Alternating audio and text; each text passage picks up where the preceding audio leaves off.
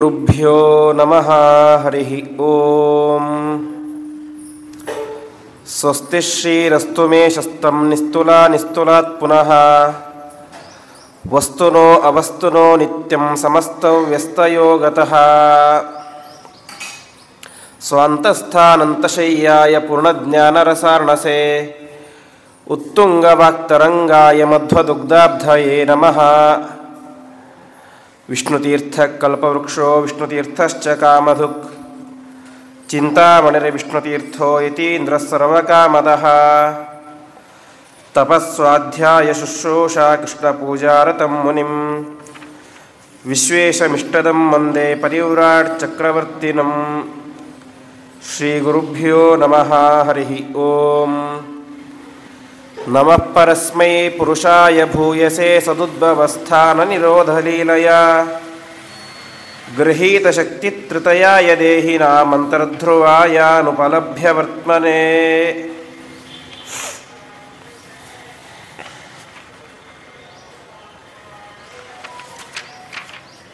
ವಿಷ್ಣುತೀರ್ಥರು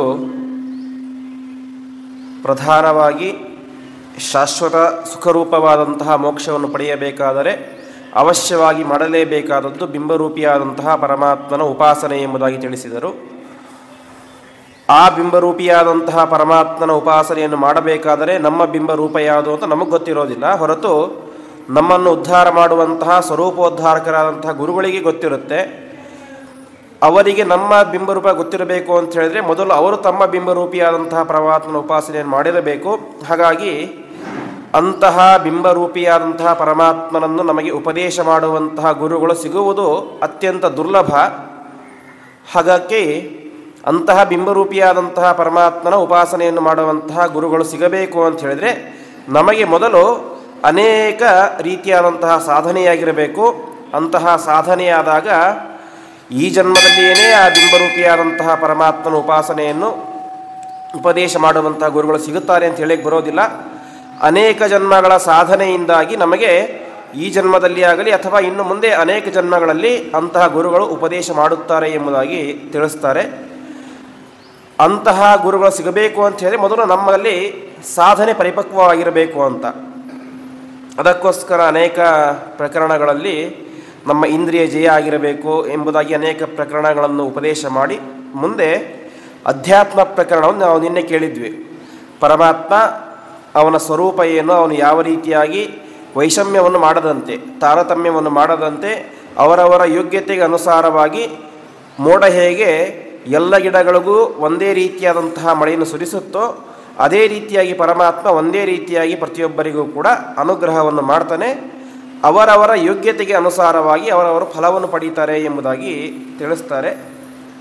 ಮುಂದೆ ಬರುವಂತಹ ಪ್ರಕರಣ ಅದು ಧರ್ಮೋಪದೇಶ ಪ್ರಕರಣ ಅಂತ. ಧರ್ಮೋಪದೇಶ ಪ್ರಕರಣ ಭಾಗವತ ಸಾರೋದ್ಧಾರದ ಮಾತೃಸ್ಥಾನದಲ್ಲಿ ಇರುವುದು, ಹೃದಯ ಸ್ಥಾನದಲ್ಲಿ ಇರುವುದು. ಸಮಗ್ರ ಭಾಗವತ ಹೊರಟಿದ್ದೇನೆ ಯಾತಕ್ಕೋಸ್ಕರ, ಇಂತಿಂತಹ ಧರ್ಮಗಳನ್ನು ಅನುಷ್ಠಾನ ಮಾಡಿ ಅಂತ. ಅಂತಹ ಧರ್ಮಗಳು ಭಾಗವತದಲ್ಲಿ ಅಲ್ಲಲ್ಲಿ ಹೇಳಲ್ಪಟ್ಟಿವೆ. ಅಲ್ಲಲ್ಲಿ ಹೇಳಲ್ಪಟ್ಟಿರುವಂತಹ ಎಲ್ಲ ಭಾಗವತ ಧರ್ಮಗಳನ್ನು ಕೂಡ ವಿಷ್ಣುತೀರ್ಥರು ಒಂದು ಕಡೆ ಸಂಗ್ರಹ ಮಾಡಿ ಭಾಗವತ ಧರ್ಮೋಪದೇಶ ಪ್ರಕರಣ ಅಂತ ಸಮಗ್ರವಾಗಿ ಭಾಗವತದಲ್ಲಿ ಹೇಳಲ್ಪಟ್ಟಿರುವಂತಹ 30 ಧರ್ಮಗಳನ್ನು ನಮ್ಮ ಮುಂದೆ ಹೇಳ್ತಾ ಹೋಗ್ತಾರೆ. ಅದು ಸುಮಾರು 60 ಶ್ಲೋಕಗಳಲ್ಲಿ ವಿಸ್ತಾರವಾಗಿ ಅದನ್ನು ಹೇಳಿದ್ದಾರೆ. ಅದನ್ನು ನಮಗೆ ಎಷ್ಟು ಸಮಯ ಇದೆಯೋ ಅಷ್ಟು ಸಮಯದಲ್ಲಿ ನಮ್ಮ ಯಥಾಮತಿಯಾಗಿ ಆ 30 ಧರ್ಮಗಳ ಚಿಂತನೆಯನ್ನು ನಾವು ನಡೆಸೋಣ.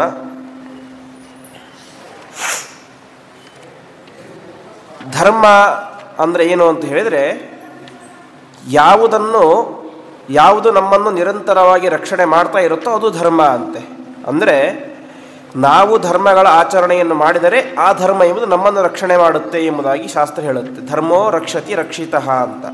ಧರ್ಮವನ್ನು ನಾವು ನಿರಂತರವಾಗಿ ರಕ್ಷಣೆ ಮಾಡ್ತಾ ಇದ್ದರೆ, ಅರ್ಥಾತ್ ಧರ್ಮವನ್ನು ನಾವು ಆಚರಣೆ ಮಾಡ್ತಾ ಇದ್ದರೆ, ನಾವು ಆಚರಣೆ ಮಾಡಿದಂತಹ ಧರ್ಮ ಎಂಬುದು ನಾವು ಕೆಳಗಡೆ ಬೀಳದಂತೆ ನಮ್ಮನ್ನು ಗಟ್ಟಿಯಾಗಿ ಹಿಡಿದುಕೊಳ್ಳುತ್ತೆ. ಹಾಗಾಗಿ ಧರ್ಮವನ್ನು ನಾವು ನಿರಂತರವಾಗಿ ರಕ್ಷಣೆ ಮಾಡಬೇಕು. ರಕ್ಷಣೆ ಅಂತ ಹೇಳಿದರೆ ಅದು 2 ವಿಧಾನ. ಒಂದು, ಧರ್ಮವನ್ನು ನಾವು ಆಚರಣೆ ಮಾಡಬೇಕು.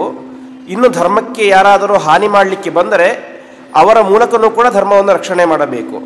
ಹೀಗೆ ಧರ್ಮವನ್ನು ಎರಡು ರೀತಿಯಾಗಿ ನಾವು ರಕ್ಷಣೆ ಮಾಡಿದಾಗ ಧರ್ಮ ಎಂಬುದು ನಮ್ಮನ್ನು ಕೆಳಗಡೆ ಬೀಳದಂತೆ ನಮ್ಮನ್ನು ಉನ್ನತಿಗೆ ಮೋಕ್ಷಕ್ಕೆ ಕರೆದುಕೊಂಡು ಹೋಗುತ್ತೆ ಎಂಬುದಾಗಿ ಧರ್ಮ ಶಬ್ದಕ್ಕೆ ಅರ್ಥ. ಧರ್ಮ ಅಂದರೆ ನಾವು ಮಾಡುವಂತಹ ಆಚರಣೆಗಳು, ನಾವು ಅಳವಡಿಸಿಕೊಳ್ಳಬೇಕಾದಂತಹ ಗುಣಗಳು ಅಂತ. ಇದು ಒಂದು ರೀತಿಯಾದಂತಹ ಅರ್ಥ. ಇನ್ನೊಂದು ರೀತಿಯಾದಂತಹ ಅರ್ಥ ಧಾರಕತ್ವ ಧರ್ಮೋ ಭಗವಾನ್ ಅಂತ. ಅಂದರೆ ಸಾಕ್ಷಾತ್ ಪರಮಾತ್ಮನಿಗೇನೆ ಧರ್ಮ ಅಂತ ಹೆಸರು. ಯಾಕೆ ಅಂತ ಹೇಳಿದರೆ ಇಡೀ ಜಗತ್ತನ್ನೇ ಪರಮಾತ್ಮ ಧಾರಣೆ ಮಾಡಿದ್ದಾನೆ. ಹಾಗಾಗಿ ಪರಮಾತ್ಮನಿಗೇನೆ ಧರ್ಮ ಅಂತ ಹೆಸರು. ಹಾಗಾಗಿ ಧರ್ಮದ ಅನುಷ್ಠಾನ ಅಂತ ಹೇಳಿದರೆ ಒಂದು ಅನೇಕ ಧರ್ಮಗಳನ್ನು ಹೇಳಿದ್ದಾರೆ. ಸತ್ಯ, ಅಹಿಂಸೆ, ತಪ, ಶೌಚ ಎಂಬುದಾಗಿ ಅನೇಕ ಧರ್ಮಗಳನ್ನು ಹೇಳಿದ್ದಾರೆ. ಅವುಗಳನ್ನು ನಮ್ಮಲ್ಲಿ ಅಳವಡಿಸಿಕೊಳ್ಳುವುದು ಒಂದು ರೀತಿಯಾದಂತಹ ಧರ್ಮಾಚರಣೆ. ಇನ್ನೊಂದು ರೀತಿಯಾಗಿ ಪ್ರಧಾನವಾಗಿ ಮಾಡಬೇಕಾದದ್ದು ಆ ಎಲ್ಲ ಧರ್ಮಗಳನ್ನು ಮಾಡುವುದರ ಮೂಲಕ ಪ್ರಧಾನ ಧರ್ಮನಾದಂತಹ ಪರಮಾತ್ಮನನ್ನು ತೃಪ್ತಿಪಡಿಸುವುದೇನೆ ನಾವು ಮಾಡಬಹುದಾದಂತಹ ಧರ್ಮಗಳ ಅನುಷ್ಠಾನ. ಹಾಗಾಗಿ ಅಂತಹ ಧರ್ಮಗಳ ಅನುಷ್ಠಾನವನ್ನು ನಾವು ಅವಶ್ಯವಾಗಿ ಮಾಡಲೇಬೇಕು ಎಂಬುದಾಗಿ ಹೇಳ್ತಾರೆ. ಯಾರು ಮಾಡಬೇಕು ಅಂತ, ಕೆಲವೊಬ್ಬರಿಗೆ ಧರ್ಮಾಚರಣೆ ಪ್ರತಿಯೊಬ್ಬರೂ ಮಾಡಬೇಕು ಅಂತ ಇರುತ್ತೆ. ಆದರೆ ಯಾರು ಅಪರೋಕ್ಷ ಜ್ಞಾನಿಗಳಾಗ್ತಾರೋ ಅವರಿಗೆ ಪರಮಾತ್ಮನ ಅಪರೋಕ್ಷ ಜ್ಞಾನ ಆದ ಮೇಲೆ ಬೇರೆ ಯಾವುದರ ಮಾಡುವಂಥ ಅವಶ್ಯಕತೆ ಇಲ್ಲ ಅಂತ ಕೆಲವೊಬ್ಬರು ಅಂದ್ಕೊಂಡಿರ್ತಾರೆ. ಆದರೆ ಭಾಗವತ ಹೇಳುತ್ತೆ, ಯಾರು ನಿಜವಾದಂತಹ ಪರಮಾತ್ಮನ ಭಕ್ತರಾಗಿರ್ತಾರೋ ಅಂಥವರು ಪರಮಾತ್ಮನ ಅಪರೋಕ್ಷ ಜ್ಞಾನ ಆದ ಮೇಲೂ ಕೂಡ ಏನು ಮಾಡ್ತಾರೆ, ತಾವು ಪ್ರತಿನಿತ್ಯ ಮಾಡುವಂತಹ ಧರ್ಮಾಚರಣೆಗಳನ್ನು ಮಾಡಿಯೇ ಮಾಡ್ತಾರೆ ಎಂಬುದಾಗಿ ಹೇಳ್ತಾರೆ. ಯಾರಿಗೆ ಧರ್ಮಾಚರಣೆಯಲ್ಲಿ ವಿನಾಯಿತಿ ಇದೆ ಅಂತ ಹೇಳಿದರೆ, ನಾವು ಮೊದಲನೇ ದಿವಸ ಕೇಳಿದಂತಹ ಯಾವ ಶಮೀಕ ಋಷಿ, ಆ ಶಮೀಕ ಋಷಿ ಇದ್ದದ್ದು ಯಾವ ಅವಸ್ಥೆಯಲ್ಲಿ? ಸಮಾಧಿ ಅವಸ್ಥೆಯಲ್ಲಿ. ಸಮಾಧಿ ಅವಸ್ಥೆ ಅಂತ ಹೇಳಿದರೆ ಮಳೆಯೇ ಬರಲಿ, ಜೋರಾದಂಥ ಬಿಸಿಲೇ ಇರಲಿ, ಚಳಿಯೇ ಇರಲಿ, ಮೈ ಮೇಲೆ ಯಾವುದರ ಪರಿವೇ ಇಲ್ಲದಂತೆ ಅನೇಕ ದಿನಗಳ ಕಾಲ, ಅನೇಕ ವರ್ಷಗಳ ಕಾಲ ನಿರಂತರವಾಗಿ ತಪಸ್ಸು ಮಾಡ್ತಾ ಮಾಡ್ತಾ ಮಾಡ್ತಾ ಮಾಡ್ತಾ ಎಲ್ಲಿಯವರೆಗೆ ಅಂತ ಹೇಳಿದರೆ ಮೈ ಮೇಲೆ ಎಚ್ಚರ ಇಲ್ಲದಂತೆ, ಮೈ ಮೇಲೆ ದೊಡ್ಡ ಹುತ್ತ ಬೆಳೆದರೂ ಕೂಡ ಅವರಿಗೇನಾಗೋದಿಲ್ಲ, ಅದರ ಎಚ್ಚರವೇ ಇರೋದಿಲ್ಲ. ನಾವು ಚವನ ಋಷಿಗಳ ಕಥೆಯನ್ನು ಕೇಳುತ್ತೇವೆ. ಚವನ ಋಷಿಗಳಿಗೆ ಮೈ ಮೇಲೆ ಹುತ್ತ ಬೆಳೆದು ಬೆಳೆದು ಬೆಳೆದು ಬೆಳೆದು ಅವರ ಕಣ್ಣಿನಲ್ಲಿ ಯಾವ ರೀತಿಯಾದಂಥ ತೇಜಸ್ಸು ಬಂದಿತ್ತು ಅಂತ ಹೇಳಿದರೆ, ಅವರ ಕಣ್ಣಿನಿಂದಾಗಿ ಜ್ವಾಲೆ ತೇಜಸ್ಸು ಬರ್ತಾ ಇತ್ತು ಅಂತೆ ಆ ಒಂದು ಹುತ್ತದಿಂದ ಹೊರಗಡೆ. ಆ ರೀತಿಯಾಗಿ ಯಾರು ಸಮಾಧಿ ಅವಸ್ಥೆಯನ್ನು, ಪರಿಪಕ್ವ ಅವಸ್ಥೆಯನ್ನು ಹೊಂದಿರ್ತಾರೋ ಅವರಿಗೆ ನಿತ್ಯ ಕರ್ಮಾನುಷ್ಠಾನಗಳ ಅವಶ್ಯಕತೆ ಇಲ್ಲ. ಅವರಿಗೆ ಸ್ನಾನ ಬೇಕಾಗಿಲ್ಲ, ಸಂಧ್ಯಾವಂದನೆ ಬೇಕಾಗಿಲ್ಲ, ಯಾವುದೂ ಬೇಕಾಗಿಲ್ಲ. ಯಾಕೆಂದರೆ ಆ ಸ್ನಾನ, ಸಂಧ್ಯಾವಂದನೆ, ದೇವರ ಪೂಜೆ ಎಲ್ಲವನ್ನೂ ಕೂಡ ಮೀರಿದಂತಹ ಪರಮಾತ್ಮನ ಅಪರೋಕ್ಷ ಜ್ಞಾನ ಎಂಬುದು ಅವರಿಗೆ ಆಗಿರುತ್ತೆ. ಅಷ್ಟು ಮಾತ್ರ ಅಲ್ಲ, ಆ ಪರಮಾತ್ಮನನ್ನು ನಿರಂತರವಾಗಿ ತಮ್ಮ ಹೃದಯದಲ್ಲಿ ಕಾಣ್ತಾ ಇರ್ತಾರೆ ಆ ಜ್ಞಾನಿಗಳು. ಹಾಗಾಗಿ ಅವರಿಗೆ ಇದ್ಯಾವುದರ ಅವಶ್ಯಕತೆ ಇಲ್ಲ. ಆದರೆ ಇದ್ಯಾವುದೂ ಆಗದೇನೆ ಸಂಸಾರಾವಸ್ಥೆಯಲ್ಲೇ ಯಾರು ನಿರಂತರವಾಗಿ ಮುಳುಗಿರ್ತಾರೋ ಆ ಎಲ್ಲರೂ ಕೂಡ, ಪ್ರತಿಯೊಬ್ಬರೂ ಕೂಡ ಭಾಗವತ ಧರ್ಮಗಳನ್ನು ಅವಶ್ಯವಾಗಿ ಅನುಷ್ಠಾನ ಮಾಡಲೇಬೇಕು. ಆ ಭಾಗವತ ಧರ್ಮಗಳನ್ನು ನಮ್ಮಲ್ಲಿ ಅಳವಡಿಸಿಕೊಂಡಾಗಲೇ ನಮ್ಮಿಂದಾಗಿ ಆ ಪರಮಾತ್ಮನ ವಿಶೇಷವಾದಂತಹ ಜ್ಞಾನ ಪಡೀಲಿಕ್ಕೆ ಸಾಧ್ಯ. ಅದರ ಮೂಲಕ ನಿರಂತರವಾಗಿ ಇನ್ನಷ್ಟು ಹೆಚ್ಚಿದಂತಹ ಭಕ್ತಿ, ಜ್ಞಾನ ಇವುಗಳಿಂದಾಗಿ ಕೊನೆಗೆ ಬಿಂಬರೂಪಿಯಾದಂತಹ ಪರಮಾತ್ಮನ ಉಪಾಸನೆ ಮಾಡಬೇಕು ಅಂತ ಹೇಳಿದರೆ ಮೊದಲು ಗುರುಗಳ ನಮಗೆ ಸಿಕ್ಕಿರಬೇಕು. ಗುರುಗಳು ಉಪದೇಶ ಮಾಡಬೇಕು. ಉಪದೇಶ ಮಾಡಿದ ತಕ್ಷಣ ಪರಮಾತ್ಮನ ದರ್ಶನ ಆಗುತ್ತೆ ಅಂತ ಇಲ್ಲ, ಮತ್ತೆ ಅದಕ್ಕೆ ಅನೇಕ ವರ್ಷಗಳ ಸಾಧನೆ ಬೇಕು. ಆವಾಗ ಬಿಂಬರೂಪಿಯಾದಂತಹ ಪರಮಾತ್ಮ ನಮ್ಮ ಹೃದಯದಲ್ಲಿ ದರ್ಶನ ಕೊಡ್ತಾನೆ.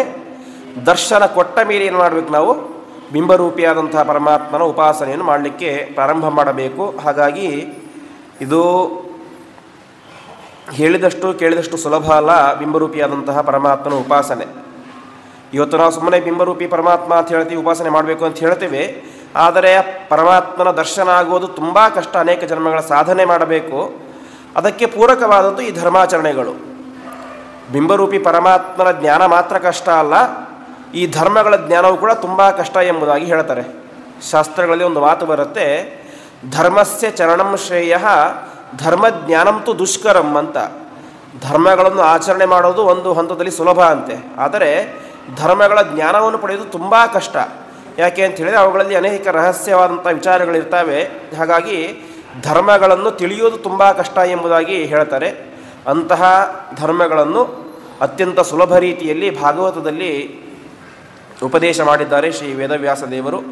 ಅಂತಹ 30 ಭಾಗವತ ಧರ್ಮಗಳನ್ನು ಉಪದೇಶ ಮಾಡಲಿಕ್ಕೋಸ್ಕರ ಅಂತಲೇ ವಿಷ್ಣು ತೀರ್ಥರು 30 ಧರ್ಮಗಳನ್ನು ಹೇಳುವಂತಹ ಭಾಗವತ ಧರ್ಮೋಪದೇಶ ಪ್ರಕರಣ ಎಂಬುದಾಗಿ ಒಂದು ಪ್ರಕರಣವನ್ನೇ ಮಾಡಿ ಇಟ್ಟಿದ್ದಾರೆ. ಅಂತಹ ಭಾಗವತ ಧರ್ಮಾನುಷ್ಠಾನ ಅದಕ್ಕೆ ಪ್ರಧಾನವಾದಂತಹ ಲಕ್ಷಣ ಏನು ಅಂತ ಸಂಸ್ಕೃತದಲ್ಲಿ ಯಾವುದೇ ಒಂದು ಮಾತನ್ನು ಹೇಳಬೇಕಾದ್ರೆ ಅದಕ್ಕೊಂದು ಲಕ್ಷಣ ಅಂತ ಹೇಳ್ತಾರೆ. ಹೀಗಿರುವುದು ಲಕ್ಷಣ.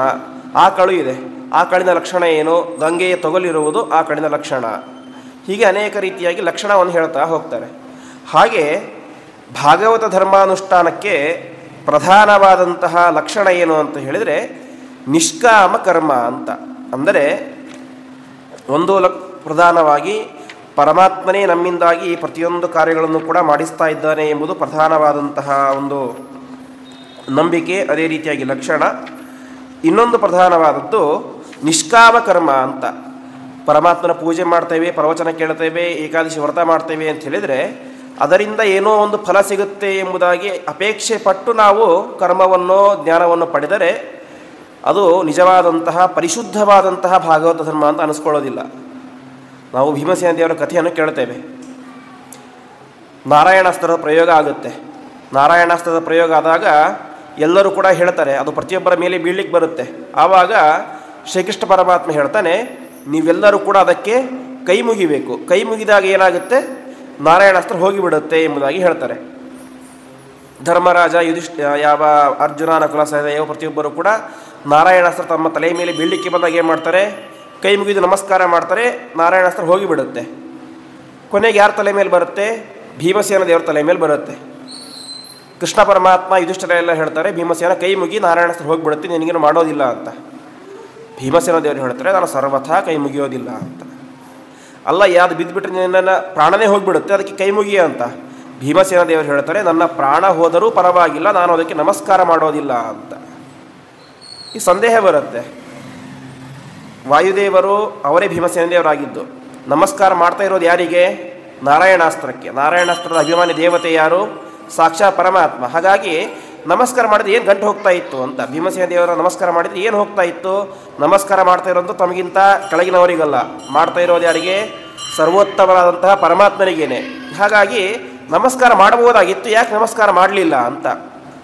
ಅದಕ್ಕೆ ಹೇಳ್ತಾರೆ, ಭೀಮಸೇನ ದೇವರು ಶುದ್ಧವಾದಂತಹ ಭಾಗವತ ಧರ್ಮದಲ್ಲಿ ನಿರತರಾದವರು. ಶುದ್ಧವಾದಂತಹ ಭಾಗವತ ಧರ್ಮ ಅಂತ ಹೇಳಿದರೆ ಕೇವಲ ಪರಮಾತ್ಮ ಪ್ರೀತಿಯಾಗಲಿ ಅಂತ ಮಾತ್ರ ಪರಮಾತ್ಮನಿಗೆ ನಮಸ್ಕಾರ ಇತ್ಯಾದಿಗಳನ್ನು ಮಾಡೋದು ಹೊರತು ನನಗೆ ಒಳ್ಳೆಯದಾಗಲಿ, ನನ್ನ ಪ್ರಾಣ ರಕ್ಷಣೆಯಾಗಲಿ ಎಂಬಂತಹ ಸಣ್ಣ ಸ್ವಾರ್ಥವೂ ಕೂಡ, ಬೇರೆ ದೊಡ್ಡ ಸ್ವಾರ್ಥ ಬೇಡ, ನನಗೆ ಸಂಪತ್ತು ಬರಲಿ, ಅದು ಬರಲಿ, ಒಳ್ಳೆ ಹೆಂಡತಿ ಸಿಗಲಿ, ಮನೆ ಸಿಗಲಿ, ಕಾರು ಸಿಗಲಿ ಅಂತಹ ದೊಡ್ಡ ಸ್ವಾರ್ಥ ಬೇಡ. ಸಣ್ಣ ಸ್ವಾರ್ಥ, ನನ್ನ ಪ್ರಾಣ ಉಳಿಲಿ ಎಂಬಂತಹ ಉದ್ದೇಶದಿಂದಾಗಿಯೂ ಕೂಡ ಭೀಮಸೇನ ದೇವರು ಅದಕ್ಕೆ ನಮಸ್ಕಾರ ಮಾಡಲಿಲ್ಲ ಹೊರತು ನಿರಂತರವಾಗಿ ಕೇವಲ ಪರಮಾತ್ಮ ಪ್ರೀತಿಯಾಗಲಿ ಎಂಬಂಥ ಉದ್ದೇಶದಿಂದಾಗಿ ಮಾಡ್ತಾಯಿದ್ರು. ಅದರಿಂದಾಗಿ ನಾರಾಯಣಾಸ್ತ್ರ ಬಂದಾಗಲೂ ಕೂಡ ಅವರು ಮಾಡುವಂತ ಹೇಳಿದ್ಯಾರು? ಸಾಕ್ಷಾತ್ ಪರಮಾತ್ಮ. ಪರಮಾತ್ಮನೇ ಬಂದು ಹೇಳ್ತಾ ಇದ್ದೇನೆ ನಮಸ್ಕಾರ ಮಾಡುವಂತ. ಅಷ್ಟು ಹೇಳಿದರೂ ಕೂಡ ಅವರೇನು ಮಾಡಲಿಲ್ಲ, ನಮಸ್ಕಾರ ಮಾಡಲಿಲ್ಲ. ಇದು ಭಾಗವತ ಧರ್ಮ ಅಲ್ಲ. ನಮ್ಮನ್ನು ನಾವು ರಕ್ಷಣೆ ಮಾಡಲಿಕ್ಕೋಸ್ಕರ ಪರಮಾತ್ಮನಿಗೆ ನಮಸ್ಕಾರ ಮಾಡಿದರೆ ಅದು ಏನಾಗುತ್ತೆ? ವ್ಯಾಪಾರ ಆಗುತ್ತೆ ಹೊರತು ಶುದ್ಧವಾದಂಥ ಭಾಗವತ ಧರ್ಮ ಆಗಲಿಕ್ಕೆ ಸಾಧ್ಯನೇ ಇಲ್ಲ. ಹಾಗಾಗಿ ನಾನು ನಮಸ್ಕಾರ ಮಾಡೋದಿಲ್ಲ ಅಂತ ಹೇಳ್ತಾರೆ. ಕೊನೆಗೆ ಅದು ಬೀಳುತ್ತೆ, ಬಿದ್ದಾಗಲೂ ಕೂಡ ಅವ್ರಿಗೆ ಏನಾಗೋದಿಲ್ಲ, ಪರಮಾತ್ಮನ ಅನುಗ್ರಹದಿಂದಾಗಿ. ಹೀಗೆ ಶುದ್ಧವಾದಂತಹ ಭಾಗವತ ಧರ್ಮ ಅಂತ ಹೇಳಿದ್ರೆ ನಿಷ್ಕಾಮ ರೂಪವಾದದ್ದು, ಯಾವುದನ್ನು ಕೂಡ ಬಯಸದಂತೆ.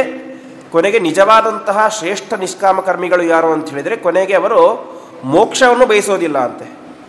ನಮಗೂ ಮೋಕ್ಷವೂ ಬೇಡ, ಕೇವಲ ಪರಮಾತ್ಮನ ಪರಿಪೂರ್ಣವಾದಂಥ ಅನುಗ್ರಹ ಇದ್ದರೆ ಸಾಕು ಎಂಬುದಾಗಿ ಪರಮಾತ್ಮನ ಆ ಒಂದು ಮೋಕ್ಷವನ್ನು ಕೂಡ ಬಯಸದೇನೆ ನಿರಂತರವಾಗಿ ಪರಮಾತ್ಮ ಪ್ರೀತಿಯಾಗಲಿ ಎಂಬಂತಹ ಉದ್ದೇಶದಿಂದಾಗಿ ಅವರು ಪರಮಾತ್ಮನ ಅನೇಕ ವಿಧವಾದಂತಹ ಪೂಜೆಯನ್ನು ಮಾಡ್ತಾ ಇರ್ತಾರೆ. ಇದೇ ಪರಿಶುದ್ಧವಾದಂತಹ ಭಾಗವತ ಧರ್ಮ ಎಂಬುದಾಗಿ. ಇಂತಹ ಭಾಗವತ ಧರ್ಮಗಳು ಭಾಗವತದಲ್ಲಿ ಹೇಳಿದಂತೆ ಒಟ್ಟು 30 ಭಾಗವತ ಧರ್ಮಗಳು. ಒಂದು ಸರ್ವತೋ ಮನಸೋ ಸಂಘ, ಸಾಧು ಸಂಘ, ಶೌಚ, ತಪಸ್ಸು, ತಿತಿಕ್ಷಾ, ಮೌನ, ಸ್ವಾಧ್ಯಾಯ, ಆರ್ಜವ, ಬ್ರಹ್ಮಚರ್ಯ, ಅಹಿಂಸಾ, ಸಮತ್ವ, ಆತ್ಮೇಶ್ವರಾನ್ವೀಕ್ಷೆ, ಕೈವಲ್ಯ, ಅನಿಕೇತನ, ವಿವಿಕ್ತ, ಚೀರವಸನ, ಸಂತೋಷ, ಪರಾರ್ಥೇಹಾಪೇಕ್ಷ ಸತ್ಯ ಅಭಯ ಶಮ ಶ್ರವಣ ಕೀರ್ತನ ಸ್ಮರಣ ಸೇವಾ ಇಜ್ಜ ಅವನತಿ ಸಖ್ಯ ದಾಸ್ಯ ಕೊನೆಗೆ ಆತ್ಮನಿವೇದನ ಅಂತ ಒಟ್ಟು 30 ವಿಧವಾದಂತಹ ಭಾಗವತ ಧರ್ಮಗಳನ್ನು ವಿಷ್ಣುತೀರ್ಥರು ಇಲ್ಲಿ ಸಂಗ್ರಹ ಮಾಡಿ ಕೊಟ್ಟಿದ್ದಾರೆ.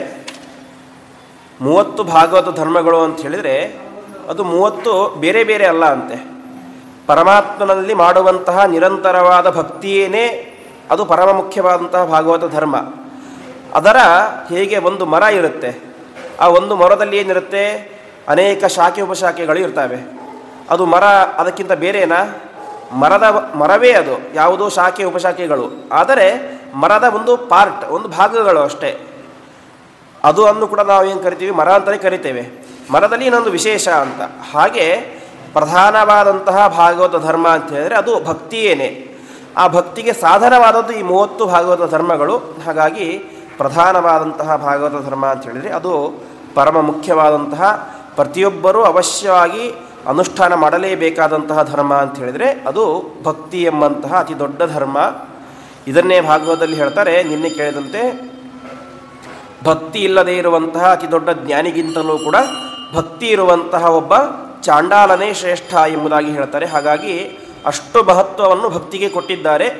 ಅಭಕ್ತ್ಯೋದಾಕೃತಂ ನೈವ ಫಲದಾತ್ರ ಭವಿಷ್ಯತಿ ಅಂತ ಗೀತೆಯಲ್ಲಿ ಹೇಳುವಂತಹ ಮಾತು.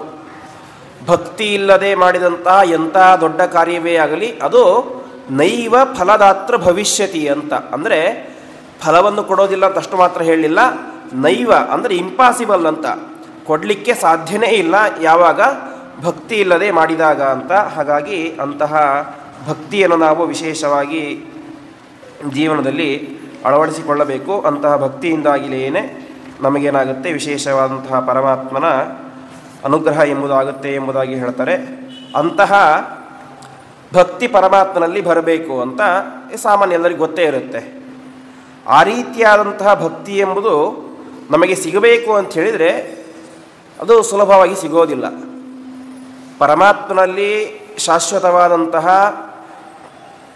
ಆ ಕಡೆ ಈ ಕಡೆ ಹೋಗದೇ ಇರುವಂತಹ ಗಟ್ಟಿಯಾದಂತಹ ಭಕ್ತಿ ಸಿಗಬೇಕು ಅಂತ ಹೇಳಿದರೆ ಅದಕ್ಕೆ ಮೊದಲು ಪ್ರಧಾನವಾಗಿ ಬೇಕಾದದ್ದು ಏನು ಅಂತ ಹೇಳಿದರೆ ಭಕ್ತಿ ಅಂತ. ಅಂದರೆ ಪರಮಾತ್ಮನ ಭಕ್ತರಲ್ಲಿ ನಾವು ಭಕ್ತಿಯನ್ನು ಮಾಡಿದಾಗ ಏನಾಗುತ್ತೆ, ಪರಮಾತ್ಮನಲ್ಲಿ ಮುಂದೆ ಭಕ್ತಿ ಬರುತ್ತೆ ಅಂತ. ಯಾಕೆ ಅಂತ ಹೇಳಿದರೆ ನಮಗೆ ಯಾವುದೇ ಒಂದು ವಸ್ತುವಿನಲ್ಲಿ ಪ್ರೀತಿ ಬರಬೇಕು. ಭಕ್ತಿ ಅಂತ ಹೇಳಿದರೆ ಬೇರೆ ಏನೂ ಅಲ್ಲ, ಪ್ರೀತಿಯೇ ಅಂತ. ಯಾಕೆಂದರೆ ಮಧ್ವಾಚಾರ್ಯರು ತಾತ್ಪರ್ಯದಲ್ಲಿ ಮಾತು ಹೇಳ್ತಾರೆ, ಯಾವುದು ಭಕ್ತಿ ಅಂತ. ಮಾಹಾತ್ಮ್ಯ ಜ್ಞಾನಪೂರ್ವಸ್ತು ಸುದೃಢ ಸರ್ವತೋಧಿಕ ಸ್ನೇಹ ಭಕ್ತಿರಿತಿ ಪ್ರೋಕ್ತ ತಯಾ ಮುಕ್ತಿ ನಚಾನ್ಯಥ ಅಂತ. ಭಕ್ತಿ ಅಂತ ಹೇಳಿದರೆ ಯಾವುದು ಭಕ್ತಿ ಅಂತ ಹೇಳಿದರೆ ಶುದ್ಧವಾದಂತಹ ಪ್ರೀತಿಯೇನೇ ಭಕ್ತಿ ಅಂತೆ. ಆ ಪ್ರೀತಿ ಯಾವ ರೀತಿಯಾಗಿ ಇರಬೇಕು ಅಂತ ಹೇಳಿದರೆ ನಮಗೆ ಹೆಂಡತಿ ಮಕ್ಕಳು ಮುಂತಾದಂತಹ ಬಂಧು ಬಾಂಧವರಲ್ಲಿ ಪ್ರೀತಿ ಇರುತ್ತೆ. ಅದೇ ಪ್ರೀತಿಯನ್ನು ಪರಮಾತ್ಮನಲ್ಲಿ ಮಾಡಬೇಕು ಅಂತೆ, ಸ್ವಲ್ಪ ವಿಶೇಷವಾಗಿ ಮಾಡಬೇಕು ಅಂತ. ಹೇಗೆ? ಮಾಹಾತ್ಮ್ಯ ಜ್ಞಾನಪೂರ್ವಸ್ತು, ಪರಮಾತ್ಮ ಎಲ್ಲರಿಗಿಂತಲೂ ಕೂಡ ಉತ್ತಮನಾದಂತಹ ಸರ್ವೋತ್ತಮ ಶಕ್ತಿ, ಅಂತಹ ಪರಮಾತ್ಮ ಎಂಬಂತಹ ಬುದ್ಧಿ ಇರಬೇಕು. ಮತ್ತು ಸುದೃಢ, ಪ್ರೀತಿ ಇವತ್ತು ಬಂತು ನಾಳೆ ಹೋಯಿತು ಅಂತ ಆಗಬಾರ್ದು, ಸುದೃಢ ಗಟ್ಟಿಯಾಗಿರಬೇಕು, ಶಾಶ್ವತವಾಗಿರಬೇಕು. ಮತ್ತು ಪ್ರಧಾನವಾಗಿರಬೇಕಾದದ್ದು ಸರ್ವತಃ ಅಧಿಕ ಅಂತ. ಸರ್ವತೋಧಿಕ ಅಂತ ಹೇಳಿದರೆ ಒಂದು ಅರ್ಥ ನಾವು ನಮ್ಮ ಹೆಂಡತಿ ಮಕ್ಕಳಲ್ಲಿ, ಗಂಡ ಮಕ್ಕಳಲ್ಲಿ ಮಾಡುವಂತಹ ಪ್ರೀತಿಗಿಂತ ಅಧಿಕವಾದಂತಹ ಪ್ರೀತಿ ಅವನಲ್ಲಿ ಇರಬೇಕು, ಇದು ಒಂದು ಸಾಮಾನ್ಯ ಅರ್ಥ. ಇನ್ನೊಂದು ಅರ್ಥ, ನಾವು ಬೇರೆ ಬೇರೆ ದೇವತೆಗಳನ್ನು ಭಕ್ತಿ ಮಾಡಲೇಬೇಕು ಅವಶ್ಯವಾಗಿ. ಗಣಪತಿಯಲ್ಲಿ ಭಕ್ತಿ ಮಾಡಬೇಕು, ರುದ್ರನಲ್ಲಿ ಭಕ್ತಿ ಮಾಡಬೇಕು, ವಾಯುದೇವರಲ್ಲಿ, ಭಾರತೀ ದೇವಿ ಎಲ್ಲರಲ್ಲೂ ಕೂಡ ಭಕ್ತಿ ಮಾಡಬೇಕು, ಗುರುಗಳಲ್ಲಿ ಭಕ್ತಿ ಮಾಡಬೇಕು.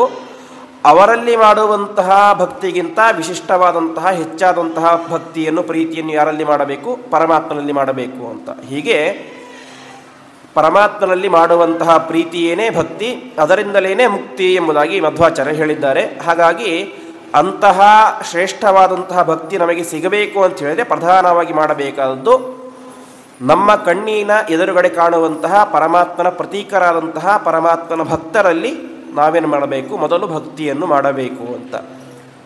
ಪರಮಾತ್ಮ ಕಣ್ಣಿಗೆ ಕಾಣಿಸೋದಿಲ್ಲ.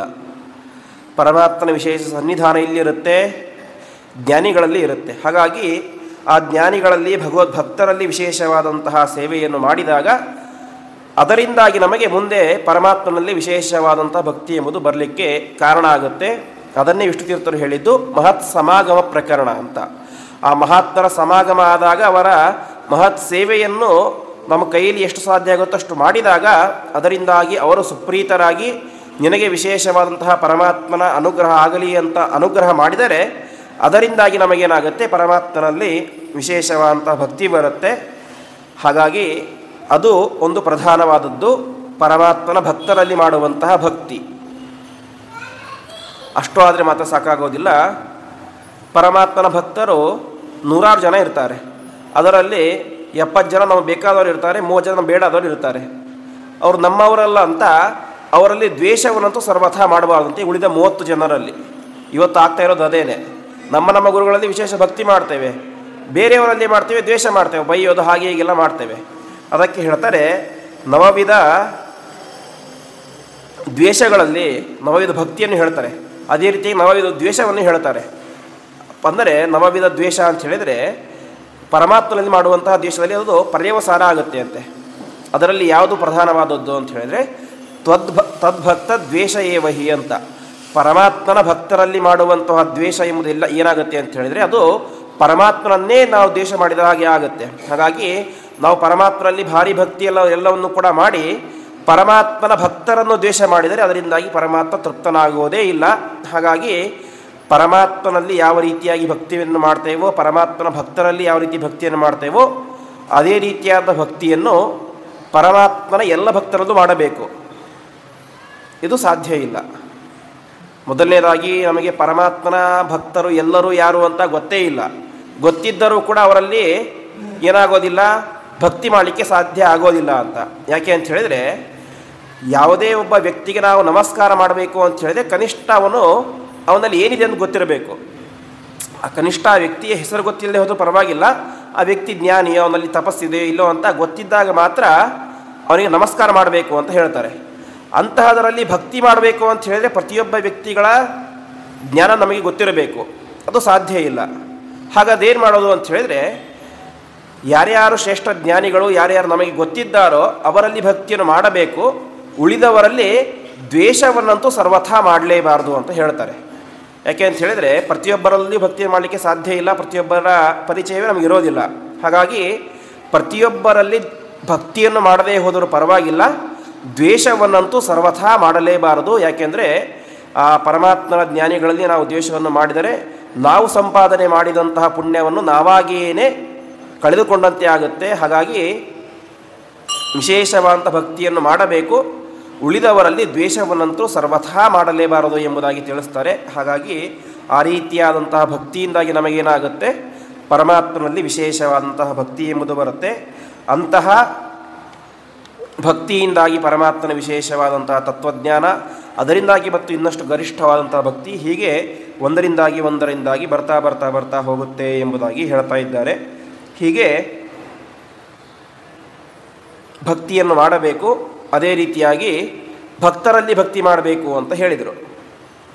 ಆ ಭಕ್ತರಲ್ಲಿ ಭಕ್ತಿಯು ಕೂಡ ಒಂದೇ ರೀತಿಯಾಗಿ ಮಾಡಬಾರ್ದು ಅಂತ ಹೇಳ್ತಾ ಇದ್ದಾರೆ. ಅಂದರೆ ಜ್ಞಾನಿಗಳಲ್ಲಿ ದೇವತೆಗಳಲ್ಲಿ ಭಕ್ತಿ ಮಾಡಬೇಕು ಅಂತ ಹೇಳಿದರೆ ಅದನ್ನು ತಾರತಮ್ಯಾನುಸಾರವಾಗಿ ಮಾಡಬೇಕು ಎಂಬುದಾಗಿ ಹೇಳ್ತಾ ಇದ್ದಾರೆ. ಹೇಗೆ ಅಂತ ಹೇಳಿದರೆ ಪರಮಾತ್ಮನಲ್ಲಿ ಸರ್ವೋತ್ತಮವಾದಂಥ ಭಕ್ತಿ, ಅವನು ಸರ್ವಜ್ಞ ಎಂಬಂತಹ ಭಕ್ತಿ. ಕೊನೆಗೆ ಲಕ್ಷ್ಮೀದೇವಿ, ವಾಯುದೇವರು, ಬ್ರಹ್ಮದೇವರು, ಆ ಭಾರತೀ ದೇವಿ, ಸರಸ್ವತಿ ದೇವಿ, ರುದ್ರದೇವರು, ಹೀಗೆ ಅನೇಕ ತಾರತಮ್ಯಗಳಿವೆ. ಅದೇ ರೀತಿಯಾಗಿ ಅನೇಕ ಜನ ಯತಿವರೇಣ್ಯರಿದ್ದಾರೆ, ಅವರಲ್ಲೂ ತಾರತಮ್ಯಗಳಿವೆ. ಹೀಗೆ ಪ್ರತಿಯೊಬ್ಬರೂ ಕೂಡ ಭಕ್ತಿಯನ್ನು ಮಾಡಲೇಬೇಕು, ಪರಮಾತ್ಮನಲ್ಲೂ ಭಕ್ತಿ ಮಾಡಬೇಕು, ಪರಮಾತ್ಮನ ಭಕ್ತರಲ್ಲೂ ಭಕ್ತಿ ಮಾಡಬೇಕು. ಆದರೆ ಆ ಭಕ್ತಿಯಲ್ಲಿ ತಾರತಮ್ಯ ಇರಬೇಕು ಎಂಬುದಾಗಿ ಹೇಳ್ತಾರೆ. ಯಾಕೆ ಅಂತ ಹೇಳಿದರೆ ಇವತ್ತು ನಮ್ಮ ಕಣ್ಣಿಗೆ ಯಾರೊಬ್ಬರು ಜ್ಞಾನಿಗಳು ಕಾಣಿಸ್ತಾ ಇದ್ದಾರೆ ಅಂತ ಅವರನ್ನೇ ದೇವರು ಅಂತ ನಾವು ವಿಪರೀತವಾಗಿ ಉಪಾಸನೆ ಮಾಡಬಾರ್ದು. ಅವರೇ ನಮ್ಮ ಭಾಗ್ಯದ ದೇವರು ಅಂತ ಹೇಳಬೇಕು.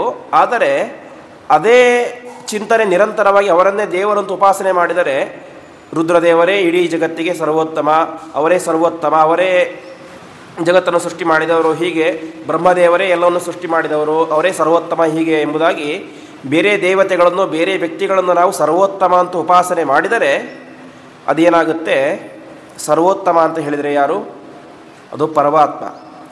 ಅಂತಹ ಪರಮಾತ್ಮನಿಗೆ ಸಮಾನವಾಗಿ ನಾವು ಅವರನ್ನು ಚಿಂತನೆ ಮಾಡಿದರೆ ಪರಮಾತ್ಮ ಯಾರು, ಲಕ್ಷ್ಮೀಪತಿ. ಹಾಗಾಗಿ ನಾವು ಇನ್ನೊಬ್ಬ ದೇವತೆಗಳನ್ನು ಸರ್ವೋತ್ತಮ, ಇಡೀ ಜಗತ್ತನ್ನು ಅವನೇ ಸೃಷ್ಟಿ ಮಾಡಿದವನು, ನಿಯಮನ ಮಾಡುವವನು ಅಂತ ಚಿಂತನೆ ಮಾಡಿದರೆ ಏನಾಗುತ್ತೆ, ಇನ್ನೊಬ್ಬ ದೇವತೆಗಳನ್ನು ಲಕ್ಷ್ಮೀಪತಿ ಎಂಬುದಾಗಿ ಚಿಂತನೆ ಮಾಡಿದಂತಹ ದೊಡ್ಡ ಪಾಪ ಬರುತ್ತೆ. ಯಾವ ದೇವಾನುದೇವತೆಗಳು ಲಕ್ಷ್ಮೀದೇವಿಯನ್ನು ತಮ್ಮ ತಾಯಿ ಅಂತ ಚಿಂತನೆ ಮಾಡ್ತಾರೋ ಅಂತಹ ದೇವತೆಗಳನ್ನು ನಾವು ಹೋಗಿ ಲಕ್ಷ್ಮೀಪತಿ ಅಂತ ಚಿಂತನೆ ಮಾಡಿದರೆ ಏನಾಗುತ್ತೆ, ಒಂದು ಅವರಿಗಂತೂ ಸರ್ವದಾ ಸಂತೋಷ ಆಗೋದೇ ಇಲ್ಲ, ಇನ್ನಷ್ಟು ಬೇಸರವೇ ಆಗುತ್ತೆ. ನಮ್ಮ ಮೇಲೆ ಸಿಟ್ಟು ಬಂದು ನಮಗೆ ಶಾಪವನ್ನೇ ಕೊಡ್ತಾರೆ ಹೊರತು ಅವರು ಅನುಗ್ರಹ ಮಾಡೋದಿಲ್ಲ. ನಾವು ಅವರನ್ನೇನೋ ಸರ್ವೋತ್ತಮ ಅಂತ ಉಪಾಸನೆ ಮಾಡಿದಂತ ಅವರಿಗೆ ಸಂತೋಷ ಆಗೋದಿಲ್ಲ. ಆ ರೀತಿಯಂಥ ಭ್ರಮೆ ಸರ್ವಥಾ ಇರಬಾರದು. ಅವರ ಯೋಗ್ಯತೆ, ಅವರ ತಾರತಮ್ಯ ಎಷ್ಟಿದೆಯೋ ಅಷ್ಟೇ ಚಿಂತನೆ ಮಾಡಬೇಕು, ಅಷ್ಟೇ ಉಪಾಸನೆಯನ್ನು ಮಾಡಬೇಕು ಹೊರತು ನಮಗೆ ಆ ದೇವತೆಗಳು ತುಂಬ ಇಷ್ಟ ಅಂತ ಅವರನ್ನು ಸರ್ವೋತ್ತಮ ಅಂತ ಸರ್ವಥಾ ಚಿಂತನೆ ಮಾಡಬಾರದು. ಸರ್ವೋತ್ತಮನಾದಂತಹ ಲಕ್ಷ್ಮೀಪತಿಯಾದಂತಹ ವ್ಯಕ್ತಿ ಪರಮಾತ್ಮ ಒಬ್ಬನೇ. ಹಾಗಾಗಿ ಅವನಲ್ಲಿ ವಿಶೇಷವಾದಂತಹ ಪರಿಪೂರ್ಣವಾದಂತಹ ಭಕ್ತಿ, ನಂತರದ ಕೆಳಗಿನವರಲ್ಲಿ ಅವರವರ ಯೋಗ್ಯತೆಗೆ ಅನುಸಾರವಾದಂತಹ ಭಕ್ತಿಯನ್ನು ನಾವು ಅವಶ್ಯವಾಗಿ ಮಾಡಲೇಬೇಕು ಎಂಬುದಾಗಿ ಹೇಳ್ತಾ ಇದ್ದಾರೆ. ಇಂತಹ ಭಕ್ತಿಯನ್ನು ಮಾಡಬೇಕು. ಭಕ್ತಿಯನ್ನು ಭಕ್ತರಲ್ಲಿ ಮಾಡಬೇಕಾದರೂ ಕೂಡ ಅವರಿಗೆ ನಮಸ್ಕಾರ ಮಾಡಬೇಕಾದರೆ ಪ್ರಧಾನವಾದಂತಹ ಅನುಸಂಧಾನ ಅವರ ಒಳಗಡೆ ಇರುವಂತಹ ಪರಮಾತ್ಮನಿಗೇನೆ ನಾವು ನಮಸ್ಕಾರ ಮಾಡ್ತಾ ಇದ್ದೇನೆ ಎಂಬಂತಹ ಅನುಸಂಧಾನ ಇರಬೇಕು. ಈ ರೀತಿಯಾದಂತಹ ಭಕ್ತಿಯೇನೆ ನಮ್ಮ ಎಲ್ಲ ವಿಧವಾದಂತಹ ಔನ್ನತ್ಯಕ್ಕೆ, ಉನ್ನತಿಯನ್ನು ಪಡೆಯುವುದಕ್ಕೆ ಕಾರಣ ಆಗುತ್ತೆ ಎಂಬುದಾಗಿ ತಿಳಿಸ್ತಾ ಇದ್ದಾರೆ. ಹೀಗೆ ಭಕ್ತಿ ಎಂಬುದು ಪ್ರಧಾನವಾದಂತಹ ಭಾಗವತ ಧರ್ಮ. ಅಂತಹ ಭಕ್ತಿ ಬರಬೇಕಾದರೆ ಈ 30 ಭಾಗವತ ಧರ್ಮಗಳನ್ನು ನಾವು ಅನುಸಂಧಾನಕ್ಕೆ ಇಟ್ಕೊಳ್ಬೇಕು ಎಂಬುದಾಗಿ ತಿಳಿಸ್ತಾ ಇದ್ದಾರೆ. ಅದರಲ್ಲಿ ಮೊದಲನೇ ಭಾಗವತ ಧರ್ಮ ಎಂಬುದಾಗಿ ಹೇಳಿದರೆ ಸರ್ವತೋ ಮನಸಃ ಅಸಂಗಂ ಎಂಬುದಾಗಿ. ಸಂಘ ಅಂತ ಹೇಳಿದರೆ ಫ್ರೆಂಡ್ಶಿಪ್, ವಿಶೇಷವಾಗಿ ಅದರಲ್ಲೇ ಮನಸ್ಸನ್ನು ಇಟ್ಟಿರುವುದು.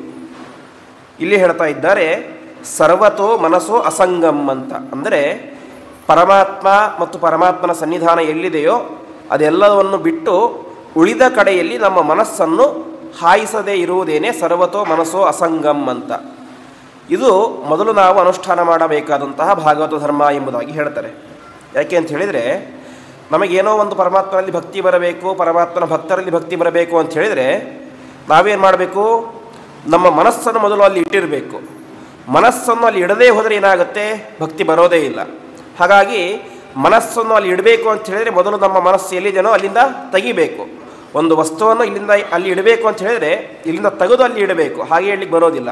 ಹಾಗೆ ನಾವು ನಮ್ಮ ಮನಸ್ಸನ್ನು ಪರಮಾತ್ಮನಲ್ಲಿ, ಪರಮಾತ್ಮನ ಭಕ್ತರಲ್ಲಿ ಇಡಬೇಕು ಅಂತ ಹೇಳಿದರೆ ಮೊದಲು ನಮ್ಮ ಮನಸ್ಸು ಎಲ್ಲಿದೆಯೋ ಅಲ್ಲಿಂದ ಬುಡ ಸಮೇತವಾಗಿ ಕಿತ್ತಿಡಬೇಕು. ಸುಮ್ಮನೆ ಹಾಗೇ ಇಟ್ಟುಬಿಟ್ರೆ ಆಗೋದಿಲ್ಲ. ಅದು ಸ್ವಲ್ಪ ಹೊತ್ತು ಅಲ್ಲಿರುತ್ತೆ, ಮತ್ತೆ ವಾಪಸ್ ಎಲ್ಲಿ ಬರುತ್ತೆ, ಮೊದಲಿದ್ದಲ್ಲೇ ಬರುತ್ತೆ. ಹಾಗಾಗಿ ಬುಡ ಸಮೇತವಾಗಿ ನಮ್ಮ ಮನಸ್ಸನ್ನು ಕಿತ್ತು ಆ ಪರಮಾತ್ಮನಲ್ಲಿ ಇಟ್ಟಾಗ ಮಾತ್ರ ಏನಾಗುತ್ತೆ, ಆ ಪರಮಾತ್ಮನಲ್ಲಿ ಇರುವಂತಹ ಭಕ್ತಿ ಎಂಬುದು ಅದು ಗಟ್ಟಿಯಾಗಿ ಕೊಡುತ್ತೆ. ಆ ರೀತಿಯಾಗಿ ಮಾಡಬೇಕು ಅಂತ ಹೇಳಿದರೆ ಮೊದಲು ಸರ್ವತಃ ಮನಸಃ ಅಸಂಗಂ ಅಂತ. ಅಂದರೆ ಬೇರೆಲ್ಲ ಕಡೆ ಇರುವಂತಹ ನಮ್ಮ ಮನಸ್ಸನ್ನು ಕಡಿಮೆ ಮಾಡಿಕೊಂಡು ಪರಮಾತ್ಮನಲ್ಲಿ ಇಡಬೇಕು ಅಂತ. ಇದನ್ನೇ ಭಾಗವತದಲ್ಲಿ ಹೇಳೋದು ಅಸಂಗ ಆತ್ಮ ವ್ಯತಿರಿಕ್ತ ವಸ್ತುನಿ ಎಂಬುದಾಗಿ ಒಂದು ಶಬ್ದ ಬರುತ್ತೆ. ಅಂದರೆ ಅಸಂಗ ಆತ್ಮ ವ್ಯತಿರಿಕ್ತ ವಸ್ತುನಿ ಅಂತ ಹೇಳಿದರೆ ಪರಮಾತ್ಮನನ್ನು ಬಿಟ್ಟು ಬೇರೆ ಎಲ್ಲ ವಸ್ತುಗಳಲ್ಲಿ ಅಸಂಗ ಅಂದರೆ ಸಂಗ ಮಾಡಬಾರದು ಎಂಬುದಾಗಿ ಹೇಳ್ತಾರೆ. ಇದಕ್ಕೆ ವಿಷ್ಣುತೀರ್ಥರು ವ್ಯಾಖ್ಯಾನ ಮಾಡಬೇಕಾದ್ರೆ ಹೇಳ್ತಾರೆ, ಇದೇ ಸಾಧ್ಯ ಅಂತ. ಅಸಂಗ ಆತ್ಮ ವ್ಯತಿರಿಕ್ತ ವಸ್ತುನಿ ಅನ್ನೋದು ಸಾಧ್ಯನೇ ಇಲ್ಲ. ಯಾಕೆ ಅಂತ ಹೇಳಿದರೆ ಪರಮಾತ್ಮ, ನೀವೇನು ಹೇಳ್ತಾ ಇದ್ದೀರಿ, ಪರಮಾತ್ಮನನ್ನು ಬಿಟ್ಟು ಬೇರೆ ಎಲ್ಲ ವಸ್ತುಗಳಲ್ಲಿಯೂ ಕೂಡ ಅಸಂಗವನ್ನು ಮಾಡಬೇಕು, ಸಂಗ ಮಾಡಬಾರ್ದು ಅಂತ. ಪರಮಾತ್ಮನನ್ನು ಬಿಟ್ಟು ಬೇರೆ ಎಲ್ಲ ವಸ್ತುಗಳಂದರೆ ಯಾವುದು? ಲಕ್ಷ್ಮೀದೇವಿಯು ಪರಮಾತ್ಮ ಭಿನ್ನವಾದಂತಹ ವಸ್ತು, ವಾಯುದೇವರು ಎಲ್ಲ ಗುರುಗಳು ಕೂಡ ಪರಮಾತ್ಮನಿಗಿಂತ ಭಿನ್ನವಾದಂತಹ ವಸ್ತುಗಳು. ಹಾಗಾಗಿ ಅಸಂಗ ಆತ್ಮ ವ್ಯತಿರಿಕ್ತ ವಸ್ತುನಿ ಅಂತ ಹೇಳಿದರೆ ಪರಮಾತ್ಮನನ್ನು ಬಿಟ್ಟು ಬೇರೆ ಕಡೆ ಸಂಘವೇ ಮಾಡಬಾರ್ದು ಅಂತ ಹೇಳಿದರೆ ನಾವು ಪರಮಾತ್ಮನೊಬ್ಬನ್ನೇ ಉಪಾಸನೆ ಮಾಡಬೇಕು, ಬೇರೆ ದೇವತೆಗಳ ಸಂಘವನ್ನೇ ಮಾಡಬಾರ್ದು. ಆದರೆ ಸಾಧ್ಯ ಇಲ್ಲ. ಯಾಕೆ ಅಂತ ಹೇಳಿದರೆ ನಮ್ಮ ಒಳಗಡೆ ಯಾರಿದ್ದಾರೆ? ತತ್ವಾಭಿಮಾನಿ ದೇವತೆಗಳಿದ್ದಾರೆ. ನಮ್ಮ ಎದುರುಗಡೆ ಕಣ್ಣುಗೆ ಕಾಣುವಂತಹ ತಂದೆ ತಾಯಿಗಳಿದ್ದಾರೆ. ಅವರ ಸೇವೆಯನ್ನು ಅವಶ್ಯವಾಗಿ ಮಾಡಲೇಬೇಕು. ದಾಸರಾಯರು ಹೇಳುವಂತೆ ಹೆತ್ತ ತಂದೆ ತಾಯಿಗಳ ಬಿಟ್ಟು ಜಪ 10 ಮನೆಯಲ್ಲಿ ಬಿಟ್ಟು ಜಪ 10,000 ಮಾಡಿದರೆ ಫಲವೇನು ಅಂತ. ಕಣ್ಣಿಗೆ ಕಾಣುವಂತಹ ತಂದೆ ತಾಯಿಗಳನ್ನು ಬಿಟ್ಟು ನಾವು ಕಾಡಿಗೆ ಹೋಗಿ 10,000 ಜಪ ಮಾಡಿದರೂ ಕೂಡ ಏನೂ ಫಲ ಇಲ್ಲ. ಪ್ರಧಾನವಾಗಿ ಮಾಡಬೇಕಾದದ್ದು ಅವರ ಸೇವೆ. ಹೀಗೆ ಅವರಿದ್ದಾರೆ, ತತ್ವಾಭಿಮಾನಿ ದೇವತೆಗಳಿದ್ದಾರೆ, ಪ್ರಾಣದೇವರಿದ್ದಾರೆ, ಭಾರತೀ ದೇವಿ ಇದ್ದಾಳೆ. ನಾವು ಪರಮಾತ್ಮನನ್ನು ಉಪಾಸನೆ ಮಾಡಬೇಕಾದ್ರೆ ಹೇಗೆ ಮಾಡಬೇಕು? ಭಾರತೀಯ ರಮಣ ಮುಖ್ಯ ಪ್ರಾಣಾಂತರ್ಗತ ಅಂತಲೇ ಮಾಡಬೇಕು. ಅಂತಹದರಲ್ಲಿ ಭಾಗವತ ಏನೇ ಅಂತ ಹೇಳ್ತಾ ಇದ್ದೆ? ಅಸಂಗ ಆತ್ಮ ವ್ಯತಿರಿಕ್ತ ವಸ್ತುನಿ ಅಂತ ಹೇಳ್ತಾ ಇದ್ದೆ. ಹಾಗಾದರೆ ಇದಕ್ಕೆ ಏನು ಅರ್ಥ ಅಂತ ಅದಕ್ಕೆ ಹೇಳ್ತಾರೆ ವಿಷ್ಣು ತೀರ್ಥರು. ಅಸಂಗ ಆತ್ಮ ವ್ಯತಿರಿಕ್ತ ವಸ್ತುನಿ ಅಂತ ಹೇಳಿದರೆ, ಆತ್ಮ ವ್ಯತಿರಿಕ್ತವಾದಂತಹ ಪರಮಾತ್ಮನಿಗಿಂತ ಭಿನ್ನವಾದಂತಹ ಪ್ರತಿಯೊಂದು ವಸ್ತುಗಳಲ್ಲಿಯೂ ಕೂಡ ಅಸಂಗ ಇದೆ ಅಂತ ಚಿಂತನೆ ಮಾಡಬೇಕು ಅಂತೆ. ಅಸಂಗ ಅಂತ ಹೇಳಿದರೆ ಅಂತ ಹೇಳಿದರೆ ಅಕಾರದಿಂದಾಗಿ ವಾಚ್ಯನಾದಂತಹ ಪರಮಾತ್ಮ, ಅಕಾರ ವಾಚ್ಯನಾದಂತಹ ಪರಮಾತ್ಮನ ಸಂಘ ಸನ್ನಿಧಾನ ಎಂಬುದು ಎಲ್ಲ ವಸ್ತುಗಳಲ್ಲೂ ಕೂಡ ಇದೆ ಎಂಬುದಾಗಿ ಚಿಂತನೆ ಮಾಡಬೇಕು. ಇದೇ ನಿಜವಾದಂತಹ ಅಸಂಗ ಅಂತ. ಅಂದರೆ ಈ ರೀತಿಯಾಗಿ ಪ್ರತಿಯೊಬ್ಬರಲ್ಲೂ ಕೂಡ ಪರಮಾತ್ಮನ ಸನ್ನಿಧಾನ ಇದೆ ಎಂಬುದಂತಹ ಚಿಂತನೆ ಬಂದಾಗ ಏನಾಗುತ್ತೆ, ಅವರು ಏನೋ ಒಂದು ದೊಡ್ಡ ಕಾರ್ಯ ಮಾಡಿದ್ದಾರೆ ಅಂತ ಹೇಳಿದರೆ ಅದು ಅವರಿಂದ ಅಲ್ಲ, ಪರಮಾತ್ಮನ ಅನುಗ್ರಹದಿಂದಾಗಿ ಆಗಿದ್ದು ಅಂತ ಅವರ ಯೋಗ್ಯತೆ ಎಷ್ಟಿದ್ರೂ ಅಷ್ಟೇ ಭಕ್ತಿ ಬರುತ್ತೆ. ಹಾಗಾಗಿ ಪ್ರಧಾನವಾಗಿ ಮಾಡಬೇಕಾದದ್ದು ಅಸಂಗ. ಒಂದು ಅರ್ಥ ಪರಮಾತ್ಮನೇ ಸರ್ವೋತ್ತಮ, ಉಳಿದೆಲ್ಲವೂ ಕೂಡ ಸಾಮಾನ್ಯವಾದದ್ದು, ಅವುಗಳಲ್ಲಿ ಸ್ವಾತಂತ್ರ್ಯ ಇಲ್ಲ, ಜ್ಞಾನ ಇಲ್ಲ, ಶಕ್ತಿ ಇಲ್ಲ, ಇದೆಲ್ಲವೂ ಕೂಡ ಪರಮಾತ್ಮನ ಅನುಗ್ರಹದಿಂದಾಗಿ ಬಂದದ್ದು ಎಂಬಂಥ ಚಿಂತನೆ ಒಂದು. ಇನ್ನೊಂದು, ಆ ಎಲ್ಲರಲ್ಲೂ ಕೂಡ ಪರಮಾತ್ಮನ ಸನ್ನಿಧಾನ ಇದೆ ಎಂಬಂತಹ ಚಿಂತನೆ. ಹಾಗಾಗಿ ಮೊದಲು ನಾವು ಮಾಡಬೇಕಾದದ್ದು ಸರ್ವತಃ ಮನಸಃ ಅಸಂಗಂ. ಬೇರೆ ಕಡೆ ಇಟ್ಟಿರುವಂತಹ ನಮ್ಮೆಲ್ಲ ಮನಸ್ಸನ್ನು ಕೂಡ ನಿಧಾನವಾಗಿ ಒಂದೇ ಹಂತಕ್ಕೆ ಎಲ್ಲವನ್ನು ಕೂಡ ತೆಗೆಯಲಿಕ್ಕೆ ಸರ್ವಥಾ ಸಾಧ್ಯ ಇಲ್ಲ. ಹಂತ ಹಂತವಾಗಿ ತೆಗಿತಾ ಬಂದಾಗ ಏನಾಗುತ್ತೆ, ನಮ್ಮ ಮನಸ್ಸನ್ನು ಪರಮಾತ್ಮನಲ್ಲಿಯೇ ಗಟ್ಟಿಯಾಗಿ ಇಡಲಿಕ್ಕೆ ಪ್ರಾರಂಭ ಆಗುತ್ತೆ. ಹಾಗಾಗಿ ನಾವು ಅನುಷ್ಠಾನ ಮಾಡಬೇಕಾದಂತಹ ಮೊದಲ ಭಾಗವತ ಧರ್ಮ ಅಂತ ಹೇಳಿದರೆ ಅದು ಸರ್ವತೋ ಮನಸಃ ಅಸಂಗಂ. ನಮ್ಮ ಮನಸ್ಸನ್ನು ಬೇರೆ ಕಡೆಯಿಂದಾಗಿ ತೆಗೆದು ಪರಮಾತ್ಮನಲ್ಲಿ ಇಡುವುದೇನೆ ಮೊದಲ ಭಾಗವತ ಧರ್ಮ. ಇದನ್ನು ನಾವು ಅವಶ್ಯವಾಗಿ ಅನುಷ್ಠಾನ ಮಾಡಲೇಬೇಕು ಎಂಬುದಾಗಿ ಹೇಳುತ್ತಾ ಇದ್ದಾರೆ. ಸರ್ವತೋ ಮನಸ್ಸೋ ಅಸಂಗಂ ಆಯಿತು. ಮನಸ್ಸನ್ನು ಇಲ್ಲೇನು ಹೇಳಿದ್ದಾರೆ, ಮನಸ್ಸನ್ನು ತೆಗಿಬೇಕು ಅಂತ ಹೇಳಿದ್ದಾರೆ, ಇಲ್ಲಿ ಇಡಬೇಕು ಅಂತ ಹೇಳಿಲ್ಲ. ಸರ್ವತೋ ಮನಸ್ಸಃ ಅಸಂಗಂ ಅಂತ ಅಷ್ಟೇ ಹೇಳಿಬಿಟ್ಟಿದ್ದಾರೆ. ಮತ್ತು ಎಲ್ಲಿ ಇಡಬೇಕು ಅಂತ ಹೇಳಿದರೆ ಸಂಘಂ ಸಾಧುಷು ಶಿಕ್ಷೇತಂತ. ಆ ಮನಸ್ಸಿನ ಸಂಘವನ್ನು ಬೇರೆ ಕಡೆಯಿಂದ ತೆಗೆದು ಮೊದಲು ಎಲ್ಲಿ ಇಡಬೇಕು? ಸಾಧುಷು, ಸಜ್ಜನರಲ್ಲಿ, ಜ್ಞಾನಿಗಳಲ್ಲಿ, ಪರಮಾತ್ಮನ ಭಕ್ತರಲ್ಲಿ ಇಡಬೇಕು ಅಂತ ಹೇಳ್ತಾ ಇದ್ದಾರೆ. ಏಕೆಂದರೆ ಹಿಂದೆ ಹೇಳಿದಂತೆ ನೇರವಾಗಿ ಪರಮಾತ್ಮನಲ್ಲಿ ಏನೇನು ಗರಿಷ್ಠವಾದಂಥ ಭಕ್ತಿಯನ್ನು ಮಾಡಲಿಕ್ಕೆ ಪ್ರಾರಂಭಕ್ಕೆ ಹಂತದಲ್ಲಿ ಸಾಧ್ಯ ಆಗಲಿಕ್ಕೆ ಇರೋದೇ ಇಲ್ಲ. ಹಾಗಾಗಿ ಭಗವಂತನ ಪ್ರತೀಕರಾದಂತಹ ಜ್ಞಾನಿಗಳಲ್ಲಿ ನಾವೇ ಮಾಡಬೇಕು, ವಿಶೇಷವಾಗಿ ಸಂಘವನ್ನು, ಮನಸ್ಸನ್ನು ಇಡಬೇಕು ಅಂತ. ಹಾಗಾಗಿ ಆ ಸಾಧುಗಳಲ್ಲಿ ವಿಶೇಷವಾಗಿ ಯಾವುದೇ ಕ್ಷೇತ್ರಕ್ಕೆ ಹೋಗಲಿ, ಎಲ್ಲೇ ಹೋಗಲಿ, ಅಲ್ಲಿ ಇರುವಂತಹ ಸಜ್ಜನರ ಹತ್ತಿರ ಒಂದು ಕ್ಷಣವಾದರೂ ಕೂಡ ನಿಂತುಕೊಂಡು ಅವರ ಸಂಘವಾದಾಗ ಏನಾಗುತ್ತೆ, ಅದು ನಮ್ಮ ಉದ್ಧಾರಕ್ಕೆ ಕಾರಣವಾಗುತ್ತೆ. ಹಾಗಾಗಿ ಸಜ್ಜನರ ಒಡನಾಟವನ್ನು ಮಾಡುವುದನ್ನು ಅವಶ್ಯವಾಗಿ ಕಲಿಯಲೇಬೇಕು ಎಂಬುದಾಗಿ ಹೇಳ್ತಾ ಇದ್ದಾರೆ. ಆ ಸಜ್ಜನರ ಒಡನಾಟವನ್ನು ಕೂಡ ಎಲ್ಲಿ ಮಾಡಬೇಕು ಅಂತ, ಎಲ್ಲಿ ಮಾಡಿದರೂ ವಿಶೇಷ ಫಲ ಇದ್ದೇ ಇರುತ್ತೆ. ಅದರಲ್ಲೂ ಕೂಡ ವಿಶೇಷವಾದಂತಹ ಪುಣ್ಯಕ್ಷೇತ್ರಗಳಲ್ಲಿ, ತೀರ್ಥಕ್ಷೇತ್ರಗಳಲ್ಲಿ ಆ ಸಜ್ಜನರ ಸಂಘವನ್ನು ಮಾಡಿದಾಗ ಅದಕ್ಕೆ ಇನ್ನಷ್ಟು ವಿಶೇಷವಾದಂತಹ ಮಹತ್ವ ಇರುತ್ತೆ. ಯಾಕೆ ಅಂತ ಹೇಳಿದರೆ, ಬೇರೆ ಸ್ಥಳಗಳಲ್ಲಿ ಮಾಡಿದರೆ ಬೆಳಗ್ಗೆ ಮಾಡ್ತೇವೆ, ಮತ್ತು ಮನೆಗೆ ಹೋದಾಗ ಏನಾಗುತ್ತೆ, ಮತ್ತೆ ಅದೇ ಜಂಜಾಟದಲ್ಲಿ ಮುಳುಗಿಬಿಡ್ತೇವೆ. ಅದೇ ಒಂದು ತೀರ್ಥಕ್ಷೇತ್ರದಲ್ಲಿಯೋ ಪುಣ್ಯಕ್ಷೇತ್ರದಲ್ಲಿಯೋ ಮಾಡಿದಾಗ ಅಲ್ಲಿ ಸಹಜವಾಗಿಯೇ ಒಂದು ವೈಬ್ರೇಷನ್ನಿಂದಾಗಿ ನಮ್ಮ ಮನಸ್ಸು ಶುದ್ಧವಾಗಿರುತ್ತೆ. ಅಂತಹ ಸ್ಥಳಗಳಲ್ಲಿ ಹೋಗಿ ನಾವು ಜ್ಞಾನಿಗಳ ಸೇವೆಯನ್ನು ಮಾಡಿದಾಗ ಅದಕ್ಕೆ ವಿಶೇಷವಾದ ಫಲ ಇರುತ್ತೆ. ಹಾಗಾಗಿ ಆ ರೀತಿಯಾದಂತಹ ಮಹತ್ವದ ಸಮಾಗಮ ಆಗಬೇಕು. ಸಮಾಗಮ ಆಗೋದು ಮಾತ್ರ ಅಲ್ಲ, ಅವರಿಂದಾಗಿ 4 ಉಪದೇಶಗಳನ್ನು ಪಡೆಯಬೇಕು. ಪಡೆದುಕೊಂಡು ಅದನ್ನು ನಾವು ಜೀವನದಲ್ಲಿ ಅಳವಡಿಸಿಕೊಳ್ಳಬೇಕು. ಅಷ್ಟು ಮಾತ್ರ ಅಲ್ಲ, ಮಹೀಯಸಾಂ ಪಾದ ರಜೋಭಿಷೇಕಂ ನ ವೃಣೀತ ಯಾವತ್ತು ಎಂಬುದಾಗಿ ಆ ಮಹಾತ್ಮರ ಪಾದಧೂಳಿಯನ್ನು ಶಿರಸ್ಸಿನಲ್ಲಿ ಧರಿಸದೇ ಇರುವ ತನಕ ಏನಾಗೋದಿಲ್ಲ, ನ ವೃಣೀತ ಯಾವತ್ತು ಎಂಬುದಾಗಿ ಜ್ಞಾನಭಕ್ತ್ಯಾದಿಗಳು ಸಿಗುವುದೇ ಇಲ್ಲ ಎಂಬುದಾಗಿ ಇದೇ ಭಾಗದಲ್ಲಿ ಹೇಳಿದ್ದಾರೆ. ವಿಷ್ಣುತೀರ್ಥರ ಒಂದು ವೈಶಿಷ್ಟ್ಯ ಏನು ಅಂತ ಹೇಳಿದರೆ, ಸಾಮಾನ್ಯವಾಗಿ ಒಂದು ಗ್ರಂಥಕ್ಕೆ ವ್ಯಾಖ್ಯಾನ ಮಾಡಬೇಕಾದ್ರೆ ಏನು ಮಾಡ್ತೀವಿ ನಾವು, ಇದಕ್ಕೆ ಈ ರೀತಿಯಾಗಿ ಇನ್ನೊಂದು ಗ್ರಂಥದಲ್ಲಿ ಹೇಳಿದ್ದಾರೆ, ಇದೇ ವಿಷಯವನ್ನು ಇನ್ನೊಂದು ಗ್ರಂಥದಲ್ಲಿ ಹೇಳಿದ್ದಾರೆ ಅಂತ ಒಂದು ಗ್ರಂಥಕ್ಕೆ ಇನ್ನೊಂದು ಗ್ರಂಥದಿಂದ ವ್ಯಾಖ್ಯಾನ ಮಾಡ್ತೀವಿ. ಈ ರೀತಿಯಾಗಿ ವೇದವ್ಯಾಸರು ಹೇಳಿದ್ದಾರೆ, ಈ ರೀತಿಯಾಗಿ ಪರಮಾತ್ಮ ಹೇಳಿದ್ದಾನೆ, ಈ ರೀತಿಯಾಗಿ ಮಧ್ವಾಚಾರ್ಯ ಹೇಳಿದ್ದಾರೆ, ಈ ರೀತಿಯಾಗಿ ಜಯತೀರ್ಥರು ಹೇಳಿದ್ದಾರೆ ಅಂತ ಬೇರೆ ಬೇರೆ ಗ್ರಂಥಗಳ ಉದಾಹರಣೆಯನ್ನು ಕೊಟ್ಟು ನಾವು ವ್ಯಾಖ್ಯಾನ ಮಾಡ್ತೇವೆ. ವಿಷ್ಣುತೀರ್ಥರು ಏನು ಮಾಡಿದ್ದಾರೆ ಅಂತ ಹೇಳಿದರೆ, ಭಾಗವತಕ್ಕೆ ಭಾಗವತದಿಂದಲೇ ವ್ಯಾಖ್ಯಾನ ಮಾಡಿದ್ದಾರೆ. ಅಂದರೆ ಭಾಗವತ ಸಾರೋದ್ಧಾರಕ್ಕೆ ಅವರು ವ್ಯಾಖ್ಯಾನ ಮಾಡಬೇಕಾದ್ರೆ ಒಂದು ಶ್ಲೋಕವನ್ನು ಇಟ್ಕೊಳ್ತಾರೆ, ಅದಕ್ಕೆ ವ್ಯಾಖ್ಯಾನ ಬರೀತಾರೆ. ಈ ವಿಷಯವನ್ನು ಮಹಾಭಾರತದಲ್ಲಿ ಹೇಳಿದ್ದಾರೆ ಅಂತ ಹೇಳೋದಿಲ್ಲ, ಸ್ಕಂದ ಪುರಾಣದಲ್ಲಿ ಹೇಳಿದ್ದಾರೆ ಅಂತ ಹೇಳೋದಿಲ್ಲ. ಈ ವಿಷಯವನ್ನು ಭಾಗವತದ ಇನ್ನೊಂದು ಸ್ಕಂದದಲ್ಲಿ ಹೇಳಿದ್ದಾರೆ ಅಂತ ಹೇಳ್ತಾರೆ. ಭಾಗವತದ 5ನೇ ಸ್ಕಂದಕ್ಕೆ ವ್ಯಾಖ್ಯಾನ ಮಾಡ್ತಾ ಇರ್ತಾರೆ. ಭಾಗವತ 5ನೇ ಸ್ಕಂದದ ಒಂದು ಶ್ಲೋಕಕ್ಕೆ ವ್ಯಾಖ್ಯಾನ ಮಾಡಬೇಕಾದ್ರೆ ಈ ವಿಷಯವನ್ನು ಭಾಗವತದ 11ನೇ ಸ್ಕಂದದಲ್ಲಿ ಹೇಳಿದ್ದಾರೆ, 10ನೇ ಸ್ಕಂದದಲ್ಲಿ ಹೇಳಿದ್ದಾರೆ, 8ನೇ ಸ್ಕಂದದಲ್ಲಿ ಹೇಳಿದ್ದಾರೆ ಅಂತ ಭಾಗವತಕ್ಕೆ ಭಾಗವತದ ಅನೇಕ ಶ್ಲೋಕಗಳಿಂದನಾಗಿ ವ್ಯಾಖ್ಯಾನ ಮಾಡ್ತಾರೆ. ಹಾಗಾಗಿ ಭಾಗವತ ಸಾರೋದ್ಧಾರ ಎಂಬುದು ಸಂಪೂರ್ಣವಾಗಿ ಭಾಗವತಮಯವೇನೆ, ಅದರಲ್ಲಿ ಬೇರೆ ವಿಚಾರವೇ ಇಲ್ಲ. ಸಂಪೂರ್ಣವಾಗಿ ವ್ಯಾಖ್ಯಾನ ಬಂದರೂ ಕೂಡ ವ್ಯಾಖ್ಯಾನ ಏನೋ ಸುಮ್ಮನೆ ವಿಷ್ಣು ತೀರ್ಥರು ತಮ್ಮ ತಲೆಗೆ ತೋಚಿದಂತೆ ಮಾಡಲಿಲ್ಲ.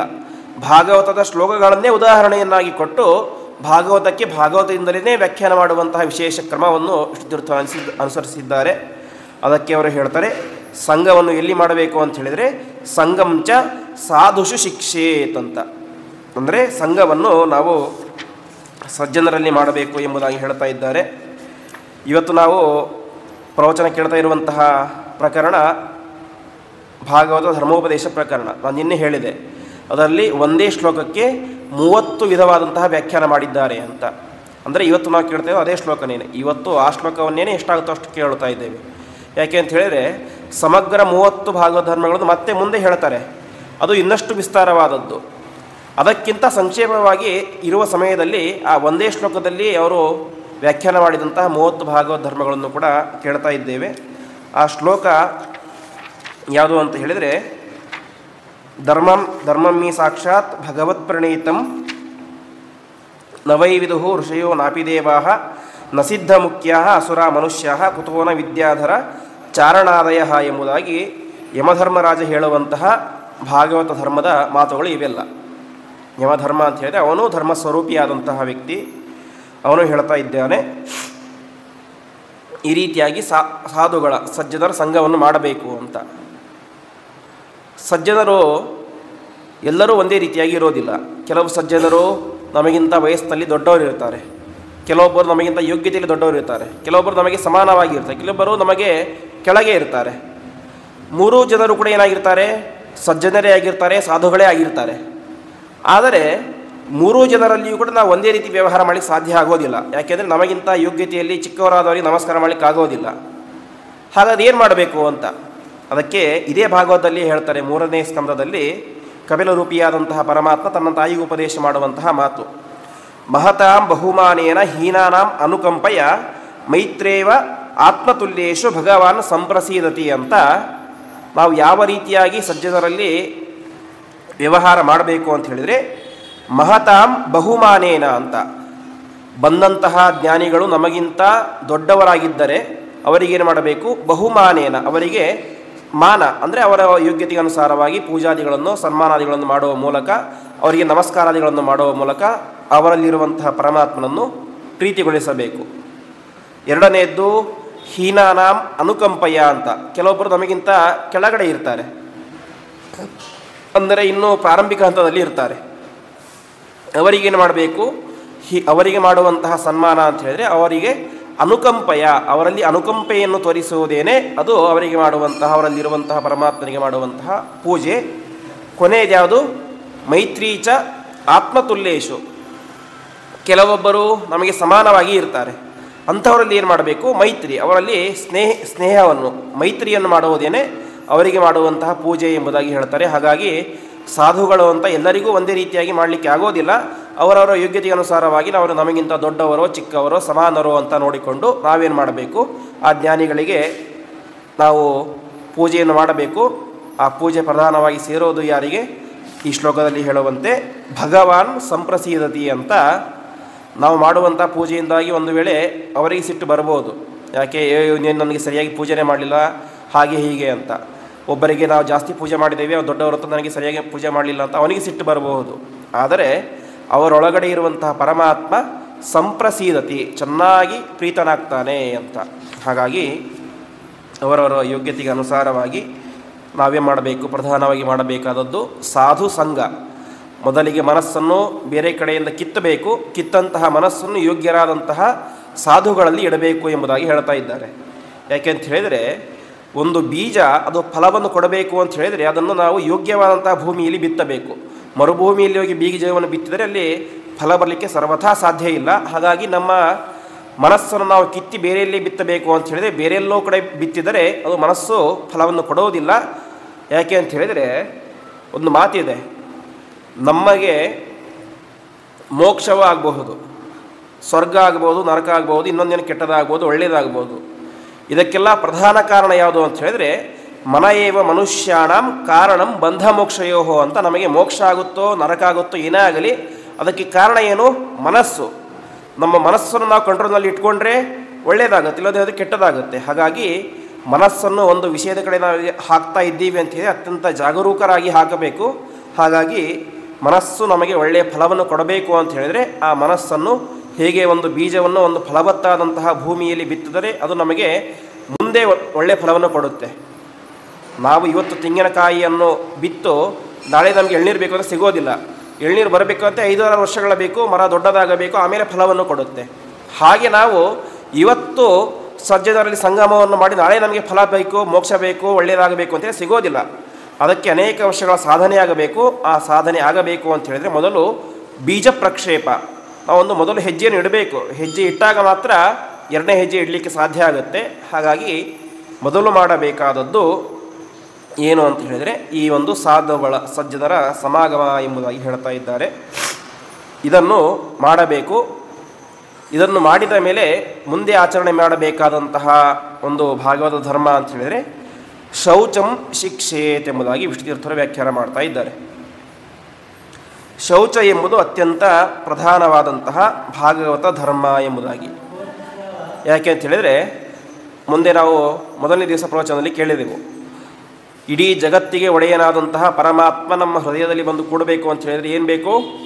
ಕ್ಲೀನ್ ಇರಬೇಕು, ಶುದ್ಧವಾಗಿ ಇರಬೇಕು. ಹೇಗೆ ಹಾಲನ್ನು ಕಾಯಿಸಬೇಕಾದ್ರೆ ಪಾತ್ರೆ ಶುದ್ಧವಾಗಿರಬೇಕು, ಹಾಗೆ ಇಡೀ ಜಗತ್ತಿನ ಒಡೆಯನಾದಂತಹ ಪರಿಶುದ್ಧನಾದಂತಹ ಪರಮಾತ್ಮ ನಮ್ಮಲ್ಲಿ ಒಂದು ನಿಲ್ಲಬೇಕು ಅಂತ ಹೇಳಿದರೆ ಪ್ರಧಾನವಾಗಿ ಬೇಕಾದದ್ದು ಶೌಚ. ಆ ರೀತಿಯಾದಂತಹ ಶೌಚದಿಂದಾಗಿಯೇ ಪರಮಾತ್ಮ ತಾನೇ ಮಾಡ್ತಾನೆ, ತನ್ನ ಸನ್ನಿಧಾನವನ್ನು ತಂದು ಅಲ್ಲಿ ಇಡ್ತಾನೆ ಎಂಬುದಾಗಿ ಹೇಳ್ತಾ ಇದ್ದಾರೆ. ಈ ರೀತಿಯಾದಂತಹ ಶೌಚ ಎಂಬುದು 2 ವಿಧವಾಗಿ ಇದೆ. ಒಂದು ಬಾಹ್ಯ ಶುದ್ಧಿ, ಇನ್ನೊಂದು ಆಂತರಶುದ್ಧಿ ಅಂತ. ಈ 2 ಶುದ್ಧಿ ಬೇಕು. ಅದರಲ್ಲಿ ಪ್ರಧಾನವಾದದ್ದು ಆಂತರಶುದ್ಧಿ ಅಂತ. ಯಾಕೆ ಅಂತ ಹೇಳಿದರೆ ಬಾಹ್ಯ ಶುದ್ಧಿಗಿಂತ ಪ್ರಧಾನವಾದದ್ದು ಆಂತರಶುದ್ಧಿ. ಬಾಹ್ಯ ಶುದ್ಧಿಯನ್ನು ಹೇಗೆ ಬೇಕಾದರೂ ಸಂಪಾದನೆ ಮಾಡಬಹುದು, ಬೇಕಾದಷ್ಟು ಸೋಪ್ಗಳು ಸಿಗ್ತವೆ, ಏನಾದ್ರು ಸಿಗ್ತವೆ, ಅದರಿಂದ ಹೊರಗಿನ ಶುದ್ಧಿಯನ್ನು ಮಾಡಬಹುದು. ಆದರೆ ಅಂತರಂಗದ ಶುದ್ಧಿ ಎಂಬುದು ಅತ್ಯಂತ ಪ್ರಧಾನವಾದದ್ದು. ಯಾಕೆ ಅಂತ ಹೇಳಿದರೆ ಅದನ್ನು ತೊಳೆಯಲಿಕ್ಕೆ ಬೇರೆ ಯಾವುದರಿಂದಲೂ ಸಾಧ್ಯ ಇಲ್ಲ. ಅಂತರಂಗದ ಶುದ್ಧಿ ಆಗಬೇಕು ಅಂತ ಹೇಳಿದರೆ ಪರಮಾತ್ಮನ ಕಥೆಗಳ ನಿರಂತರವಾಗಿ ಶ್ರವಣದಿಂದಾಗಿಯೇ ಏನಾಗುತ್ತೆ? ನಮ್ಮ ಅಂತರಂಗದ ಶುದ್ಧಿ ಎಂಬುದಾಗುತ್ತೆ. ಹಾಗಾಗಿ ನಾವು ಪ್ರಧಾನವಾಗಿ ಮಾಡಬೇಕಾದದ್ದು ಏನಂತ ಹೇಳಿದರೆ ಆ ಮನಸ್ಸನ್ನು ಶುದ್ಧವಾಗಿ ಇಟ್ಟುಕೊಂಡಾಗ ಮಾತ್ರ ಪರಮಾತ್ಮನ ಸನ್ನಿಧಾನ ಅಲ್ಲಿ ಬರಲಿಕ್ಕೆ ಸಾಧ್ಯ ಆಗುತ್ತೆ. ಹಾಗಾಗಿ ನಾವು ಮಾಡಬೇಕಾದಂತಹ ಕರ್ಮ ಅಂತ ಹೇಳಿದರೆ ಅದು ಶೌಚ, ಶುದ್ಧಿ ಎಂಬುದಾಗಿ ಹೇಳ್ತಾ ಇದ್ದಾರೆ. ವಿಷ್ಣುತೀರ್ಥರು ಇಷ್ಟು ಅರ್ಥ ಹೇಳಿ ಇನ್ನೊಂದು ರೀತಿಯಾದಂಥ ಅರ್ಥವನ್ನು ಶೌಚಕ್ಕೆ ಹೇಳ್ತಾರೆ. ಶೌಚ ಅಂತ ಹೇಳಿದರೆ ಕರ್ಮಸು ಅಸಂಗಮಃ ಶೌಚಂ ಅಂತ. ಇದು ಹೇಳಿದ್ದು ಮತ್ತೆ ಭಾಗವತದಲ್ಲಿ ಏನೇ, ಭಾಗವತ 11ನೇ ಸ್ಕಂದದಲ್ಲಿ ಶೌಚ ಶಬ್ದಾರ್ಥವನ್ನು ಹೇಳಬೇಕಾದರೆ ಕರ್ಮಸು ಅಸಂಗಮಃ ಶೌಚಂ ಅಂತ. ಅಂದರೆ ಅನೇಕ ಕರ್ಮಗಳನ್ನು ಮಾಡ್ತೇವೆ, ಆ ಮಾಡುವಂತಹ ಕರ್ಮಗಳಲ್ಲಿ ಫಲದ ಆಸೆ ಇಲ್ಲದೆ ಇರುವುದೇನೆ ನಿಜವಾದಂತಹ ಶುದ್ಧಿ. ಮನಸ್ಸು, ಒಬ್ಬ ವ್ಯಕ್ತಿಗೆ ಮನಸ್ಸು ಶುದ್ಧವಾಗಿದೆ, ಪರಿಪಕ್ವವಾಗಿದೆ ಅಂತ ಯಾವಾಗ ಗೊತ್ತಾಗುತ್ತೆ ಅಂತ ಹೇಳಿದರೆ ಆ ವ್ಯಕ್ತಿ ಮಾಡುವಂತಹ ಪ್ರತಿಯೊಂದು ಕರ್ಮಗಳಲ್ಲೂ ಕೂಡ ಫಲದ ಆಸೆ ಇಲ್ಲದೆ ಇರುವುದೇನೆ ನಿಜವಾದಂತಹ ಶೌಚ. ಆ ರೀತಿಯಾಗಿ ಮನಸ್ಸು ಶುದ್ಧವಾಗಿರಬೇಕು. ಈ ರೀತಿಯಾದಂತಹ ಕರ್ಮಗಳಿಂದಾಗಿ ಫಲವನ್ನು ಕೂಡ ಸರ್ವಥಾ ಅಪೇಕ್ಷೆ ಪಡಲೇಬಾರದು. ಇದೇ ನಿಜವಾದಂತಹ ಶೌಚ ಎಂಬುದಾಗಿ ಹೇಳ್ತಾ ಇದ್ದಾರೆ. ಇಷ್ಟೆಲ್ಲ ಆದ ಮೇಲೆ ನಾವೇನು ಮಾಡಬೇಕು? ತಪಸ್ಸನ್ನು ಮಾಡಲಿಕ್ಕೆ ಪ್ರಾರಂಭ ಮಾಡಬೇಕು ಎಂಬುದಾಗಿ ಹೇಳ್ತಾರೆ ಭಾಗವತ ಧರ್ಮ. ತಪಃ ಶಿಕ್ಷೇತ್ ಅಂತ. ತಪಃ ಶಿಕ್ಷೇತ್ ಅಂತ ಹೇಳಿದರೆ ಇಲ್ಲಿ ವಿಷ್ಣುತೀರ್ಥರು ಹೇಳ್ತಾರೆ, ತಪಸ್ಸು ಅಂತ ಹೇಳಿದರೆ ಕಾಡಿಗೆ ಹೋಗಿ ತಪಸ್ಸನ್ನು ಮಾಡೋದು ಎಂಬುದಾಗಿ ಅರ್ಥ ಅಲ್ಲ. ಆ ಕಾಡಿಗೆ ಹೋಗಿ ತಪಸ್ಸು ಮಾಡೋದು ಯಾರಿಗೆ ಸಾಧ್ಯ ಆಗ್ತಾ ಇತ್ತು? ಸಾವಿರಾರು ವರ್ಷ ಆಯಸ್ಸಿರುವಂತಹ ದೊಡ್ಡ ದೊಡ್ಡ ಋಷಿಗಳಿಗೆ ಸಾಧ್ಯ ಆಗ್ತಾ ಇತ್ತು. ಹೀಗೆ ಇರುವಂತಹ ನಿಮ್ಮಂತಹ ಸಾಮಾನ್ಯರಿಗೆ ಕಾಡಿನಲ್ಲಿ ಹೋಗಿ ತಪಸ್ಸು ಮಾಡೋದು ಅದು ಸಾಧ್ಯ ಇಲ್ಲ. ವಿಷ್ಣುತೀರ್ಥರು ಹೇಳ್ತಾರೆ, ತಪಸ್ಸು ಎಂಬಂತಹ ಶಬ್ದಕ್ಕೆ ಕಾಯಕ್ಲೇಶ. ಕಾಯಕ್ಲೇಶ ಅಂತ ಹೇಳಿದರೆ ಈ ದೇಹಕ್ಕೆ ಕ್ಲೇಶ ಕೊಡುವುದೇನೇ ತಪಸ್ಸಲ್ಲ. ನಿಜವಾದಂತಹ ತಪಸ್ಸು ಯಾವುದು ಅಂತ ಹೇಳಿದರೆ ಮನೋ ನಿಗ್ರಹ ಅಂತ. ಮನಸ್ಸನ್ನು ನಮ್ಮ ಕಂಟ್ರೋಲ್ನಲ್ಲಿ ಇಟ್ಕೊಳ್ಳೋದು ನಿಜವಾದಂತಹ ತಪಸ್ಸು ಎಂಬುದಾಗಿ ಹೇಳ್ತಾರೆ. ಹಾಗಾಗಿ ಆ ರೀತಿಯಾದಂತಹ ತಪಸ್ಸನ್ನು ಅವಶ್ಯವಾಗಿ ಮಾಡಲೇಬೇಕು. ಭಾಗವತದಲ್ಲಿ ಹೇಳುವಂತೆ ಕಾಮತ್ಯಾಗ ತಪಸ್ಮೃತಂ ಅಂತ. ಅಂದರೆ ಆಸೆ ಆಕಾಂಕ್ಷೆಗಳನ್ನು ಬಿಡುವುದೇನೇ ನಿಜವಾದಂಥ ತಪಸ್ಸು ಅಂತ ಭಾಗವತ ಏಕಾದಶ ಸ್ಕಂದದಲ್ಲಿ ಹೇಳ್ತಾರೆ. ಹಾಗಾಗಿ ಕಾಮತ್ಯಾಗ ತಪಸ್ಮೃತಂ ಅಂತ ಕಾಮವನ್ನು ಬಿಡಬೇಕು ಎಂಬುದಾಗಿ ಹೇಳ್ತಾ ಇದ್ದಾರೆ. ಮತ್ತು ಇಲ್ಲೂ ಸಮಸ್ಯೆ ಬರುತ್ತೆ. ಕಾಮ ಅಂತ ಹೇಳಿದ್ರೇನು? ಧರ್ಮ, ಅರ್ಥ, ಕಾಮ, ಮೋಕ್ಷ ಅಂತ 4 ವಿಧವಾದಂಥ ಪುರುಷಾರ್ಥಗಳು. ಪುರುಷಾರ್ಥಗಳಲ್ಲಿ ಕಾಮ ಅಂತ ಹೇಳಿದರೆ ಬಯಕೆ ಅಂತ. ಕಾಮವನ್ನು ಇಲ್ಲೇನು ಹೇಳ್ತಾ ಇದ್ದಾರೆ? ತಪಸ್ಸು ಮಾಡಬೇಕು ಅಂತ ಹೇಳ್ತಾ ಇದ್ದಾರೆ. ತಪಸ್ಸು ಮಾಡಬೇಕು ಅಂತ ಹೇಳಿದರೆ ಕಾಮವನ್ನು ಬಿಡಬೇಕು ಅಂತ. ಹಾಗಾದರೆ ಕಾಮವನ್ನು ಬಿಟ್ಟರೆ ಅದು ಹೇಗೆ ಸಾಧ್ಯ? ಕಾಮ ಅಂತ ಹೇಳಿದ್ರೆ ಬಯಕೆಯನ್ನು ಬಿಟ್ಟುಬಿಟ್ರೆ ನಾವು ಮಾಡಲಿಕ್ಕೆ ಆಗೋದೇ ಇಲ್ಲ. ಯಾಕೆ ಅಂತ ಹೇಳಿದರೆ, ಉದಾಹರಣೆಗೆ ನಾವು ಇವತ್ತು ಪ್ರವಚನ ಕೇಳ್ತಾ ಇದ್ದೇವೆ. ಪ್ರವಚನ ಕೇಳಬೇಕು ಅಂತ ನೀವು ಇಲ್ಲಿಂದ ಇಲ್ಲಿ ಬಂದಿದ್ರಿ ಅಂತ ಹೇಳಿದ್ರೆ ನಿಮ್ಮ ಮನಸ್ಸಲ್ಲಿ ಏನಿರುತ್ತೆ? ಪ್ರವಚನ ಕೇಳಬೇಕು ಅನ್ನೋಂತಹ ಕಾಮನೆ ಇರುತ್ತೆ, ಇಚ್ಛೆ ಇರುತ್ತೆ. ಇಲ್ಲಿ ಏನು ಹೇಳ್ತಾ ಇದ್ದಾರೆ? ಕಾಮನೆಯನ್ನು ಬಿಡಬೇಕು ಅಂತ ಹೇಳ್ತಾ ಇದ್ದಾರೆ. ಹಾಗಾದ್ರೆ ಹೇಗಿದು ಹೊಂದಿಸೋದು ಅಂತ ಹೇಳಿದರೆ ಅದಕ್ಕೆ ಹೇಳ್ತಾರೆ, ಕಾಮ ಎಂಬುದು 2 ರೀತಿಯಾಗಿದೆ ಎಂಬುದಾಗಿ ಹೇಳ್ತಾರೆ. ಒಂದು ಉಚ್ಚವಾದಂತಹ ಕಾಮ, ಇನ್ನೊಂದು ನೀಚವಾದಂತಹ ಕಾಮ ಅಂತ. ಮಹಾಭಾರತದಲ್ಲಿ ಭೀಮಸೇನ ದೇವರು ಹೇಳುವಂತಹ ಮಾತು. ಕೃಷ್ಣ ಪರಮಾತ್ಮ ಎಲ್ಲ ಪಾಂಡವರನ್ನು ಕೂಡಿಸಿಕೊಂಡು ಮಾತಾಡ್ತಾ ಇರ್ತಾನೆ. ಯಾವುದು ಶ್ರೇಷ್ಠ? ಧರ್ಮ, ಅರ್ಥ, ಕಾಮ, ಮೋಕ್ಷ ಅಂತ 4 ಪುರುಷಾರ್ಥಗಳಿದೆ. ಅದ್ರ ಯಾವುದು ಶ್ರೇಷ್ಠ ಅಂತ. ಧರ್ಮರಾಜ ಹೇಳ್ತಾನೆ ಧರ್ಮವೇ ಶ್ರೇಷ್ಠ ಅಂತ. ಅರ್ಜುನ ಹೇಳ್ತಾನೆ ಅರ್ಥ ಶ್ರೇಷ್ಠ, ದುಡ್ಡು ಶ್ರೇಷ್ಠ ಅಂತ. ನಕುಲ ಸಹದೇವರು ಹೇಳ್ತಾರೆ ಮೋಕ್ಷ ಶ್ರೇಷ್ಠ, ಯಾಕೆಂದರೆ ಅದರಲ್ಲಿ ಅಲ್ಟಿಮೇಟ್ ಸುಖ ಇರೋದು, ಅದಕ್ಕೆ ಹೋದರೆ ನಾವು ವಾಪಸ್ ಬರೋದೇ ಇಲ್ಲ, ಹಾಗಾಗಿ ಅದು ಶ್ರೇಷ್ಠ ಅಂತ. ಕೊನೆಗೆ ಭೀಮಸೇನ ದೇವರು ಹೇಳ್ತಾರೆ ಇದು ಯಾವುದೂ ಶ್ರೇಷ್ಠ ಅಲ್ಲ, ಕಾಮ ಶ್ರೇಷ್ಠ ಅಂತ. ಆವಾಗ ಎಲ್ಲರೂ ಜೋರಿಗೆ ಬಿದ್ದು ನಗ್ಲಿಕ್ಕೆ ಶುರು ಮಾಡಿಬಿಡ್ತಾರೆ. ಜಗತ್ತಿನಲ್ಲಿ ಕಾಮ ಅಂತ ಹೇಳಿದ್ರೆ ಅದು ಯಾರಿಗೂ ಬೇಡವಾದಂತಹ ಒಂದು ಪದ, ವಸ್ತು. ಅಂತಹ ಕಾಮ ಶ್ರೇಷ್ಠ ಅಂತ ಹೇಳ್ತಿದೆಯಲ್ಲ, ಹೇಗೆ ಸರಿ ಇದು ಅಂತ ಹೇಳ್ತಾರೆ. ಆವಾಗ ಭೀಮಸೇನ ದೇವರು ಹೇಳ್ತಾರೆ, ಧರ್ಮರಾಜ ನೀನೇನು ಹೇಳಿದಿ? ಧರ್ಮಶ್ರೇಷ್ಠ ಅಂತ ಹೇಳಿದಿ. ನೀನು ಭಾರಿ ದೊಡ್ಡ ದೊಡ್ಡ ಯಾಗಗಳನ್ನೆಲ್ಲ ಮಾಡಿದ್ದೀಯಾ, ರಾಜಸೂಯ ಯಾಗ ಮಾಡಿದ್ದೀಯಾ, ಅಶ್ವಮೇಧ ಮಾಡಿದ್ದೀಯಾ, ಎಲ್ಲವನ್ನೂ ಕೂಡ ಮಾಡಿದ್ದೀಯಾ. ಇದು ಮಾಡಬೇಕಾದ್ರೆ ನಿನಗೇನಿತ್ತು ಮೊದಲು ಅಂತ ಕೇಳ್ತಾರೆ. ಮಾಡಬೇಕು ಅಂತ ಇಚ್ಛೆ ಇತ್ತು ಅಂತ. ಇಚ್ಛೆ ಏನು? ಇಚ್ಛೆನೇ ಕಾಮನೆ. ಹಾಗಾಗಿ ಇರಬೇಕಾದದ್ದು ಯಾವುದು ಅಂತ ಹೇಳಿದರೆ ಇಚ್ಛೆ. ಅರ್ಜುನ ಏನು ಹೇಳಿದ? ಅರ್ಥ ಹೇಳಿದ. ಧರ್ಮ ಕಾರ್ಯಗಳನ್ನು ಮಾಡಬೇಕಾದ್ರೆ ಪ್ರಧಾನವಾಗಿ ಬೇಕಾದದ್ದೇನು? ಸಂಪತ್ತಿರಬೇಕು. ಏನೇ ಆಗಲಿ ಸಂಪತ್ತಿರಬೇಕು. ಸಂಪತ್ತಿದ್ದಾಗ ಮಾತ್ರ ಧರ್ಮ ಕಾರ್ಯಗಳನ್ನು ಮಾಡಲಿಕ್ಕೆ ಸಾಧ್ಯ. ಅದನ್ನೇ ಭಾಗವತದಲ್ಲಿ ಹೇಳ್ತಾರೆ, ಧನಂ ಹಿ ಧರ್ಮೈಕ ಫಲಂ ಯಥೋಸ್ಯ ಅಂತ. ಅಂದರೆ ನಾವು ಸಂಪಾದನೆ ಮಾಡಿರುವಂಥ ಸಂಪತ್ತಿಗೆ ಫಲ ಏನು ಅಂತ ಹೇಳಿದ್ರೆ ಧರ್ಮಾಚರಣೆಯೇ ಫಲ ಅಂತ. ಆ ರೀತಿಯಾಗಿ ನಾವು ಧರ್ಮಾಚರಣೆಗಳನ್ನು ಮಾಡಬೇಕು ಅಂತ ಹೇಳಿ ಏನು ಬೇಕು? ಸಂಪತ್ತು ಬೇಕು. ಆ ಸಂಪತ್ತು ಇದ್ದಾಗ ಏನು ಬೇಕು? ಸಂಪತ್ತನ್ನು ಖರ್ಚು ಮಾಡಬೇಕು ಅನ್ನುವಂತಹ ಮನಸ್ಸು ಬೇಕು.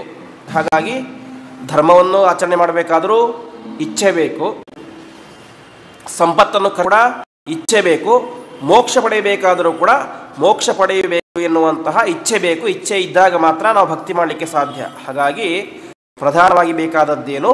ಇಚ್ಛೆ ಎಂಬುದಾಗಿ ಹೇಳ್ತಾರೆ.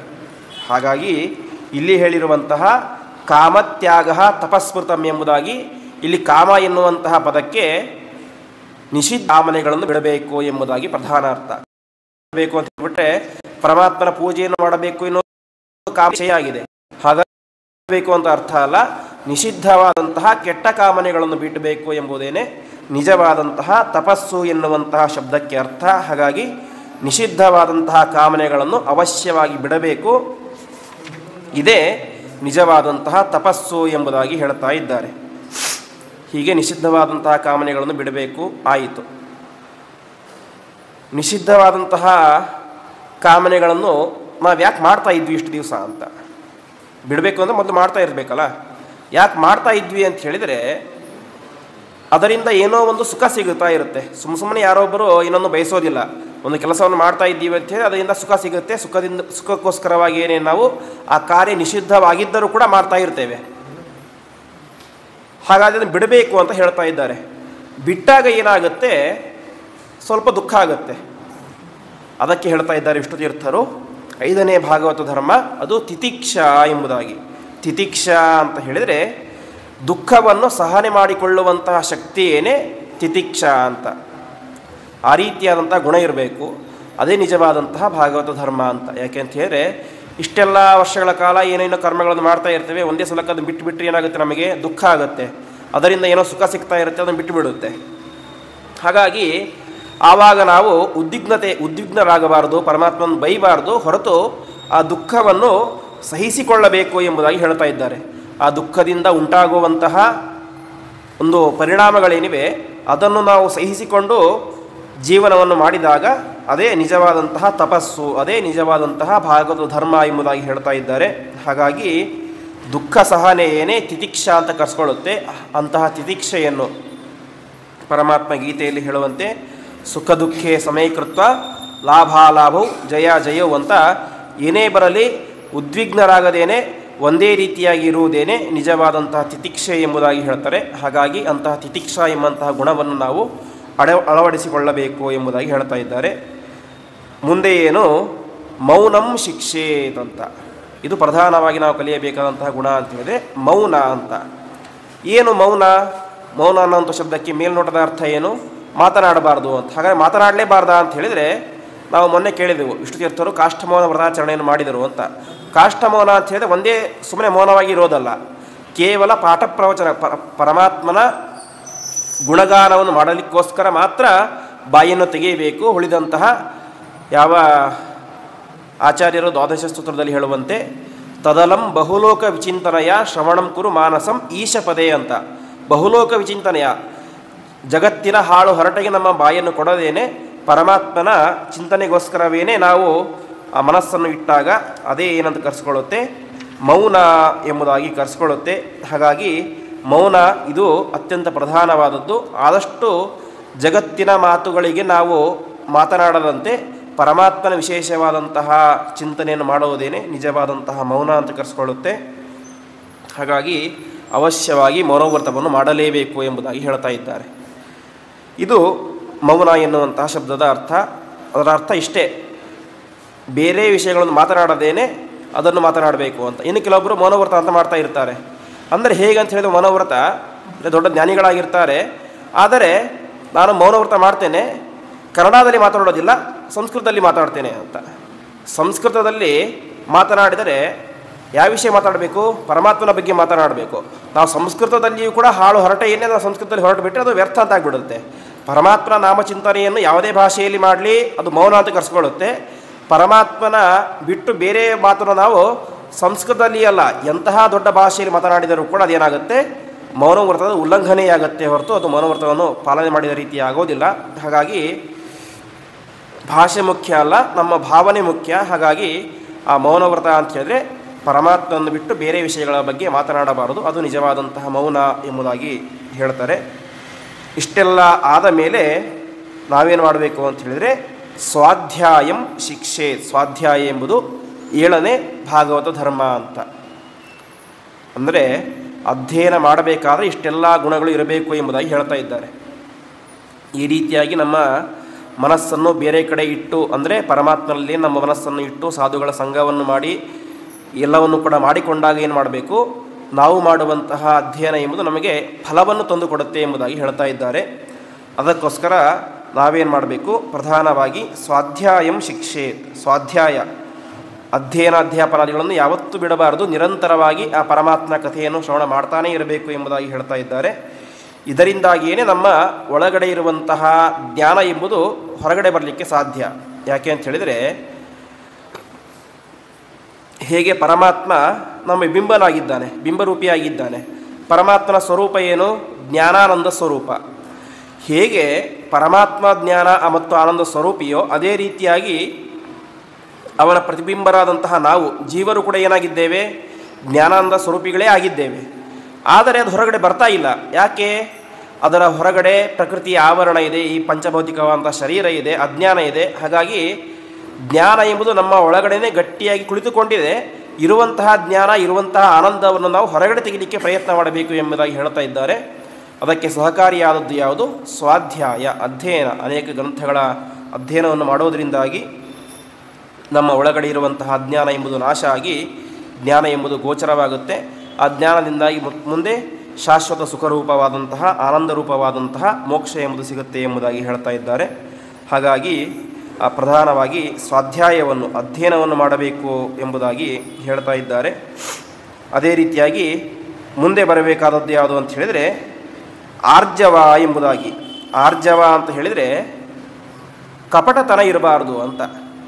ಕಾಯ ವಾಚ ಮನಸ ಒಂದೇ ರೀತಿಯಾಗಿ ಇರಬೇಕು ಎಂಬುದಾಗಿ ಹೇಳ್ತಾ ಇದ್ದಾರೆ. ಅದಕ್ಕೆ ಒಂದು ಸುಭಾಷಿತ ಹೇಳ್ತಾರೆ ಸಂಸ್ಕೃತದಲ್ಲಿ, ಕರ್ಮಣ್ಯೇಕಂ ವಚಸ್ಸೇಕಂ ಮನಸ್ಸೇಕಂ ಸದಾತ್ಮನಾಂ, ಕರ್ಮಣ್ಯೇಕಂ ಮನಸ್ಸೇಕಂ ವಚಸ್ಸೇಕಂ ದುರಾತ್ಮನಾಂ ಅಂತ. ಅಂದರೆ ಇದು ಮೇಲ್ನೋಟಕ್ಕೆ ನೋಡಿದರೆ ಒಂದೇ ರೀತಿ ಕಾಣಿಸುತ್ತೆ. ಅಂದರೆ ಬಾಯಲ್ಲಿ ಒಂದು, ಮನಸ್ಸಿನಲ್ಲಿ ಒಂದು, ಕರ್ಮದಲ್ಲಿ ಒಂದು ಸಜ್ಜನರದ್ದು, ಅದೇ ಕರ್ಮದಲ್ಲಿ ಒಂದು, ಮಾತಲ್ಲಿ ಒಂದು, ಮನಸ್ಸಿನಲ್ಲಿ ಒಂದು ಕೆಟ್ಟವರದ್ದು ಅಂತ. ಅಂದರೆ ಇದನ್ನು ನಾವು ಹೇಳಬೇಕಾದ್ರೆ ಒಂದೇ ರೀತಿ ಅನಿಸುತ್ತೆ, ಆದರೆ ಹೇಳುವ ಶೈಲಿ ಬೇರೆ ಬೇರೆ ಅಂತ. ಅಂದರೆ ಸಜ್ಜನರ ಕರ್ಮಗಳು ಯಾವ ರೀತಿಯಾಗಿರುತ್ತೆ ಅಂತ ಹೇಳಿದ್ರೆ, ಅವರದ್ದು ಕರ್ಮದಲ್ಲಿಯೂ ಒಂದೇ, ಮನಸ್ಸಿನಲ್ಲಿಯೂ ಒಂದೇ, ಮಾತಿನಲ್ಲಿಯೂ ಒಂದೇ ಇರುತ್ತೆ. ಆದರೆ ದುರ್ಜನರದ್ದು ಮಾತಿನಲ್ಲಿ ಒಂದು, ಮನಸ್ಸಿನಲ್ಲಿ ಒಂದು, ಕರ್ಮದಲ್ಲಿ ಒಂದು ಅಂತ. ಅಂದರೆ ಅವರು ಹೇಳೋದೇ ಒಂದು, ಮಾಡೋದೇ ಒಂದು ಅಂತ ಆ ರೀತಿಯಾಗಿ ಇರ್ತವೆ. ಇದು ದುರ್ಜನರ ಲಕ್ಷಣ. ಆದರೆ ನಾವೇನು ಮಾಡಬೇಕು ಅಂತ ಹೇಳಿದ್ರೆ, ಕಾಯ ವಾಚ ಮನಸ, ನಮ್ಮ ಮನಸ್ಸಿನಲ್ಲಿ ಯಾವಾಗಲೂ ಕೂಡ ಒಂದೇ ರೀತಿಯಾಗಿ ಇರುವುದು ಏನಾಗುತ್ತೆ, ನಿಜವಾದಂತಹ ಪರಮಾತ್ಮನಿಗೆ ಮಾಡುವಂತಹ ಪ್ರೀತಿ ಅಂತ ಕರೆಸ್ಕೊಳ್ಳುತ್ತೆ. ಹಾಗಾಗಿ ಕಪಟತನ ಎಂಬುದು ಯಾವತ್ತೂ ಕೂಡ ಮನಸ್ಸಿನಲ್ಲಿ ಮನುಷ್ಯನಲ್ಲಿ ಇರಬಾರದು. ಆ ಕಪಟತನದಿಂದಾಗಿ ನೋಡುವಂತಹ 4 ಜನರಿಗೆ ಖುಷಿಯಾಗಬಹುದು, ಆದರೆ ಪರಮಾತ್ಮನಿಗೆ ಸರ್ವಥಾ ಖುಷಿಯಾಗೋದಿಲ್ಲ, ನಮ್ಮ ಒಳಗಡೆ ಇರುವಂತಹ ತತ್ವಾಭಿಮಾನಿ ದೇವತೆಗಳಿಗೆ ಖುಷಿಯಾಗೋದಿಲ್ಲ. ಹಾಗಾಗಿ ಇವತ್ತು ನಾವೆಲ್ಲರೂ ಕೂಡ ಅನೇಕ ಜನ ಮಾಡ್ತೀವಿ ಡಾಂಬಿಕತನ, ಕಾಪಟ್ಯ ಅಂತ. ಇನ್ನೊಬ್ಬರು ನೋಡಲಿಕ್ಕೆ ಅಂತ ಕೆಲವೊಬ್ಬರು ಮಾಡ್ತೀವಿ, ಆದರೆ ಅದರಿಂದ ನಮ್ಮ ಎದುರುಗಡೆ ಇರುವಂಥ ವ್ಯಕ್ತಿಗಳಿಗೆ ಏನಾಗುತ್ತೆ, ಖುಷಿಯಾಗುತ್ತೆ. ಆದರೆ ಪರಮಾತ್ಮನಿಗೆ ಏನು ಅಂತ ಗೊತ್ತಿರುತ್ತೆ, ನಮ್ಮ ಯೋಗ್ಯತೆ ಏನು ಅಂತ.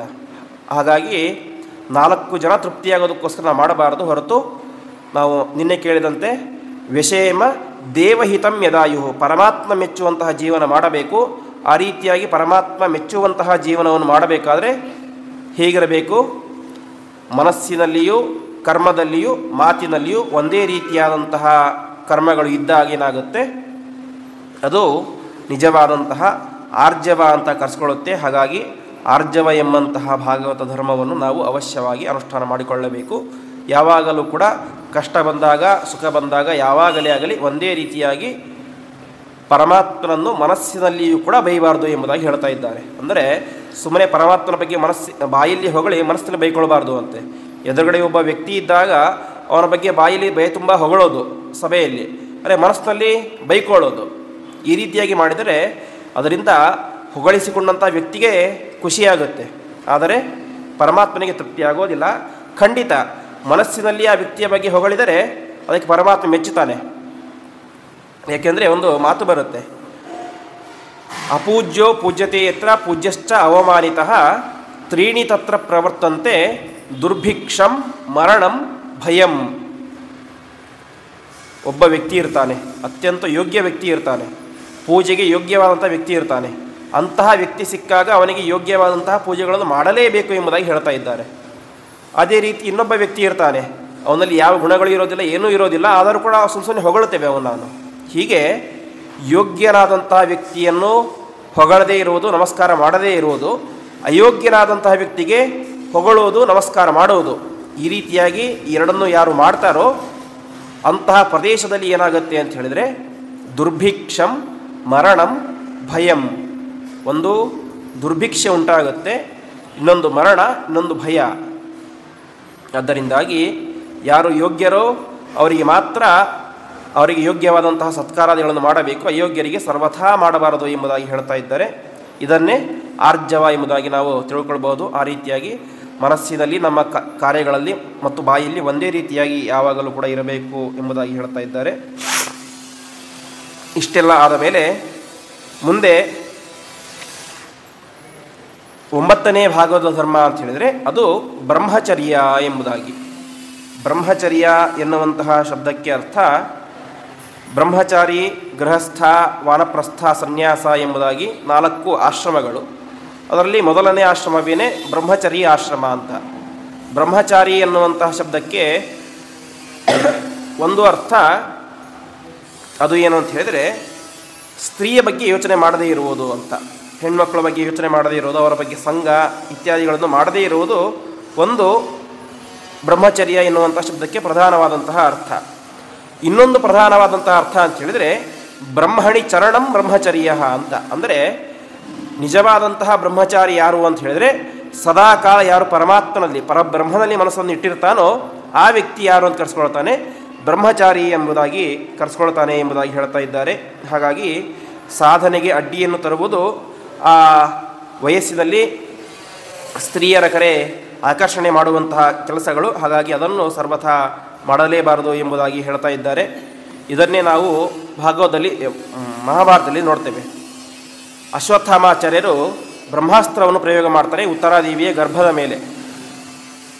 ಅದು ಬ್ರಹ್ಮಾಸ್ತ್ರ ಪ್ರಯೋಗ ಮಾಡಿದಾಗ ಯಾರು ಹೇಳ್ತಾರೆ? ಕೃಷ್ಣ ಪರಮಾತ್ಮ ಹೇಳ್ತಾನೆ, ಅರ್ಜುನ ನೀನು ಇದನ್ನು ಉಪಸಂಹಾರ ಮಾಡು ಅಂತ. ಯಾಕೆ ಅಂತ ಹೇಳಿದರೆ ಬ್ರಹ್ಮಚಾರಿಗಳಿಗೆ ಮಾತ್ರ ಇದನ್ನು ಉಪಸಂಹಾರ ಮಾಡುವಂಥ ಶಕ್ತಿ ಇರುತ್ತೆ ಅಂತ. ಆವಾಗ ಅಲ್ಲಿದ್ದವರಿಗೆ ಸಂದೇಹ ಬರುತ್ತೆ, ಅಲ್ಲ ಪರಮಾತ್ಮ ನೀನು ಈ ರೀತಿಯಾಗಿ ಯಾಕೆ ಹೇಳ್ತಾ ಇದ್ದೀಯಾ ಅಂತ. ನಿಜವಾದಂತಹ ಬ್ರಹ್ಮಚಾರಿ ಯಾರು? ಅಶ್ವತ್ಥಾಮಾಚಾರ್ಯ. ಅವರಿಗೆ ಮದುವೆನೇ ಆಗಿಲ್ಲ. ಅರ್ಜುನ 2 ಮದುವೆಯಾಗಿದ್ದಾನೆ, ಸುಭದ್ರೆಯ ಮದುವೆಯಾಗಿದ್ದಾನೆ, ದ್ರೌಪದಿಯರ ಮದುವೆಯಾಗಿದ್ದಾನೆ. ಅವರಲ್ಲಿ ಸಂತಾನವೂ ಕೂಡ ಆಗಿ ಹೋಗಿಬಿಟ್ಟಿದೆ. ಹಾಗಾಗಿ ನೀನೇ ಹೇಳ್ತಾ ಇದ್ದೀಯಾ ಅರ್ಜುನ ನೀನು ಬ್ರಹ್ಮಚಾರಿ, ಅದನ್ನು ಉಪಸಂಹಾರ ಮಾಡು ಅಂತ ಹೇಳ್ತಾ ಇದ್ದೀಯ, ಹೇಗೆ ಸರಿ ಅಂತ. ಆವಾಗ ಪರಮಾತ್ಮ ಹೇಳ್ತಾನೆ, ಅರ್ಜುನ 2 ಮದುವೆಯಾಗಿದ್ದರೂ ಕೂಡ ಅವನು ತನ್ನ 2 ಹೆಣ್ಣಂದಿರನ್ನು ಬಿಟ್ಟು ಬೇರೆ ಹೆಣ್ಣಿನ ಕಡೆ ಕಣ್ಣೆತ್ತಿ ಕೂಡ ನೋಡಿಲ್ಲ. ಆದರೆ ಅಶ್ವತ್ಥಾಮಾಚಾರ್ಯರು ಮದುವೆ ಆಗದೆ ಆಜನ್ಮ ಬ್ರಹ್ಮಚಾರಿ ಆಗಿದ್ದರೂ ಕೂಡ ದುರ್ಯೋಧನನ ಎದುರಿಗೆ ಏನಂತ ಹೇಳಿದರು? ನಿನ್ನ ಹೆಂಡತಿಯಲ್ಲಿ ಸಂತಾನ ಪಡೆಯುತ್ತೇನೆ ಎಂಬುದಾಗಿ ಮಾತು ಕೊಟ್ಟರು. ಇನ್ನು ಪಡೆದಿಲ್ಲ, ಪಡಿತೇನೆ ಅಂತ ಮಾತು ಕೊಟ್ಟರು. ಹಾಗಾಗಿ ಅವರ ಬ್ರಹ್ಮಚರ್ಯವೇನೇ ನಾಶವಾಗಿ ಹೋಯಿತು. ಹಾಗಾಗಿ ಅವರ ಕೈಯಲ್ಲಿ ಬ್ರಹ್ಮಾಸ್ತ್ರವನ್ನು ಉಪಸಂಹಾರ ಮಾಡಿಕೊಳ್ಳುವಂತಹ ಶಕ್ತಿ ಇಲ್ಲ ಎಂಬುದಾಗಿ ಹೇಳ್ತಾ ಇದ್ದಾರೆ. ಅದರಿಂದಾಗಿ ಬ್ರಹ್ಮಚರ್ಯ ಎಂಬುದಾಗಿ ಅದರ ಬಗ್ಗೆ ಆದಷ್ಟು ಹೆಚ್ಚು ಗಮನ ಕೊಟ್ಟು ಅದನ್ನು ಕಾಪಾಡಿಕೊಳ್ಳುವಂಥದ್ದು ಅತ್ಯಂತ ಶ್ರೇಷ್ಠವಾದಂತಹ ಭಾಗವತ ಧರ್ಮ ಅಂತ ಕರೆಸ್ಕೊಳ್ಳುತ್ತೆ. ಹಾಗಾಗಿ ಬ್ರಹ್ಮಚರ್ಯವನ್ನು ಪಾಲನೆ ಮಾಡಬೇಕು. ಅದೇ ರೀತಿಯಾಗಿ ಮುಂದೆ ಬರುವಂಥದ್ದು ಅಹಿಂಸಾ ಎಂಬುದಾಗಿ. ಅಹಿಂಸಾ ಅಂತ ಹೇಳಿದರೆ ಎಲ್ಲ ವಿಧವಾದಂತಹ ಪ್ರಾಣಿಗಳಲ್ಲೂ ಕೂಡ ಅಹಿಂಸೆಯನ್ನು ಮಾಡಬೇಕು ಎಂಬುದಾಗಿ ಹೇಳ್ತಾ ಇದ್ದಾರೆ. ಯಾರಿಗೂ ಕೂಡ ಸಣ್ಣ ಕ್ರಿಮಿಕೀಟಕ್ಕೂ ಕೂಡ ನಾವು ಹಿಂಸೆಯನ್ನು ಮಾಡಬಾರದು. ಸಣ್ಣ ಕ್ರಿಮಿಯಲ್ಲಿ ನಾವು ಹಿಂಸೆ ಮಾಡಿದರೂ ಕೂಡ ಅದು ನಮಗೆ ದೊಡ್ಡ ಪಾಪವನ್ನು ತಂದುಕೊಡುತ್ತೆ ಎಂಬುದಾಗಿ ಹೇಳ್ತಾ ಇದ್ದಾರೆ. ಹಾಗಾಗಿ ಅಹಿಂಸೆ ಎಂಬುದು ಅತ್ಯಂತ ಶ್ರೇಷ್ಠವಾದಂತಹ ಭಾಗವತ ಧರ್ಮ. ಅಹಿಂಸೆಯನ್ನು ಸರ್ವಥಾ ಮಾಡಬಾರದು. ನಾವು ಭಾಗವತದಲ್ಲಿ ಏನೇ ಕೇಳುವಂತೆ ಒಬ್ಬ ಆಣಿ ಮಾಂಡವ್ಯ ಎಂಬಂತಹ ಒಬ್ಬ ಋಷಿ ಇರ್ತಾನೆ. ಆ ಋಷಿಗೆ ಮುಂದೆ ಅವನು ಸತ್ತು ನರಕಕ್ಕೆ ಹೋಗ್ತಾನೆ. ಅಲ್ಲಿ ಯಮದೇವರು ಅವನಿಗೆ ದೊಡ್ಡ ಶಿಕ್ಷೆಯನ್ನು ಕೊಡ್ತಾರೆ. ಏನಂತ? ಅವನ ಬೆನ್ನಿಗೆ ಒಂದು ದೊಡ್ಡ ಕಬ್ಬಿಣದ ಆಯುಧವನ್ನು ಚುಚ್ಚುತ್ತಾರೆ. ಆವಾಗ ಚುಚ್ಚಿದಾಗ ಮಾಂಡವ್ಯ ಋಷಿಗಳಿಗೆ ತುಂಬ ಬೇಸರ ಆಗುತ್ತೆ. ಅವರು ಹೇಳ್ತಾರೆ ಯಮಧರ್ಮರಾಜನ ಹತ್ತಿರ, ಅಲ್ಲ ಯಮಧರ್ಮ, ನಾನು ಚಿಕ್ಕ ವಯಸ್ಸಿನಿಂದಾಗಿ ಇಲ್ಲಿಯ ತನಕ ಸಣ್ಣದೇ ಒಂದು ಸಣ್ಣ ತಪ್ಪನ್ನು ಕೂಡ ಮಾಡಿಲ್ಲ, ಅಂತಹ ನನಗೆ ಇಷ್ಟು ದೊಡ್ಡ ಶಿಕ್ಷೆ ಯಾಕೆ ಅಂತ ಕೇಳ್ತಾರೆ. ಆವಾಗ ಯಮಧರ್ಮರಾಜ ಹೇಳ್ತಾನೆ, ನಿನಗೆ ಈ ಶಿಕ್ಷೆ ಕೊಟ್ಟಿದ್ದಕ್ಕೆ ಕಾರಣ ಏನು ಅಂತ ಹೇಳಿದ್ರೆ, ನೀನು ಚಿಕ್ಕ ಹುಡುಗನಾಗಿದ್ದಾಗ ಒಂದು ಸಣ್ಣ ಸೂಜಿಯನ್ನು ತೆಗೆದುಕೊಂಡು ಚಿಕ್ಕ ಒಂದು ಸೊಳ್ಳೆಗೆ ಚುಚ್ಚಿದ್ದಿ, ಅದಕ್ಕೆ ಕಾರಣವಾಗಿ ನಿನಗೆ ಇಷ್ಟು ದೊಡ್ಡ ಶಿಕ್ಷೆ ಅಂತ. ಅಂದರೆ ಅದಕ್ಕೆ ಮತ್ತೆ ಕಾರಣ ಬೇರೆ ಇದೆ. ಆ ವ್ಯಕ್ತಿಗೆ ಶಿಕ್ಷೆ ಕೊಡಬೇಕು ಅಂತ, ಪುಣ್ಯ ಹ್ರಾಸ ಆಗಬೇಕು ಅಂತ ಈ ರೀತಿಯಾಗಿ ಮಾಡಿರ್ತಾರೆ. ಆದರೆ ಅದಕ್ಕೆ ಶಿಕ್ಷೆಯೂ ಕೂಡ ಅದಕ್ಕೆ ಆಗಿರುತ್ತೆ. ಸುಮ್ಮನೆ ಶಿಕ್ಷೆ ಕೊಡಲಿಕ್ಕೆ ಸಾಧ್ಯನೇ ಇಲ್ಲ. ಶಿಕ್ಷೆ ಕೊಟ್ಟಿದ್ದಾನೆ ಅಂತ ಹೇಳಿದ್ರೆ ಅದಕ್ಕೆ ಕಾರಣ ಆ ಮಾಂಡವ್ಯ ಎಂಬಂಥ ಋಷಿಗಳು ಆ ಒಂದು ಚಿಕ್ಕ ಹುಳುವಿಗೆ ಸೂಜಿಯನ್ನು ತೆಗೆದುಕೊಂಡು ಚುಚ್ಚಿದ್ದರ ಪರಿಣಾಮವಾಗಿ ಏನಾಯಿತು, ಅವರಿಗೆ ಆ ರೀತಿಯ ಶಿಕ್ಷೆ ಬಂತು. ಕೊನೆಗೆ ಅವರ ಹೆಸರೇ ಬದಲಾಗಿ ಬಿಡುತ್ತು. ಅವರ ಹೆಸರು ಅಲ್ಲಿ ತನಕ ಇದ್ದಿದ್ದೇನು ಮಾಂಡವ್ಯ ಅಂತ, ಮುಂದೆ ಏನಾಯಿತು ಆಣಿ ಮಾಂಡವ್ಯ ಅಂತ ಇತ್ತು. ಆಣಿ ಅಂತ ಹೇಳಿದ್ರೆ ಮೊಳೆ, ಒಂದು ಆಯುಧ ಅಂತ. ಅವರ ಬೆನ್ನಿಗೆ ಸದಾಕಾಲ ಆಯುಧ ಚುಚ್ಚಿಕೊಂಡೇ ಇದ್ದು ಅವರು ಜೀವನ ಮಾಡಬೇಕಾದಂಥ ಪರಿಸ್ಥಿತಿ ಬಂತು. ಹಾಗಾಗಿ ಅವರ ಹೆಸರೇ ಬದಲಾಯಿತು, ಆಣಿ ಮಾಂಡವ್ಯ ಅಂತ. ಹಾಗಾಗಿ ಆ ಅಹಿಂಸೆಯ ಬಗ್ಗೆ ತುಂಬ ಜಾಗರೂಕರಾಗಿ ನಾವು ಜೀವನವನ್ನು ಮಾಡಬೇಕು. ವಿಶೇಷವಾಗಿ ಇವತ್ತು ಸನ್ಯಾಸಿಗಳೆಲ್ಲ ಚಾತುರ್ಮಾಸ್ಯ ವ್ರತವನ್ನು ಮಾಡ್ತಾರೆ. ಚಾತುರ್ಮಾಸ್ಯ ವ್ರತವನ್ನು ಮಾಡುವಂಥ ಪ್ರಧಾನ ಉದ್ದೇಶವೇನೇ ಅಹಿಂಸೆ ಅಂತ. ಯಾಕೆ ಅಂತ ಹೇಳಿದರೆ, ಚಾತುರ್ಮಾಸ್ಯ ಕಾಲ ಅಂತ ಹೇಳಿ ಅದು ತುಂಬು ಮಳೆಗಾಲದಲ್ಲಿ ಈಗೆಲ್ಲ ಡಾಂಬರ್ ರೋಡ್ ಆಗಿದೆ, ಚಿಂತೆ ಇಲ್ಲ. ಹಿಂದಿನ ಕಾಲದಲ್ಲಿ ಎಲ್ಲ ಮಣ್ಣಿನ ರೋಡ್ ಇರ್ತಾ ಇತ್ತು. ಆ ಮಣ್ಣಿನ ರಸ್ತೆಗಳಲ್ಲಿ ಯತಿಗಳು ಹೋಗಬೇಕಾದರೆ ಯತಿಗಳೇನು ಹಾಕ್ಕೊಂಡಿರ್ತಾರೆ, ಆ ಹಾವಿಗೆ ಅಂದರೆ ಪಾದುಕೆಗಳು, ಕಟ್ಟಿಗೆಯ ಪಾದುಕೆಗಳು, ಗಟ್ಟಿಯಾಗಿರುವಂತಹ ಕಟ್ಟಿಗೆಯ ಪಾದುಕೆಗಳು, ಅಂತಹ ಗಟ್ಟಿಯಾದಂತಹ ಪಾದುಕೆಗಳನ್ನು ಮಳೆಗಾಲದಲ್ಲಿ ಅವ್ರು ಹಾಕಿಕೊಂಡು ಹೋಗಬೇಕಾದ್ರೆ ರಸ್ತೆಯಲ್ಲಿ ಅನೇಕ ಕ್ರಿಮಿಕೀಟಗಳು ಆ ಮಳೆ ನೀರಿಂದಾಗಿ ಒದ್ದೆಯಾಗಿರ್ತಿತ್ತು ಭೂಮಿ. ಹಾಗಾಗಿ ಅವರೊಂದು ಹೆಜ್ಜೆ ಇಟ್ಟರೆ ಕಾಲು ಒಳಗಡೆ ಹೋಗ್ತಾ ಇತ್ತು. ಆವಾಗ ಏನಾಗ್ತಾ ಇತ್ತು, ಅಲ್ಲಿ ವಾಸವಾಗಿರುವಂತಹ ಕ್ರಿಮಿಕೀಟಗಳಿಗೆ ತೊಂದರೆ ಆಗ್ತಾ ಇತ್ತು. ಅದಕ್ಕೋಸ್ಕರನೇ ಯತಿಗಳಿಗೆ ಒಂದು ವಿಶೇಷ ನಿಯಮ ಅಂತ ಮಾಡಿದರು. ಅಹಿಂಸೆ ಎನ್ನುವುದು ಅವರ ಪರಮಧರ್ಮ. ಹಾಗಾಗಿ ಚಾತುರ್ಮಾಸ್ಯದ ಸಂದರ್ಭದಲ್ಲಿ 4 ತಿಂಗಳುಗಳ ಕಾಲ ಯತಿಗಳು ಎಲ್ಲೂ ಕೂಡ ಸಂಚಾರವನ್ನೇ ಮಾಡಬಾರದು ಎಂಬುದಾಗಿ ನಿಷೇಧ ಮಾಡಿದರು. ಯಾಕೆ? ಅವರು ನಡೆಯುವುದರಿಂದಾಗಿ ಸಣ್ಣ ಸಣ್ಣ ಕ್ರಿಮಿಕೀಟಗಳಿಗೆ ತೊಂದರೆಯಾಗುತ್ತೆ ಅಂತ.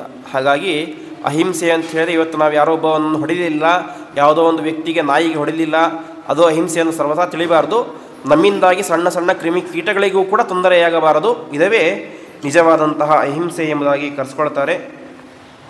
ಅಷ್ಟು ಮಾತ್ರ ಅಲ್ಲ, ವಿಶೇಷವಾಗಿ ಕಾಮತ್ಯಾಗ, ಕ್ರೋಧತ್ಯಾಗ ಇದು ಕೂಡ ನಿಜವಾದಂತಹ ಅಹಿಂಸೆ ಅಂತ ಕರೆಸಿಕೊಳ್ಳುತ್ತೆ. ಆ ರೀತಿಯಾದಂತಹ ಅಹಿಂಸೆಯನ್ನು ನಾವು ಅಳವಡಿಸಿಕೊಳ್ಳಬೇಕು ಎಂಬುದಾಗಿ ಹೇಳ್ತಾ ಇದ್ದಾರೆ. ಮುಂದಿನ ಭಾಗವತ ಧರ್ಮ ಅದು ಸಮತ್ವ ಎಂಬುವಂತಹ ಭಾಗವತ ಧರ್ಮ ಅಂತ ಹೇಳಿದರೆ, ಸಮತ್ವಂ ಅಂತ ಹೇಳಿದರೆ ಪ್ರತಿಯೊಬ್ಬರನ್ನು ಕೂಡ ಸಮಾನವಾಗಿ ನೋಡಬೇಕು ಅಂತ. ಪ್ರತಿಯೊಬ್ಬರನ್ನು ಕೂಡ ಸಮಾನವಾಗಿ ಯಾಕೆ ನೋಡಬೇಕು ಅಂತ ಹೇಳಿದರೆ, ಪ್ರತಿಯೊಬ್ಬರಲ್ಲೂ ಕೂಡ ಪರಮಾತ್ಮನ ಸನ್ನಿಧಾನ ಇದೆ ಎಂಬುದಾಗಿ ಹೇಳ್ತಾರೆ. ಗೀತೆಯಲ್ಲಿ ಪರಮಾತ್ಮ ಹೇಳುವಂತೆ, ವಿದ್ಯಾ ವಿನಯ ಸಂಪನ್ನೇ ಬ್ರಾಹ್ಮಣೇ ಗವಿಹಸ್ತಿನಿ ಶುನಿಚೈವ ಶ್ವಪಾಕೇಚ ಪಂಡಿತಾ ಸಮದರ್ಶಿನಃ ಅಂತ. ನಿಜವಾದಂತಹ ಜ್ಞಾನಿಗಳು ಯಾವ ರೀತಿಯಾಗಿ ಇರ್ತಾರೆ ಅಂತ ಹೇಳಿದರೆ, ವಿದ್ಯಾ ವಿನಯ ಸಂಪನ್ನೇ ಬ್ರಾಹ್ಮಣೆ, ಒಬ್ಬ ವ್ಯಕ್ತಿ ಇರ್ತಾನೆ. ಯಾವ ರೀತಿಯಾದಂಥ ವ್ಯಕ್ತಿ ಅಂತ ಹೇಳಿದರೆ, ವಿದ್ಯಾ ವಿನಯ ಸಂಪನ್ನೇ ಬ್ರಾಹ್ಮಣೆ, ಒಳ್ಳೆಯ ವಿದ್ಯೆ ವಿನಯ ಎಲ್ಲ ಇರುವಂತಹ ಬ್ರಾಹ್ಮಣ ಇರ್ತಾನೆ, ಅವನನ್ನು ಸಮಾನವಾಗಿ ನೋಡ್ತಾರೆ. ಇನ್ನು ಬ್ರಾಹ್ಮಣೆ ಗವಿ, ಒಂದು ಆಕಳಿರುತ್ತೆ, ಅದನ್ನು ಸಮಾನವಾಗಿ ನೋಡ್ತಾರೆ. ಇನ್ನು ಹಸ್ತಿನಿ, ಹಸ್ತಿ ಅಂತ ಹೇಳಿದರೆ ಆನೆ. ಇನ್ನು ಶುನಿ ಅಂದರೆ ಅದೇ ನಾಯಿ. ಶ್ವಪಾಕೆ, ಕೊನೆಗೆ ಅದೇ ನಾಯಿಯನ್ನು ಸಂಹಾರ ಮಾಡಿ ತಿನ್ನುವಂತಹ ಶ್ವಪಚ, ಚಂಡಾಲ, ಅಲ್ಲೂ ಕೂಡ ಸಮಾನವಾಗಿ ನೋಡ್ತಾರೆ ಅಂತ ಹೇಳ್ತಾರೆ. ಏನು ಸಮಾನವಾಗಿ ನೋಡುವುದು ಅಂತ ಅಂದರೆ, ಇವತ್ತು ಒಬ್ಬ ಬ್ರಾಹ್ಮಣನನ್ನು ನಮ್ಮ ಮನೆಗೆ ಕರೆಸಿ ಮಾಡ್ತೇವೆ, ಪಾದಪೂಜೆ ಇತ್ಯಾದಿಗಳನ್ನು ಮಾಡ್ತೇವೆ, ಅನ್ನದಾನವನ್ನು ಕೂಡ ಮಾಡ್ತೇವೆ. ಹಾಗೆ ಶಪಚನನ್ನು ಕೂಡ ನಮ್ಮ ಮನೆಗೆ ಕರೆಸಿ ಆ ರೀತಿಗೆ ಮಾಡ್ತೇವಾ? ಎಂತಹ ದೊಡ್ಡ ಜ್ಞಾನಿಯಾದರೂ ಕೂಡ ಆ ರೀತಿ ಮಾಡೋದಿಲ್ಲ. ಇನ್ನು ಹಸು ಇರುತ್ತೆ, ಹಸುವನ್ನು ಒಂದೇ ರೀತಿ ನೋಡಬೇಕು, ನಾಯಿಯನ್ನು ಒಂದೇ ರೀತಿ ನೋಡಬೇಕು ಅಂತ ಹೇಳ್ತಾರೆ. ಹಾಗಾದರೆ ನಾವು ಗೋದಾನ ಅಂತ ಮಾಡ್ತೇವೆ. ಆ ಗೋವನ್ನು ಪಾದವನ್ನೆಲ್ಲ ತೊಳೆದು ಅದಕ್ಕೆ ಅರಿಶಿಣ ಕುಂಕುಮ ಎಲ್ಲ ಹಚ್ಚಿಸಿ ಕೊನೆಗೆ ಆ ಯಾವ ಹಸುವಿನ ಬಾಲವನ್ನು ಹಿಡಿದುಕೊಂಡು ತರ್ಪಣ ಕೊಡ್ತೇವೆ. ಹಾಗೆ ನಾವು ನಾಯಿಗೆ ಮಾಡ್ತೇವಾ? ಮಾಡೋದಿಲ್ಲ. ಹಾಗಾದರೆ ಇದಕ್ಕೇನು ಅರ್ಥ ಅಂತ, ನಾಯಿಯಲ್ಲೂ ಸಮಾನವಾಗಿ ನೋಡ್ತಾರೆ, ಇದನ್ನು ಸಮಾನವಾಗಿ ನೋಡ್ತಾರೆ ಅಂತ ಹೇಳಿದರೆ, ಆ ಸಮತ್ವ ಎನ್ನುವಂತಹ ಶಬ್ದಕ್ಕೆ ಅರ್ಥ ಏನು ಎಂಬುದಾಗಿ ಕೇಳಿದಾಗ ಹೇಳ್ತಾರೆ, ಸಮತ್ವಂ ಅಂತ ಹೇಳಿದರೆ ಎಲ್ಲರನ್ನೂ ಒಂದೇ ರೀತಿಯಾಗಿ ನೋಡೋದು ಅಂತ ಅರ್ಥ ಅಲ್ಲ, ಎಲ್ಲರನ್ನೂ ಕೂಡ ಅವರವರ ಯೋಗ್ಯತೆಗೆ ಅನುಸಾರವಾಗಿ ನೋಡುವುದು ಅಂತ ಪ್ರಧಾನವಾದಂತಹ ಅರ್ಥ. ಯಾಕೆ ಅಂತ ಹೇಳಿದರೆ, ನಾವು ನಿನ್ನೆ ಕೇಳಿದೆವು, ಪರಮಾತ್ಮ ಏನಲ್ಲ, ಅವನಲ್ಲಿ ವೈಷಮ್ಯ ಅನ್ನೋದು ಇಲ್ಲ, ಎಲ್ಲರನ್ನು ಕೂಡ ಸಮಾನವಾಗಿ ನೋಡ್ತಾನೆ ಅಂತ. ಸಮಾನವಾಗಿ ನೋಡ್ತಾನೆ ಅಂತ ಇಂದ್ರದೇವರಿಗೆ ಸ್ವರ್ಗಲೋಕದ ಅಧಿಪತ್ಯವನ್ನು ಕೊಟ್ಟಿದ್ದಾನೆ. ಅದೇ ಒಬ್ಬ ಬಡವನಿಗೆ ತಿನ್ನಲಿಕ್ಕೆ ಒಂದು ಗಂಜಿ ಕೂಡ ಗತಿ ಇಲ್ಲ. ಹಾಗಾದರೆ ಪರಮಾತ್ಮ ಎಲ್ಲರೂ ಸಮಾನವಾಗಿ ನೋಡ್ತಾ ಇದ್ದಾನಾ? ಹೌದು, ಸಮಾನವಾಗಿ ನೋಡ್ತಾ ಇದ್ದಾನೆ. ಯಾಕೆ? ದೇವೇಂದ್ರನಿಗೆ ಆ ರೀತಿಯಾದ ಯೋಗ್ಯತೆ ಇದೆ, ಅದಕ್ಕೋಸ್ಕರ ಅದನ್ನು ಕೊಟ್ಟಿದ್ದಾನೆ. ಈ ಒಬ್ಬ ಭಿಕ್ಷುಕನಿಗೆ ಆ ಯೋಗ್ಯತೆ ಇಲ್ಲ, ಅದಕ್ಕೋಸ್ಕರ ಅದನ್ನು ಕೊಟ್ಟಿದ್ದಾನೆ. ಹೀಗೆ ಸಮತ್ವಂ ಅಂತ ಹೇಳಿದರೆ ಅವರವರ ಯೋಗ್ಯತೆಗೆ ಅನುಸಾರವಾಗಿ ನಾವು ನೋಡುವುದು ಎಂಬುದಾಗಿ ಹೇಳ್ತಾ ಇದ್ದಾರೆ. ನಾಯಿಯಲ್ಲಿಯೂ ಪರಮಾತ್ಮನ ಸನ್ನಿಧಾನ ಅವಶ್ಯವಾಗಿದೆ. ಆ ನಾಯಿಯನ್ನು ತಿನ್ನುವಂತಹ ಶಪಚನಲ್ಲಿಯೂ ಅದು ಸನ್ನಿಧಾನ ವಿಶೇಷವಾಗಿದೆ. ಅವರಿಗೆ ಏನು ಗೌರವ ಕೊಡಬೇಕು ಅದನ್ನು ಕೊಡಲೇಬೇಕು, ಹಸುವಿಗೆ ಏನು ಗೌರವ ಕೊಡಬೇಕು ಅದನ್ನು ಕೊಡಲೇಬೇಕು ಎಂಬುದಾಗಿ ಹೇಳ್ತಾ ಇದ್ದಾರೆ. ಹಾಗಾಗಿ ಈ ರೀತಿಯಾಗಿ ಸಮತ್ವ ಇದು ಒಂದು ರೀತಿಯಾದಂತಹ ಸಮತ್ವ, ಎಲ್ಲರಲ್ಲೂ ಕೂಡ ಪರಮಾತ್ಮನನ್ನು ಕಾಣುವುದು ಒಂದು ರೀತಿಯಾದಂತಹ ಸಮತ್ವ. ಇನ್ನೊಂದು ಸಮತ್ವ ಅಂತ ಹೇಳಿದರೆ ಸುಖ ದುಃಖೇ ಸಮೀಕೃತ್ವ ಎಂಬುದಾಗಿ, ನಮಗೆ ಬರುವಂತಹ ಸುಖ ದುಃಖ ಎಲ್ಲವನ್ನು ಕೂಡ ಸಮಾನವಾಗಿ ಕಾಣುತ್ತಾ, ಸುಖ ಬಂದಾಗ ಏನು ಹೆಚ್ಚು ಉಬ್ಬುವುದು, ದುಃಖ ಬಂದಾಗ ಕುಗ್ಗುವುದು, ಇದನ್ನು ಮಾಡದೇನೆ ಸುಖ ದುಃಖಗಳನ್ನು ಸಮಾನವಾಗಿ ಕಾಣುವುದೇನೆ ನಿಜವಾದಂತಹ ಭಾಗವತ ಧರ್ಮ ಎಂಬುದಾಗಿ ಹೇಳ್ತಾ ಇದ್ದಾರೆ. ಇಷ್ಟು ಹೇಳಿ ಮುಂದೆ ಹೇಳ್ತಾ ಇದ್ದಾರೆ, ಸರ್ವತ್ರ ಆತ್ಮೇಶ್ವರಾನ್ವೀಕ್ಷಣ ಶಿಕ್ಷೇತ್. ಇದು ಕೂಡ ಅದಕ್ಕೆ ಹೊಂದುವಂಥದ್ದು. ಅಂದರೆ ಸರ್ವತ್ರ ಎಲ್ಲ ಕಡೆ ಆತ್ಮೇಶ್ವರಾನ್ವೀಕ್ಷ, ಎಲ್ಲ ಕಡೆ ಪರಮಾತ್ಮ ಇದ್ದಾನೆ. ಅಷ್ಟು ಮಾತ್ರ ಅಲ್ಲ, ತತ್ವಾಭಿಮಾನಿ ದೇವತೆಗಳು ಕೂಡ ಎಲ್ಲ ಕಡೆ ಇದ್ದಾರೆ ಎಂಬಂತಹ ಅನುಸಂಧಾನ ಎಂಬುದು ನಮಗೆ ಯಾವಾಗಲೂ ಕೂಡ ಇದ್ದಾಗ, ಒಬ್ಬ ವ್ಯಕ್ತಿ ನನಗೆ ಹೊಡೆದ ಅಂತ ಹೇಳಿದರೆ ನನಗೆ ಸಿಟ್ಟು ಬರಬಾರ್ದು. ಯಾಕೆ ಅಂತ ಹೇಳಿದರೆ, ಹೊಡೆದಿರೋದು ಯಾರು? ಅವನು ಅಲ್ಲ, ಅವನ ಕೈಯಲ್ಲಿ ಇರುವಂತಹ ಆ ತತ್ವಾಭಿಮಾನಿ ದೇವತೆ. ಇನ್ನೊಬ್ಬ ವ್ಯಕ್ತಿ ನನಗೆ ಒದ್ದ ಅಂತ ಹೇಳಿದರೆ ಅವನು ಒದ್ದಿದ್ದಲ್ಲ, ಅವನಲ್ಲಿ ಇರುವಂತಹ ತತ್ವಾಭಿಮಾನಿ ದೇವತೆ ನನ್ನ ಹಿಂದಿನ ಕರ್ಮಕ್ಕೆ ಅನುಸಾರವಾಗಿ ಇವತ್ತು ನನಗೆ ಒದ್ದಿದ್ದಾನೆ ಅಂತ. ಯಾಕೆ ಅಂತ ಹೇಳಿದ್ರೆ, ಒಬ್ಬ ವ್ಯಕ್ತಿ ನನಗೆ ಒದ್ದ ಅಂತ ಹೇಳಿದ್ರೆ ಹಿಂದಿನ ಜನ್ಮದಲ್ಲಿ ನಾನು ಅವನಿಗೆ ಒದ್ದಿರ್ತೇನೆ, ಅದಕ್ಕೆ ಪ್ರತಿಯಾಗಿ ಆ ವ್ಯಕ್ತಿ ಇವತ್ತು ಒದ್ದಿತಾನೆ ನಮಗೆ. ಹಾಗಾಗಿ ಈ ರೀತಿಯಾದಂಥ ಚಿಂತನೆ ಬರಬೇಕು ಅಂತ ಹೇಳಿದ್ರೆ ಏನಿರಬೇಕು? ಸರ್ವತ್ರ ಆತ್ಮೇಶ್ವರಾನ್ ವೀಕ್ಷ, ಎಲ್ಲ ಕಡೆ ಪರಮಾತ್ಮನ ಸನ್ನಿಧಾನ ಮತ್ತು ಎಲ್ಲ ಕಡೆ ತತ್ವಾಭಿಮಾನಿ ದೇವತೆಗಳ ಸನ್ನಿಧಾನ ಎಂಬುದು ನನ್ನಲ್ಲಿ ಯಾವ ರೀತಿಯಾಗಿದೆಯೋ ಅದೇ ರೀತಿಯಾಗಿ ಪ್ರತಿಯೊಂದು ವಸ್ತುಗಳಲ್ಲಿಯೂ ಕೂಡ ವ್ಯಕ್ತಿಗಳಲ್ಲಿಯೂ ಕೂಡ ಪರಮಾತ್ಮನ ಸನ್ನಿಧಾನ ಮತ್ತು ತತ್ವಾಭಿಮಾನಿ ದೇವತೆಗಳ ಸನ್ನಿಧಾನ ಇದೆ ಎಂಬಂತಹ ಚಿಂತನೆ ಇರಬೇಕು ಎಂಬುದಾಗಿ ವಿಷ್ಣುತೀರ್ಥರು ಹೇಳ್ತಾ ಇದ್ದಾರೆ. ಮುಂದಿನ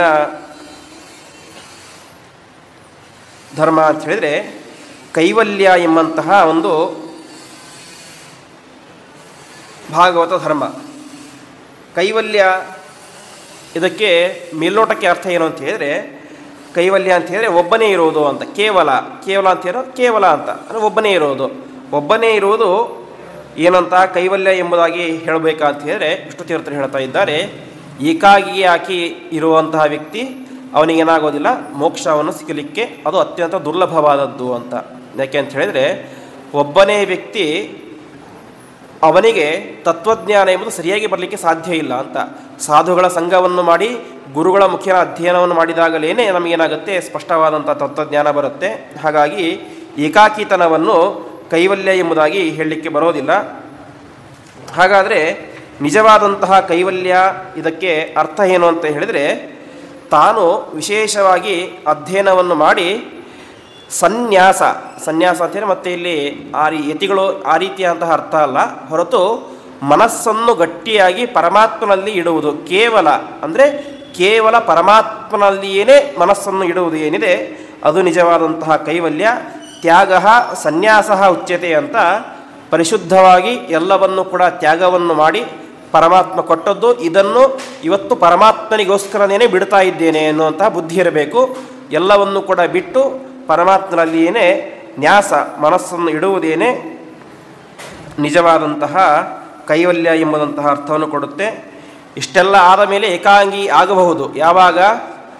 ಎಲ್ಲ ಸಾಧನೆಗಳನ್ನು ಕೂಡ ಮಾಡಿದ ಮೇಲೆ. ಹೇಗೆ ಚಮನ ಋಷಿಗಳು ಮುಂತಾದಂತಹ ದೊಡ್ಡ ದೊಡ್ಡ ಋಷಿಗಳು ಏಕಾಂಗಿಯಾಗಿ ದೊಡ್ಡ ದೊಡ್ಡ ಪರ್ವತಗಳಿಗೆ ಹೋಗಿ ಅಲ್ಲಿ ದೀರ್ಘವಾದಂಥ ತಪಸ್ಸನ್ನು ಮಾಡಿದರೋ, ಆ ರೀತಿಯಾಗಿ ಮಾಡುವಂತಹ ಯೋಗ್ಯತೆ ಇದ್ದರೆ ಅದನ್ನು ಮಾಡಬಹುದು. ಆದರೆ ಆ ರೀತಿಯಾದಂತಹ ಯೋಗ್ಯತೆ ಸಂಪಾದನೆ ಆಗಬೇಕಾದರೂ ಕೂಡ ಮೊದಲೇನು ಬೇಕು? ನಮಗೆ ಸಾಧುಗಳ ಸಮಾಗಮ ಎಂಬುದು ಆಗಲೇಬೇಕು. ನಮ್ಮ ತಂದೆ ತಾಯಿಗಳ ರಕ್ಷಣೆಯನ್ನು ಮಾಡಲೇಬೇಕು. ಎಲ್ಲ ಜವಾಬ್ದಾರಿಗಳನ್ನು ಕಳಚಿಕೊಂಡ ಮೇಲೆ ಏಕಾಂಗಿಯಾಗಿ ಹೋಗುವಂತಹ ಧೈರ್ಯ, ಅಷ್ಟು ಸ್ಥೈರ್ಯದಿಂದಲೇ ಇದ್ದರೆ ಆವಾಗ ನೀನು ಏಕಾಂಗಿಯಾಗಿ ಮನೆಯನ್ನು ಬಿಟ್ಟು ಹೋಗಿ ಸಾಧನೆಯನ್ನು ಮಾಡಬಹುದು ಎಂಬುದಾಗಿ ಹೇಳ್ತಾ ಇದ್ದಾರೆ. ಈ ರೀತಿಯಾಗಿ ಕೈವಲ್ಯ ಎಂಬಂತಹ ಒಂದು ಭಾಗವತ ಧರ್ಮವನ್ನು ಅನುಷ್ಠಾನ ಮಾಡಬೇಕು. ಮುಂದೆ ಮಾಡಬೇಕಾದಂತಹ ಭಾಗವತ ಧರ್ಮ ಅಂತ ಹೇಳಿದರೆ, ಹಿಂದೆ ಹೇಳಿದಂತಹ ಭಾಗವತ ಧರ್ಮದ ವಿಸ್ತಾರ ರೂಪವೇನೇ ಇನ್ನೊಂದು ಅನಿಕೇತನ ಎಂಬುದಾಗಿ. ನಿಕೇತನ ಅಂತ ಹೇಳಿದರೆ ವಾಸ ಮಾಡುವಂತಹ ಸ್ಥಳ. ಒಂದು ಮನೆ ಇರುತ್ತೆ, ಅದು ಏನೋ ನಮಗೆ ನಿಕೇತನ ಅಂದರೆ ವಾಸ ಮಾಡುವಂತಹ ಸ್ಥಳ. ಆ ಮನೆಯಲ್ಲಿ ನಾವು, ನಮ್ಮ ಹೆಂಡತಿ, ಮಕ್ಕಳು, ನಮ್ಮ ಇಡೀ ಸಂಸಾರ ಮನೆಯಲ್ಲಿ ಇರ್ತೇವೆ.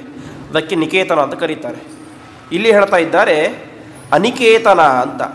ಅನಿಕೇತನ ಅಂತ ಹೇಳಿದರೆ ಅದನ್ನು ಬಿಡುವುದು ಅಂತ. ಹಾಗಾದರೆ ನಮ್ಮನ್ನು ನಂಬಿಕೊಂಡು ಇರುವಂತಹ ಹೆಂಡತಿ, ಮಕ್ಕಳು, ತಂದೆ ತಾಯಿ, ನಮ್ಮ ಮನೆ ಎಲ್ಲವನ್ನು ಕೂಡ ಬಿಟ್ಟು ಹೊರಗಡೆ ಹೋಗ್ಬಿಡೋದೇನು ನಿಜವಾದಂತಹ ಅನಿಕೇತನ ಅಂತ ಕೇಳಿದರೆ, ಅದಕ್ಕೆ ಹೇಳ್ತಾ ಇದ್ದಾರೆ ನಿಜವಾದಂತಹ ಅನಿಕೇತನ ಯಾವುದು ಅಂತ ಹೇಳಿದರೆ, ಮೊದಲನೇದಾಗಿ ಅವುಗಳ ಮೇಲೆ ಅಭಿಮಾನವನ್ನು ಬಿಡಬೇಕು ಎಂಬುದಾಗಿ ಹೇಳ್ತಾ ಇದ್ದಾರೆ. ಅವರ ರಕ್ಷಣೆಯನ್ನು ಮಾಡೋದು ಅವಶ್ಯ ಕರ್ತವ್ಯ, ಆದರೆ ಎಷ್ಟು ಇರಬೇಕು ಅಷ್ಟೇ ಇರಬೇಕು. ಹೇಗೆ ಪದ್ಮಪತ್ರ ಮಿವಾಂಭಸ ಎಂಬುದಾಗಿ. ಕಮಲ ಹುಟ್ಟೋದೆಲ್ಲಿ? ನೀರಲ್ಲೇ ಹುಟ್ಟುತ್ತೆ, ಸರೋವರದ ಮಧ್ಯದಲ್ಲೇ ಹುಟ್ಟುತ್ತೆ.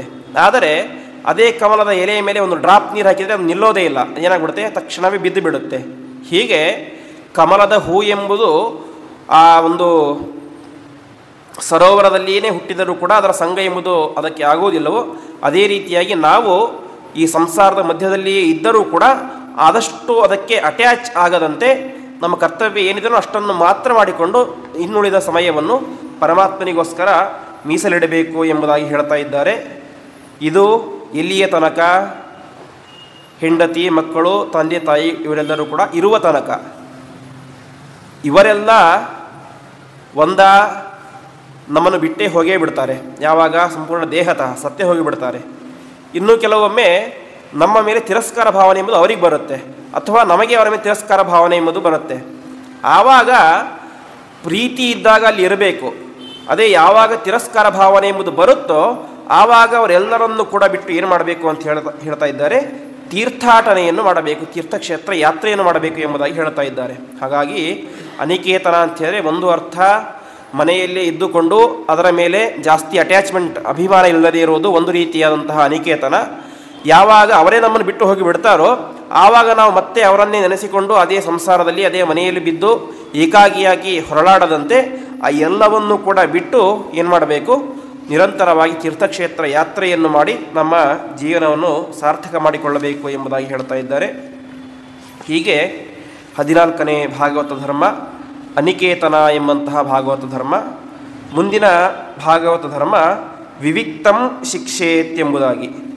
ವಿವಿಕ್ತಂ ಎನ್ನುವಂತಹ ಶಬ್ದಕ್ಕೆ ಅರ್ಥ ಏನು ಅಂತ ಹೇಳಿದರೆ, ವಿವಿಕ್ತಂ ಅಂತ ಹೇಳಿದರೆ ಯಾವುದು ಯೋಗ್ಯ ಯಾವುದು ಅಯೋಗ್ಯ ಎಂಬುದಾಗಿ ವಿವೇಕಪೂರ್ವಕವಾಗಿ ಚಿಂತನೆ ಮಾಡುವುದು ಅಂತ. ವಿವಿಕ್ತಂ ಅಂತ ಹೇಳಿದರೆ ಯಾವುದು ಸರಿ, ಯಾವುದನ್ನು ನಾನು ಮಾಡಬೇಕು. ಯಾಕೆ ಅಂತ ಹೇಳಿದರೆ ಒಬ್ಬೊಬ್ಬರಿಗೆ ಒಂದೊಂದು ರೀತಿಯಾದ ಧರ್ಮಗಳನ್ನು ಹೇಳಿದ್ದಾರೆ. ಬ್ರಾಹ್ಮಣ, ಕ್ಷತ್ರಿಯ, ಶೂದ್ರ, ಅದರಲ್ಲಿ ಮತ್ತೆ ಬ್ರಹ್ಮಚಾರಿ, ಗೃಹಸ್ಥ, ವಾನಪ್ರಸ್ಥ ಎಂಬುದಾಗಿ ಅನೇಕ ವಿಧಗಳಿವೆ. ಅಂತಹ ಎಲ್ಲ ಇದರಲ್ಲೂ ಕೂಡ ಯಾವುದು ಸರಿ ಯಾವುದು ತಪ್ಪು ಎಂಬುದಾಗಿ ಚಿಂತನೆ ಎಂಬುದು ನಮಗೆ ಸರಿಯಾಗಿ ಇರಬೇಕು. ಆ ರೀತಿಯಾದಂತಹ ವಿವಿಕ್ತತೆಯನ್ನು ನಾವು ಜೀವನದಲ್ಲಿ ಅಳವಡಿಸಿಕೊಳ್ಳಬೇಕು. ಇನ್ನು ಮುಂದೆ ಬರುವಂತಹ ಭಾಗವತ ಧರ್ಮ ಚೀರ ವಸನ ಅಂತ. ಚೀರ ವಸನ ಅಂತ ಹೇಳಿದರೆ, ಚೀರ ಅಂತ ಹೇಳಿದರೆ ಹರಿದಿರುವುದು, ವಸನ ಅಂತ ಹೇಳಿದರೆ ಬಟ್ಟೆ ಎಂಬುದಾಗಿ ಹೇಳ್ತಾ ಇದ್ದಾರೆ. ಹಾಗಾದರೆ ಚೀರವಸನ ಅಂತ ಹೇಳಿದರೆ ಹರಿದಿರುವಂತಹ ಬಟ್ಟೆ ಎಂಬುದಾಗಿ ಅರ್ಥ. ಅದೇ ರೀತಿಯಾಗಿ ವಿವಿಕ್ತ ಅಂತ ಹೇಳಿದರೆ ಇನ್ನೊಂದು ಅರ್ಥ, ನಾನು ಬೇರೆ ಈ ಶರೀರ ಬೇರೆ ಎನ್ನುವಂತಹ ವಿವಿಕ್ತ. ವಿವಿಕ್ತ ಅಂತ ಹೇಳಿದರೆ ಬೇರೆ ಬೇರೆ ಅಂತ. ಹೇಗೆ ಇದು ಬೇರೆ ಇದು ಬೇರೆ, ಇದು ಮಾಡಬೇಕು ಇದನ್ನು ಮಾಡಬಾರ್ದು ಎನ್ನುವಂಥ ಭಾವನೆ ಇರುತ್ತೋ ಅದೇ ರೀತಿಯಾಗಿ ಪ್ರಧಾನವಾಗಿ ಏನಿರಬೇಕು ಅಂತ ಹೇಳಿದರೆ, ನಾನು ಇರುವಂತಹ ಈ ಶರೀರ ಬೇರೆ ನಾನು ಬೇರೆ ಎಂಬಂತಹ ಭೇದ ಬುದ್ಧಿ ಎಂಬುದು ಇರಬೇಕು.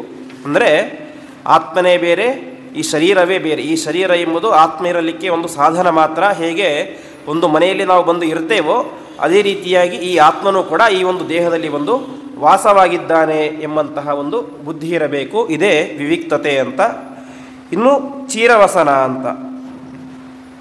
ಚೀರವಸನ ಅಂತ ಹೇಳಿದರೆ ಇಲ್ಲಿ ಏನು ಹೇಳ್ತಾ ಇದ್ದಾರೆ, ಹರಕು ಬಟ್ಟೆಯನ್ನು ಹಾಕಿಕೊಳ್ಳಬೇಕು ಎಂಬುದಾಗಿ ಹೇಳ್ತಾ ಇದ್ದಾರೆ. ಅಂದರೆ ಇದನ್ನು ಅನುಷ್ಠಾನ ಮಾಡಿಕೊಳ್ಳೋದಿಲ್ಲ ತುಂಬ ಕಷ್ಟ. ಹೇಗೆ ಶುಕಾಚಾರ್ಯರಂತಹ ದೊಡ್ಡ ದೊಡ್ಡ ಜ್ಞಾನಿಗಳು ಅವರ ಮೈ ಮೇಲೆ ಎಚ್ಚರ ಇಲ್ಲದಂತೆ, ಮೈ ಮೇಲೆ ಬಟ್ಟೆ ಇಲ್ಲದೇ ಇದ್ದರೂ ಕೂಡ ಯಾವುದೇ ರೀತಿಯಾದಂತಹ ಮರ್ಯಾದೆ ನಾಚಿಕೆಗಳಿಗೆ ಯಾವುದೇ ರೀತಿ ಮನಸ್ಸನ್ನು ಕೊಡದೇ ಅಂತೆ ನಿರಂತರವಾಗಿ ಸಾಕ್ತಾ ಇದ್ದಂಥವರು ಅಂತಹ ದೊಡ್ಡ ಜ್ಞಾನಿಗಳು. ಅಂತಹ ದೊಡ್ಡ ಜ್ಞಾನಿಗಳು ಅವರು ಚೀರವಸನ ಅಂತ ಹೇಳಿದರು. ಹಾಗಾದರೆ ಭಾಗವತದಲ್ಲಿ ಹೇಳ್ತಾ ಇದ್ದಾರೆ ಚೀರವಸನವನ್ನು ಎಲ್ಲರೂ ಮಾಡಬೇಕು ಅಂತ. ಹಾಗಾದರೆ ಎಲ್ಲರೂ ಕೂಡ ಹರಕು ಬಟ್ಟೆಯನ್ನು ಹಾಕಿಕೊಳ್ಳಬೇಕಾ ಅಂತ ಪ್ರಶ್ನೆ ಬಂದರೆ ಅದಕ್ಕೆ ಹೇಳ್ತಾರೆ, ನಿಜವಾದಂತಹ ಚೀರವಸನ ಅಂತ ಹೇಳಿದರೆ ಭಗವಂತ ಏನು ಕೊಡ್ತಾನೋ ಅಷ್ಟರಿಂದ ಬದುಕುವಂತಹ ಮನಸ್ಸೇನೆ ಚೀರವಸನ ಎಂಬುದಾಗಿ ಹೇಳ್ತಾ ಇದ್ದಾರೆ. ಅದನ್ನು ಕೂಡ ಯಾವ ರೀತಿಯಾಗಿ ಉಪಯೋಗಿಸಬೇಕು ಅಂತ ಹೇಳಿದರೆ, ಹಿಂದಿನ ಕಾಲದಲ್ಲಿ ಗುರುಗಳೆಲ್ಲ ಶಿಷ್ಯರಿಗೆ ಆಜ್ಞೆ ಮಾಡ್ತಾ ಇದ್ದರು, ಭಿಕ್ಷೆ ಬೇಡಿಕೊಂಡು ಬನ್ನಿ ಅಂತ. ಭಿಕ್ಷೆ ಬೇಡಿ ಬಂದ ತಕ್ಷಣ ಅದಂತ ತಿನ್ನುವಂತೆ ಇಲ್ಲ ಅಂತೆ. ಗುರುಗಳ ಹತ್ತಿರ ಬಂದು ಅವರ ಆಜ್ಞೆಯನ್ನು ಪಡೆದು ಆಮೇಲೆ ಸ್ವೀಕಾರ ಮಾಡಬೇಕಿತ್ತು ಎಂಬುದಾಗಿ ಹೇಳ್ತಾರೆ. ಅದೇ ರೀತಿಯಾಗಿ ಪರಮಾತ್ಮ ನಮಗೆ ಇಷ್ಟೆಲ್ಲ ಕೊಟ್ಟಿದ್ದಾನೆ, ಕೊಟ್ಟಂತಹ ವಸ್ತುಗಳನ್ನು ಅನುಭವಿಸಬೇಕಾದರೂ ಕೂಡ ಮೊದಲು ಪರಮಾತ್ಮನ ಹತ್ತಿರ ಪ್ರಾರ್ಥನೆ ಮಾಡಬೇಕು ಅಂತ. ಏನಂತ, ಪರಮಾತ್ಮ ನೀನು ಕೊಟ್ಟಿರುವಂತಹ ಈ ಒಂದು ವಸ್ತುವನ್ನು, ವ್ಯಕ್ತಿಗಳನ್ನು, ಆಹಾರವನ್ನು ಏನೋ ಒಂದು ಅನುಭವಿಸ್ತಾ ಇದ್ದೇನೆ, ಅನುಭವಿಸುವಂಥ ಮುಂಚೆ ಏನು ಮಾಡ್ತಾ ಇದ್ದೇನೆ, ನಿನ್ನ ಅಪ್ಪಣೆಯನ್ನು ಬೇಡ್ತಾ ಇದ್ದೇನೆ. ಹಾಗಾಗಿ ನೀನು ಇದನ್ನು ಅನುಭವಿಸಲಿಕ್ಕೆ ಅಪ್ಪಣೆಯನ್ನು ಕೊಡು ಎಂಬುದಾಗಿ ಯಾವುದೇ ಕಾರ್ಯ ಮಾಡಬೇಕಾದರೂ ಕೂಡ ಪರಮಾತ್ಮನ ಹತ್ತಿರ ಪ್ರಾರ್ಥನೆ ಮಾಡಿ ಅದನ್ನು ಪ್ರಾರಂಭ ಮಾಡಬೇಕು ಎಂಬುದಾಗಿ ಹೇಳ್ತಾ ಇದ್ದಾರೆ. ಅದೇ ರೀತಿಯಾಗಿ ಇನ್ನೊಂದು ಚೀರವಸನ ಅಂತ ಹೇಳಿದರೆ, ನಾವು ಹಿಂದೆ ಕೇಳಿದ್ವು ಬಟ್ಟೆ ಅಂತ. ಇನ್ನೊಂದು ಗೀತೆಯಲ್ಲಿ ಪರಮಾತ್ಮ ಒಂದು ಮಾತು ಹೇಳ್ತಾನೆ, ಹೇಗೆ ಒಬ್ಬ ವ್ಯಕ್ತಿ ಹರಿದ ಬಟ್ಟೆಯನ್ನು ಬಿಟ್ಟು ಹೊಸ ಬಟ್ಟೆಯನ್ನು ಧಾರಣೆ ಮಾಡ್ತಾನೋ ಅದೇ ರೀತಿಯಾಗಿ ಒಬ್ಬ ವ್ಯಕ್ತಿ ಜೀರ್ಣವಾದಂತಹ ಈ ಶರೀರವನ್ನು ಬಿಟ್ಟು ಮುಂದೆ ಇನ್ನೊಂದು ಶರೀರವನ್ನು ಪಡೀತಾನೆ. ಅದೇ ಮರಣ ಅಂತ ಕರೆಸ್ಕೊಳ್ತಾರೆ. ಅದಕ್ಕೋಸ್ಕರ ಹೊಸ ಬಟ್ಟೆಯನ್ನು ಧಾರಣೆ ಮಾಡಬೇಕಾದರೆ ಹೇಗೆ ಒಬ್ಬ ವ್ಯಕ್ತಿ ದುಃಖ ಪಡುವುದಿಲ್ಲವೋ ಅದೇ ರೀತಿಯಾಗಿ ಹೊಸ ಶರೀರವನ್ನು ಧಾರಣೆ ಮಾಡಬೇಕಾದರೂ ಕೂಡ ದುಃಖ ಪಡಬಾರದು ಎಂಬುದಾಗಿ ಪರಮಾತ್ಮ ಗೀತೆಯಲ್ಲಿ ಮಾತು ಹೇಳ್ತಾನೆ. ಅದೇ ರೀತಿಯಾಗಿ ಇಲ್ಲಿ ಚಿರವಸನ ಅಂತ ಹೇಳಿದರೆ ನಾವೇನು ಮಾಡಬಾರ್ದು, ಈ ಶರೀರವನ್ನು ಬಿಟ್ಟು ಇನ್ನೊಂದು ಶರೀರ ಬರುವಂತೆ ಕರ್ಮವನ್ನು ಮಾಡಬಾರದು ಅಂತ. ಅಂದರೆ ಮುಂದೆ ಇನ್ನೊಂದು ಶರೀರ ಬರಲಿಕ್ಕೆ ಏನು ಕಾರಣ? ನಾವು ಈ ಜನ್ಮದಲ್ಲಿ ಪಾಪ ಮಾಡಿದರೆ, ಕೆಟ್ಟ ಕರ್ಮಗಳನ್ನು ಮಾಡಿದರೆ ಏನಾಗುತ್ತೆ? ಇನ್ನೊಂದು ಹೊಸ ಶರೀರ ಬರುತ್ತೆ. ಆದರೆ ಈ ಶರೀರವೇ ಕಡೆ ಶರೀರ ಆಗಬೇಕು ಅಂದರೆ ಆ ರೀತಿಯಾದಂಥ ಕರ್ಮಗಳನ್ನು ಈ ಶರೀರದಲ್ಲಿ ನಾವು ಮಾಡಬೇಕು ಎಂಬುದನ್ನೇ ಚೀರವಸನ ಎಂಬಂಥ ಶಬ್ದಕ್ಕೆ ಅರ್ಥ ಎಂಬುದಾಗಿ ಹೇಳ್ತಾ ಇದ್ದಾರೆ. ಹೀಗೆ ಚೀರವಸನ ಅಂತ ಹೇಳಿದರೆ ಒಂದು ಪ್ರಧಾನ ಅರ್ಥ, ಪರಮಾತ್ಮ ಕೊಟ್ಟದ್ದರಲ್ಲಿ ತೃಪ್ತಿಯನ್ನು ಪಡಬೇಕು ಎಂಬುದಾಗಿ ಒಂದು ಅರ್ಥ. ಇನ್ನೊಂದು ಅರ್ಥ, ಬಟ್ಟೆಯ ಮೇಲೆ ಅಷ್ಟು ವ್ಯಾಮೋಹ ಇಡಬಾರದು, ಎಷ್ಟು ಇರುತ್ತೋ ಅಷ್ಟೊಂದು ಧಾರಣೆ ಮಾಡಬೇಕು. ಇನ್ನೊಂದು, ಮುಂದಿನ ಜನ್ಮ ಬಾರದಂತೆ ಈ ಒಂದು ಜನ್ಮದಲ್ಲಿ ವಿಶೇಷವಾದಂತಹ ಸಾಧನೆಯನ್ನು ಮಾಡಬೇಕು ಎಂಬುದಾಗಿ ಹೇಳ್ತಾ ಇದ್ದಾರೆ. ಹೀಗೆ ಚೀರವಸನ ಎಂಬಂತಹ ಒಂದು ಧರ್ಮವನ್ನು ಹೇಳಿ ಮುಂದೆ ಸಂತೋಷಂ ಶಿಕ್ಷೇತಂತ. ಸಂತೋಷ ಅಂತ ಹೇಳಿದರೆ ಒಟ್ಟು 4 ರೀತಿಯಾದಂತಹ ವೃತ್ತಿ ಎಂಬುದು ಒಬ್ಬ ವ್ಯಕ್ತಿಗೆ ಇದೆ ಅಂತೆ. ಅಸಂಚಯ, ಅದೇ ರೀತಿಯಾಗಿ ವಾರ್ತಾ, ಶಾಲೀನ, ಶಿಲೋಂಚ ಎಂಬುದಾಗಿ. ಅಂದರೆ ಒಬ್ಬ ವ್ಯಕ್ತಿ ಭಿಕ್ಷೆ ಬೇಡಿ ಬರಬೇಕು ಅಂತೆ. ಭಿಕ್ಷೆ ಬೇಡಿ ಇವತ್ತೇನು ಬರ್ತೋ ಅದನ್ನು ಮಾತ್ರ ಸ್ವೀಕಾರ ಮಾಡಬೇಕು, ನಾಳೆಗಂತ ಇಟ್ಕೊಳ್ಬಾರ್ದು. ಇನ್ನು ಕೆಲವೊಂದು ನಿಯಮಗಳು ನಾಳೆಗೆ ಅಂತ ಇಟ್ಕೊಳ್ಬೇಕು, ನಾಡಿದ್ದು ಅಂತ ಇಟ್ಕೋಬಾರ್ದು ಅಂತ. ಹೀಗೆಲ್ಲ ಅನೇಕ ವೃತ್ತಿಗಳಿವೆ. ಒಟ್ಟಿನಲ್ಲಿ ತನಗೆ ಯಾವುದು ವೃತ್ತಿ ಅಂತ ಸಿಕ್ಕಿದೆಯೋ ಗೃಹಸ್ಥನಿಗೆ ಏನು ಸಂಪಾದನೆ ಮಾಡಿದ್ದನ್ನು ಮುಂದೆ ಕಷ್ಟ ಕಾಲಕ್ಕೆ ಅಂತ ಇಟ್ಕೊಳ್ಬೇಕು. ಕಷ್ಟ ಕಾಲಕ್ಕೆ ಎಷ್ಟು ಉಪಯೋಗ ಆಗುತ್ತೋ ಅಷ್ಟು ಮಾತ್ರ ಇಟ್ಕೊಳ್ಬೇಕು, ಉಳಿದದನ್ನು ಇಟ್ಕೊಳ್ಬಾರ್ದು ಅಂತ ಇದ್ದಾರೆ. ಹಾಗಾಗಿ ಎಷ್ಟು ಸಿಗುತ್ತೋ ಅಷ್ಟರಲ್ಲಿ ತಾನು ತೃಪ್ತಿಯನ್ನು ಪಡುವುದೇನು ನಿಜವಾದಂತಹ ಸಂತೋಷ ಎಂಬಂತಹ ವೃತ್ತಿ. ಅದೇ ರೀತಿಯಾಗಿ ಮುಂದೆ ಮಾಡಬೇಕಾದದ್ದು ಪರಾರ್ಥ ಇಹ ಈಕ್ಷಾ ಎಂಬುದಾಗಿ. ಅಂದರೆ ಬೇರೆ ವ್ಯಕ್ತಿಗಳು, ಇವತ್ತು ನಾವು ಸಮಾಜದಲ್ಲಿ ಇದ್ದೇವೆ ಅಂತ ಹೇಳಿ ಸಮಾಜದಲ್ಲಿ ಅನೇಕ ವ್ಯಕ್ತಿಗಳು ಇರ್ತಾರೆ. ಅವರು ಆದಷ್ಟು ಕೆಟ್ಟ ಕೆಲಸಗಳನ್ನು ಮಾಡದೇ ಇರುವ ತಡೆಯುತ್ತಾರೆ.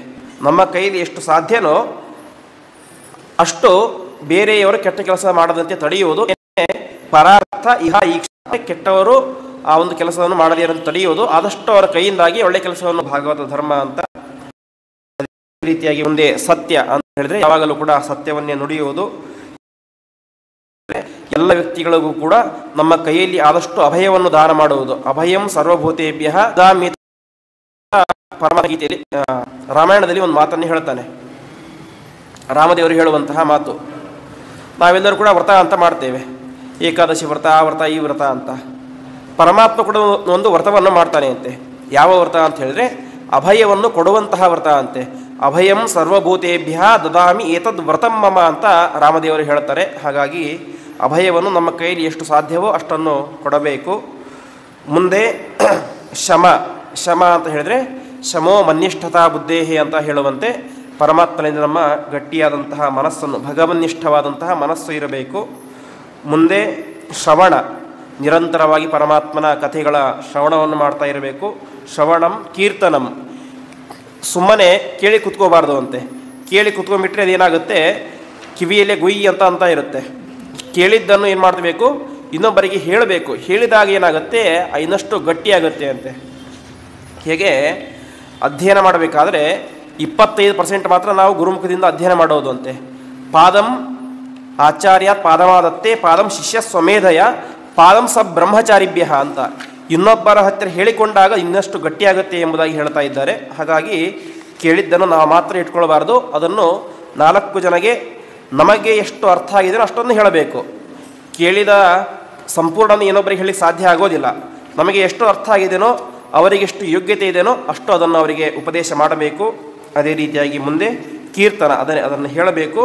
ಮತ್ತು ಸ್ಮರಣ, ಕೇಳಿ ಆಯಿತು ಹೇಳಿ ಆಯಿತು ಬಿಟ್ಟುಬಿಡಬಾರ್ದು. ಅದನ್ನು ನಿರಂತರವಾಗಿ ನಮ್ಮ ಮನಸ್ಸಿನಲ್ಲಿ ಅದನ್ನು ಸ್ಮರಣೆ ಮಾಡ್ತಾ ಇರಬೇಕು. ಅದೇ ರೀತಿಯಾಗಿ ಸೇವಾ ಅಂತ ಹೇಳಿದರೆ ಯಾವ ರೀತಿಯಾಗಿ ಅಂಬರೀಷ ಮಹಾರಾಜ ತಾನು ದೊಡ್ಡ ಚಕ್ರವರ್ತಿಯಾಗಿದ್ದರೂ ಕೂಡ ರಾಜ್ಯದ ಪ್ರತಿಯೊಂದು ದೇವಾಲಯಗಳನ್ನು ಕೂಡ ತಾನೇ ಕೈಯಿಂದ ಹೋಗಿ ಸ್ವಚ್ಛತೆ ಮಾಡ್ತಾ ಇದ್ದ ಅಂತೆ. ಆ ರೀತಿಯಾಗಿ ಪರಮಾತ್ಮನ ವಿಶೇಷವಾದಂತಹ ಕೈಯಲ್ಲಿ ಮಾಡಬಹುದಾದಂತಹ ಸೇವೆಗಳನ್ನು ನಿರಂತರವಾಗಿ ಮಾಡ್ತಾ ಇರಬೇಕು. 26ನೇ ಭಾಗವತ ಧರ್ಮ ಅಂತ ಹೇಳಿದ್ರೆ ಇಜ್ಜ ಅಂತ ಹೇಳಿದರೆ ಪರಮಾತ್ಮನ ಸ್ಥೂಲ ರೂಪದ ಮತ್ತು ಸೂಕ್ಷ್ಮ ರೂಪಗಳ ಉಪಾಸನೆ, ಅವನ ರೂಪದ ಉಪಾಸನೆಯನ್ನು ಮಾಡೋದೇನು ಇಜ್ಜ ಅಂತ ಕರೆಸ್ಕೊಳ್ಳುತ್ತೆ. ಕೊನೆಗೆ ಅವನತಿ ಅಂತ ಹೇಳಿದರೆ ವಂದನ ಅಂತ, ನತಿ ಅಂತ ಹೇಳಿದರೆ ವಂದನ ನಮಸ್ಕಾರ ಅಂತ, ಅವನತಿ ಅಂತ ಹೇಳಿದರೆ ವಿಶೇಷವಾಗಿ ಸರ್ವಾತ್ಮನ ಪರಮಾತ್ಮನಿಗೆ ನಾವು ನಮಸ್ಕಾರ ಮಾಡೋದೇನೆ ಅವನತಿ ಅಂತ ಕರೆಸ್ಕೊಳ್ಳುತ್ತೆ. ಅಂಥ ಭಾಗವತ ಧರ್ಮವನ್ನು ಅನುಷ್ಠಾನ ಮಾಡಬೇಕು. ಕೊನೆಗೆ ಸಖ್ಯ ಅಂತ ಹೇಳಿದರೆ ಎಲ್ಲ ಜನ್ಮಗಳಲ್ಲಿಯೂ ಕೂಡ ನಮಗೆ ಪರಮಾತ್ಮನೇ ಅನಿಮಿತ್ತವಾದಂತಹ ಬಂಧು, ಅನಿಮಿತ್ತವಾದಂತಹ ಸ್ನೇಹಿತ ಎಂಬಂತಹ ಬುದ್ಧಿ ಇರಬೇಕು. ಇಷ್ಟೆಲ್ಲ ಆದ ಮೇಲೆ ನಾವು ಇಷ್ಟೆಲ್ಲ 2 ದಿವಸ ಕೇಳಿದಂತೆ ಬಿಂಬರೂಪಿ ಪರಮಾತ್ಮನ ಉಪಾಸನೆ ಅಂತ ಕೇಳಿದೆವು. ಅದು ಯಾವಾಗ ಬರುತ್ತೆ ಅಂತ ಹೇಳಿದರೆ ಇಷ್ಟೆಲ್ಲ ಸಾಧನೆಯನ್ನು ನಾವು ಜೀವನದಲ್ಲಿ ಪರಿಪೂರ್ಣವಾಗಿ ಅಳವಡಿಸಿಕೊಂಡಾಗ ಮಾತ್ರ ಏನಾಗುತ್ತೆ, ಪರಮಾತ್ಮನ ದಾಸ್ಯ ಎಂಬುದು ಸಿಗುತ್ತೆ ಎಂಬುದಾಗಿ ಹೇಳ್ತಾ ಇದ್ದಾರೆ. ದಾಸ್ಯ ಅಂತ ಹೇಳಿದರೆ ಪರಮಾತ್ಮನ ಬಾಹ್ಯ ರೂಪಗಳ ಉಪಾಸನೆ ಅಂತ. ಹೀಗೆ ರಾಮ, ಕೃಷ್ಣ, ಶ್ರೀನಿವಾಸ, ವೇದವ್ಯಾಸ ಮುಂತಾದಂತಹ ಅನೇಕ ಅವತಾರ ರೂಪಗಳಿವೆ. ಆ ಅವತಾರ ರೂಪಗಳನ್ನು ಏನು ಮಾಡಬೇಕು, ಇವುಗಳೆಲ್ಲವೂ ಕೂಡ ಬಾಹ್ಯ ರೂಪಗಳು, ನಮಗಿಂತ ಹೊರಗಡೆ ಇರುವಂತಹ ಪರಮಾತ್ಮನ ರೂಪಗಳು. ಅದನ್ನು ಚಿಂತನೆ ಮಾಡಬೇಕು. ಇಷ್ಟೆಲ್ಲ ಚಿಂತನೆ ಮಾಡಿದಾಗ ಕೊನೆಗೆ ಏನಾಗುತ್ತೆ, ಆತ್ಮ ನಿವೇದನಂ ಅಂದರೆ ಬಿಂಬರೂಪಿಯಾದಂತಹ, ನಮ್ಮೆಲ್ಲರ ಅಂತರ್ಯಾಮಿಯಾದಂತಹ ಬಿಂಬರೂಪಿಯಾದಂತಹ ಪರಮಾತ್ಮನ ಉಪಾಸನೆಯನ್ನು ಮಾಡುವಂತಹ ಅತಿ ದೊಡ್ಡ ಯೋಗ್ಯತೆ ಎಂಬುದು ನಮಗೆ ಸಿಗುತ್ತೆ. ಇದೇ ಯಾವ ಭಾಗವತ ಧರ್ಮ ಅಂತ ಹೇಳಿದ್ರೆ ಆತ್ಮನಿವೇದನಂ ಎಂಬುವಂತಹ ಭಾಗವತ ಧರ್ಮ ಅಂತ. ಅಂದರೆ ಆತ್ಮನಿವೇದನ ಎನ್ನುವಂತಹ ಶಬ್ದಕ್ಕೆ ಒಟ್ಟು 2 ರೀತಿಯಾಗಿ ಅರ್ಥ ಇದೆ. ಆತ್ಮನಿವೇದನ ಅಂತ ಹೇಳಿದರೆ ಆತ್ಮ ನಿವೇದನಂ ಅಂತ, ಅಂದರೆ ಆತ್ಮನನ್ನು ನಾವು ವಿಶೇಷವಾಗಿ ಚಿಂತನೆ ಮಾಡೋದು ಒಂದು ರೀತಿಯಾದಂಥ ಭಾಗವತ ಧರ್ಮ. ಇನ್ನೊಂದು ಆತ್ಮನಿ ವೇದನಂ ಅಂತ, ಪರಮಾತ್ಮನಲ್ಲಿ ಎಲ್ಲವನ್ನು ಕೂಡ ಸಮರ್ಪಣೆ ಮಾಡುವುದು ಅದೇನಾಗುತ್ತೆ, ಇನ್ನೊಂದು ಭಾಗವತ ಆತ್ಮನಿವೇದನ ಅಂತ ಆಗುತ್ತೆ. ಹಾಗಾಗಿ ಅಂತಹ ಆತ್ಮನಿವೇದನವೇನೇ ಇರಂತ ಕರೆಸ್ಕೊಳ್ಳುತ್ತೆ ನಿಜವಾದಂತಹ ಭಾಗವತ ಧರ್ಮ. ಆ ರೀತಿಯಾದಂತಹ ಧರ್ಮಗಳನ್ನು ವಿಶೇಷವಾಗಿ ಅನುಸಂಧಾನ ಮಾಡಿದಾಗ ಆ ಪರಮಾತ್ಮ ನಮಗೆ ವಿಶೇಷವಾದಂತಹ ಅನುಗ್ರಹವನ್ನು ಮಾಡ್ತಾನೆ ಎಂಬುದಾಗಿ ಹೇಳ್ತಾರೆ. ಈ ರೀತಿಯಾಗಿ ಯಾವ ಭಾಗವತ ಧರ್ಮೋಪದೇಶ ಪ್ರಕರಣ ಎಂಬಂತಹ ಪ್ರಕರಣ, ಅಂತಹ ಭಾಗವತ ಧರ್ಮೋಪದೇಶ ಪ್ರಕರಣದಲ್ಲಿ 30 ಭಾಗವತ ಧರ್ಮಗಳನ್ನು ಯಾವುದನ್ನು ಯಾವ ರೀತಿಯಾಗಿ ಉಪಾಸನೆ ಮಾಡಬೇಕು ಎಂಬುದಾಗಿ ತಿಳಿಸ್ತಾ ಮುಂದೆ ಬರುವಂತಹ ಪ್ರಕರಣ ಬಿಂಬೋಪದೇಶ ಪ್ರಕರಣ ಅಂತ. ಅಂದರೆ ಇಷ್ಟೆಲ್ಲ ಮಾಡಿದ ಮೇಲೆ ಏನಾಗುತ್ತೆ, ಬಿಂಬರೂಪಿ ಪರಮಾತ್ಮನ ಉಪದೇಶವನ್ನು ಗುರುಗಳು ಮಾಡ್ತಾರೆ. ಗುರುಗಳು ಮಾಡಿದ ಮೇಲೆ ನಾವೇನು ಮಾಡಬೇಕು, ಪರಮಾತ್ಮನ ಉಪಾಸನೆಯನ್ನು ಮಾಡ್ತಾ ಆತ್ಮ ಸಮರ್ಪಣೆ, ನಮ್ಮನ್ನು ನಾವೇ ಪರಮಾತ್ಮನಿಗೆ ಸಮರ್ಪಣೆ ಮಾಡಬೇಕು ಎಂಬುದಾಗಿ ಹೇಳ್ತಾರೆ. ಕೊನೆಗೆ ಆತ್ಮ ಸಮರ್ಪಣಾ ಪ್ರಕರಣ ಮತ್ತು ಭಕ್ತಿ ಸ್ತುತಿ ಪ್ರಕರಣ, ಭಕ್ತಿಯನ್ನು ಸ್ತೋತ್ರ ಮಾಡ್ತಾರೆ. ಭಕ್ತಿ ಸ್ತುತಿ ಪ್ರಕರಣವನ್ನು ಮಾಡಿ ಕೊನೆಗೆ ಭಕ್ತಿ ಕಾರ್ಯ ಪ್ರಕರಣ, ಆ ಬಿಂಬರೂಪಿ ಪರಮಾತ್ಮನಲ್ಲಿಯೇ ನಾವು ಗರಿಷ್ಠವಾದಂಥ ಭಕ್ತಿಯನ್ನು ಮಾಡಬೇಕು ಎಂಬುದಾಗಿ ಭಕ್ತಿ ಕಾರ್ಯ ಪ್ರಕರಣವನ್ನು ಹೇಳಿ, ಮತ್ತು ಅನ್ಯಥಾಮತಿ ಅಕರಣ ಪ್ರಕರಣ, ಬೇರೊಂದು ಕಡೆ ನಮ್ಮ ಮನಸ್ಸನ್ನು ಇಡಬಾರ್ದು, ಅದಕ್ಕೋಸ್ಕರನೇ ಒಂದು ಪ್ರಕರಣ. ಕೊನೆಗೆ ಗುರು ವಿಚಾರ ಪ್ರಕರಣ, ಅಪರೋಕ್ಷ ಪ್ರಕರಣ, ಅಂದರೆ ಅಪರೋಕ್ಷ ಜ್ಞಾನ ಯಾವ ರೀತಿಯಾಗಿ ಆಗುತ್ತೆ ಅಂತ. ಕೊನೆಗೆ ಗುಣ ನಿವೃತ್ತಿ ಪ್ರಕರಣ, ನಮ್ಮಲ್ಲಿರುವಂತಹ ಕೆಟ್ಟ ಗುಣಗಳನ್ನು ಬಿಡುವುದು, ಆ ಸತ್ವಗುಣ, ರಜೋಗುಣ, ತಮೋಗುಣಗಳನ್ನು ಬಿಡುವುದು. ಇಷ್ಟೆಲ್ಲ ಮಾಡಬೇಕು ಅಂತ ಹೇಳಿದರು. ಆದರೆ ಇಷ್ಟೆಲ್ಲವನ್ನು ಕೂಡ ಪ್ರತಿಯೊಬ್ಬರಿಂದಲೂ ಕೂಡ ಸಮಗ್ರವಾಗಿ ಮಾಡಲಿಕ್ಕೆ ಸಾಧ್ಯವೇ ಇಲ್ಲ. ಎಲ್ಲರಿಗೂ ಕೂಡ ಬಿಂಬರೂಪಿಯಾದಂತಹ ಪರಮಾತ್ಮನ ಅಪರೋಕ್ಷ ಜ್ಞಾನ ಎಂಬುದು ಬರಲಿಕ್ಕೆ ಸಾಧ್ಯ ಇಲ್ಲ. ಹಾಗಾದರೆ ಅವರ ಉದ್ಧಾರ ಹೇಗೆ ಅಂತ ಅದಕ್ಕೆ ವಿಷ್ಣುತೀರ್ಥರು ಹೇಳ್ತಾರೆ, ನಾಮಪ್ರಶಂಸಾ ಪ್ರಕರಣ ಎಂಬುದಾಗಿ ಆ ಪರಮಾತ್ಮನ ನಾಮಸ್ಮರಣೆಯನ್ನು ಮಾಡಿದರೆ ಯಾವ ರೀತಿಯಾದಂಥ ಪುಣ್ಯ ಬರುತ್ತೆ ಎಂಬುದಾಗಿ ಅತ್ಯಂತ ಸುಲಭವಾಗಿ ತಿಳಿಸ್ತಾರೆ. ಅದರಲ್ಲಿ ಯಮದೇವರು ಹೇಳುವಂತಹ ಒಂದು ಮಾತು ತನ್ನ ಭಟರಿಗೆ ಹೇಳ್ತಾನೆ, ಜಿಹ್ವಾನವಕ್ತಿ ಭಗವದ್ಗುಣನಾಮಧೇಯಂ ಚೇತಶ್ಚನ ಸ್ಮರತಿ ಚರಣಾರವಿಂದಂ ಕೃಷ್ಣಾಯ ಯೋ ನಮತಿ ಎಚ್ಚರ ಏಕದಾಪಿ ತಾನ್ ಆನಯಧ್ವಂ ಅಸತೋಕೃತ ವಿಷ್ಣುಕೃತ್ಯಾನ್ ಅಂತ ಒಂದು ಮಾತನ್ನು ಹೇಳ್ತಾನೆ. ಅಂದರೆ ಅಜಾಮಿಳನ್ನು ಕರೆದುಕೊಂಡು ಹೋಗಬೇಕಂತ ಬಂದಿರ್ತಾರೆ ಯಾರು, ಯಮಭಟರು. ಕೊನೆಗೆ ವಿಷ್ಣು ಭಟರು ಬರ್ತಾರೆ, ಅವರಿಬ್ಬರಿಗೂ ವಾಗ್ವಾದ ಆಗುತ್ತೆ, ಬಿಟ್ಟು ಹೋಗ್ಬಿಡ್ತಾರೆ. ಯಮಧರ್ಮರಾಜನ ಹತ್ತಿರ ಯಮನ ಭಟರು ಖಾಲಿ ಕೈಯಿಂದ ಹೋಗ್ತಾರೆ. ಆವಾಗ ಯಮಧರ್ಮರಾಜ ಕೇಳ್ತಾನೆ, ಯಾಕೆ ಖಾಲಿ ಕೈಯಿಂದ ಬಂದ್ರಿ ಅಂತ. ಆವಾಗ ಹೇಳ್ತಾರೆ, ಈ ರೀತಿಯಾಗೆಲ್ಲ ಆಯಿತು ಅಂತ. ಅಯ್ಯೋ, ಈ ರೀತಿಯಾಗಿ ಆಯಿತಾ, ಹಾಗಾದರೆ ನೀವು ಇನ್ನು ಮುಂದೆ ಎಚ್ಚರಿಕೆಯಿಂದ ಇರಬೇಕು, ಯಾರನ್ನು ಕರೆದುಕೊಂಡು ಬರಬೇಕು, ಯಾರನ್ನು ಕರೆದುಕೊಂಡು ಬರಬಾರ್ದು ಅಂತ ಯಮಧರ್ಮರಾಜ ಹೇಳ್ತಾನೆ. ಆವಾಗ ಹೇಳುವಂತಹ ಒಂದು ಮಾತು, ಜಿಹ್ವಾನ ಭಕ್ತಿ ಭಗವದ್ಗುಣನಾಮಧೇಯಂ ಚೇತಶ್ಚರ ಸ್ಮರ್ತಿತಿ ತಚ್ಚರಣಾರವಿಂದಂ ಕೃಷ್ಣಾಯನೋ ನಮತಿ ಎಚ್ಚಿರ ಏಕದಾಪಿ ಎಂಬುದಾಗಿ ಒಂದು ಮಾತನ್ನು ಹೇಳ್ತಾನೆ. ಅಂದರೆ ಜೀವನದಲ್ಲಿ ಯಾರು ಒಂದು ಬಾರಿಯೂ ಕೂಡ ಪರಮಾತ್ಮನ ನಾಮಸ್ಮರಣೆಯನ್ನು ಮಾಡುವುದಿಲ್ಲವೋ, ಒಂದು ಬಾರಿಯೂ ಕೂಡ ಪರಮಾತ್ಮನನ್ನು ಮನಸ್ಸಿನಿಂದಾಗಿ ಸ್ಮರಿಸುವುದಿಲ್ಲವೋ ಅಂಥವರನ್ನು ನೀವು ಕರೆದುಕೊಂಡು ಬನ್ನಿ ಕರೆದುಕೊಂಡು ಬರಬೇಡಿ. ಯಾರೋ ಒಂದು ಬಾರಿಯೂ ಕೂಡ ಮಾಡೋದಿಲ್ಲವೋ ಅವರನ್ನು ಕರೆದುಕೊಂಡು ಬನ್ನಿ ಅಂತ ಹೇಳ್ತಾನೆ. ಹಾಗಾದರೆ ಇದಕ್ಕೆ ಅರ್ಥ ಏನಾಯಿತು? ಒಂದು ಬಾರಿ ಪರಮಾತ್ಮನನ್ನು ನಾಮಸ್ಮರಣೆಯನ್ನು ಮಾಡಿದರೆ, ಒಂದು ಬಾರಿ ಪರಮಾತ್ಮನನ್ನು ಮನಸ್ಸಿನಿಂದಾಗಿ ಸ್ಮರಣೆ ಮಾಡಿದರೆ ಅಂಥವರಿಗೆ ನರಕ ಭಯ ಇಲ್ಲ ಎಂಬುದಾಗಿ ಅರ್ಥ ಆಗುತ್ತೆ.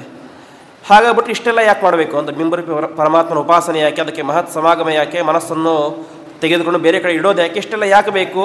ಒಂದು ಸಲ ಭಕ್ತಿಯಿಂದಾಗಿ ಪರಮಾತ್ಮನ ನಾಮಸ್ಮರಣೆ ಮಾಡಿದರೆ ಸಾಕು, ಎಲ್ಲವೂ ಕೂಡ ಬಂದುಬಿಡುತ್ತೆ, ನರಕ ದರ್ಶನವೇ ಆಗೋದಿಲ್ಲ.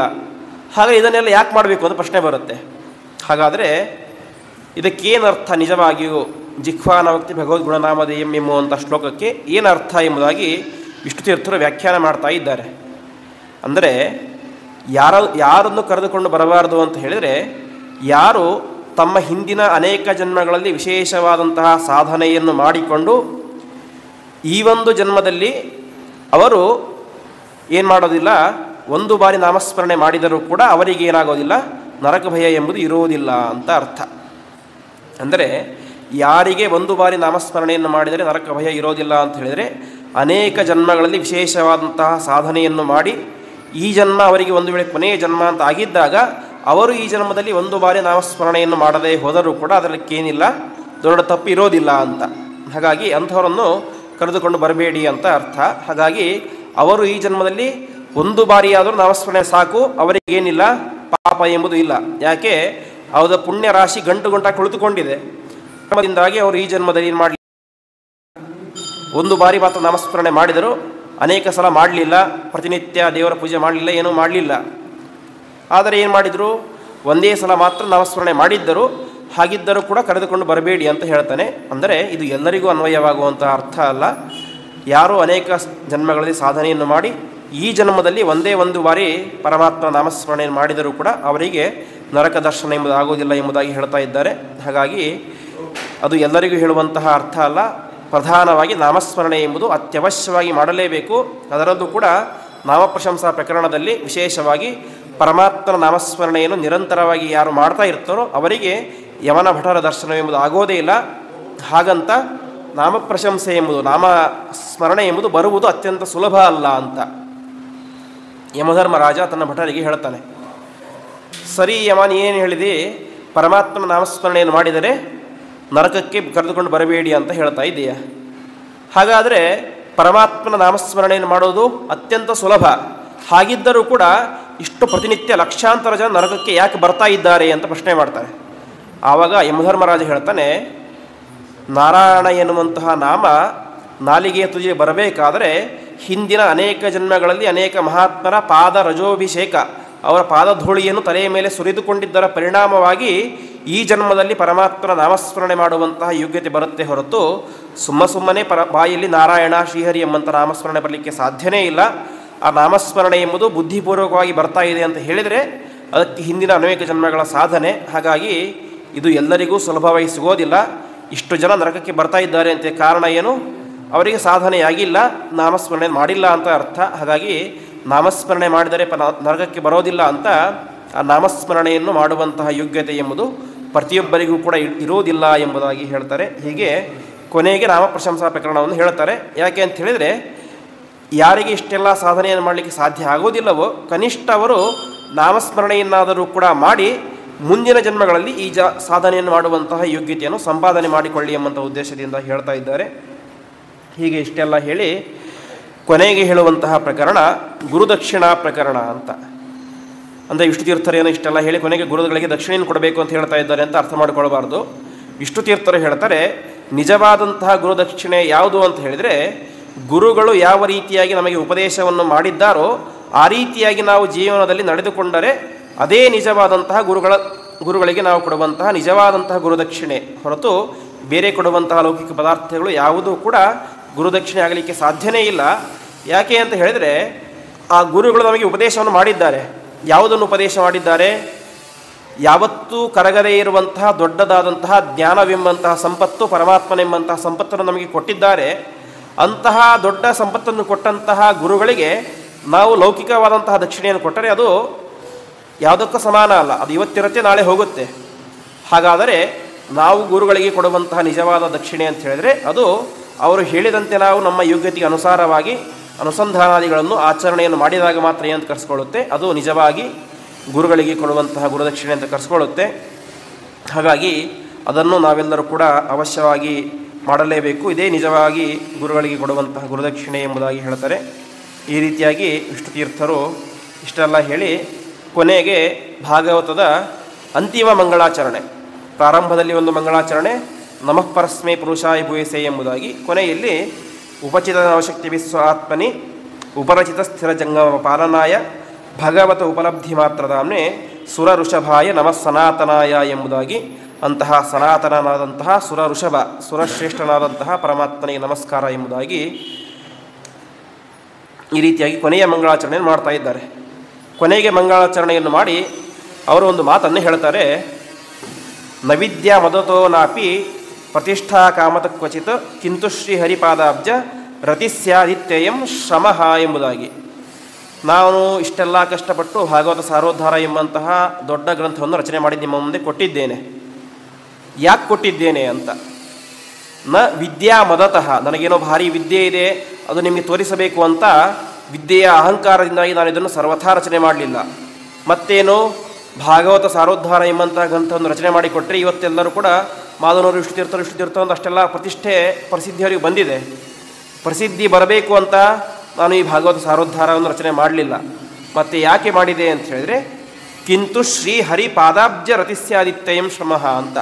ಈ ಸಮಗ್ರ ಭಾಗವತ ಸಾರೋದ್ಧಾರ ಗ್ರಂಥವನ್ನು ಅಧ್ಯಯನ ಮಾಡಿ ಮನನವನ್ನು ಮಾಡಿದರೆ ಅವರಿಗೆ ಪರಮಾತ್ಮನ ಪಾದದಲ್ಲಿ ವಿಶೇಷವಾದಂತಹ ಭಕ್ತಿ ಬರುತ್ತೆ ಎಂಬಂತಹ ಒಂದೇ ಒಂದು ಉದ್ದೇಶದಿಂದಾಗಿ, ಪ್ರತಿಯೊಬ್ಬ ಸಾಧಕ ಜೀವಿಗಳು ಕೂಡ ಉದ್ಧಾರ ಆಗಲಿ ಎಂಬಂತಹ ಉದ್ದೇಶದಿಂದಾಗಿ ನಾನು ಭಾಗವತ ಸಾರೋದ್ಧಾರವನ್ನು ಇದ್ದೇನೆ ಹೊರತು ನನಗೇನೋ ಪ್ರತಿಷ್ಠೆ ಬರಲಿ, ಸಂಪತ್ತು ಬರಲಿ, ನನಗೆ ವಿದ್ಯೆ ಇದೆ ಎಂಬಂತಹ ಅಹಂಕಾರದಿಂದಾಗಿ ಆಗಲಿ ನಾನು ಭಾಗವತ ಸಾರೋದ್ಧಾರ ಎಂಬಂತಕ್ಕಂಥವನ್ನು ರಚನೆ ಮಾಡಿಲ್ಲ.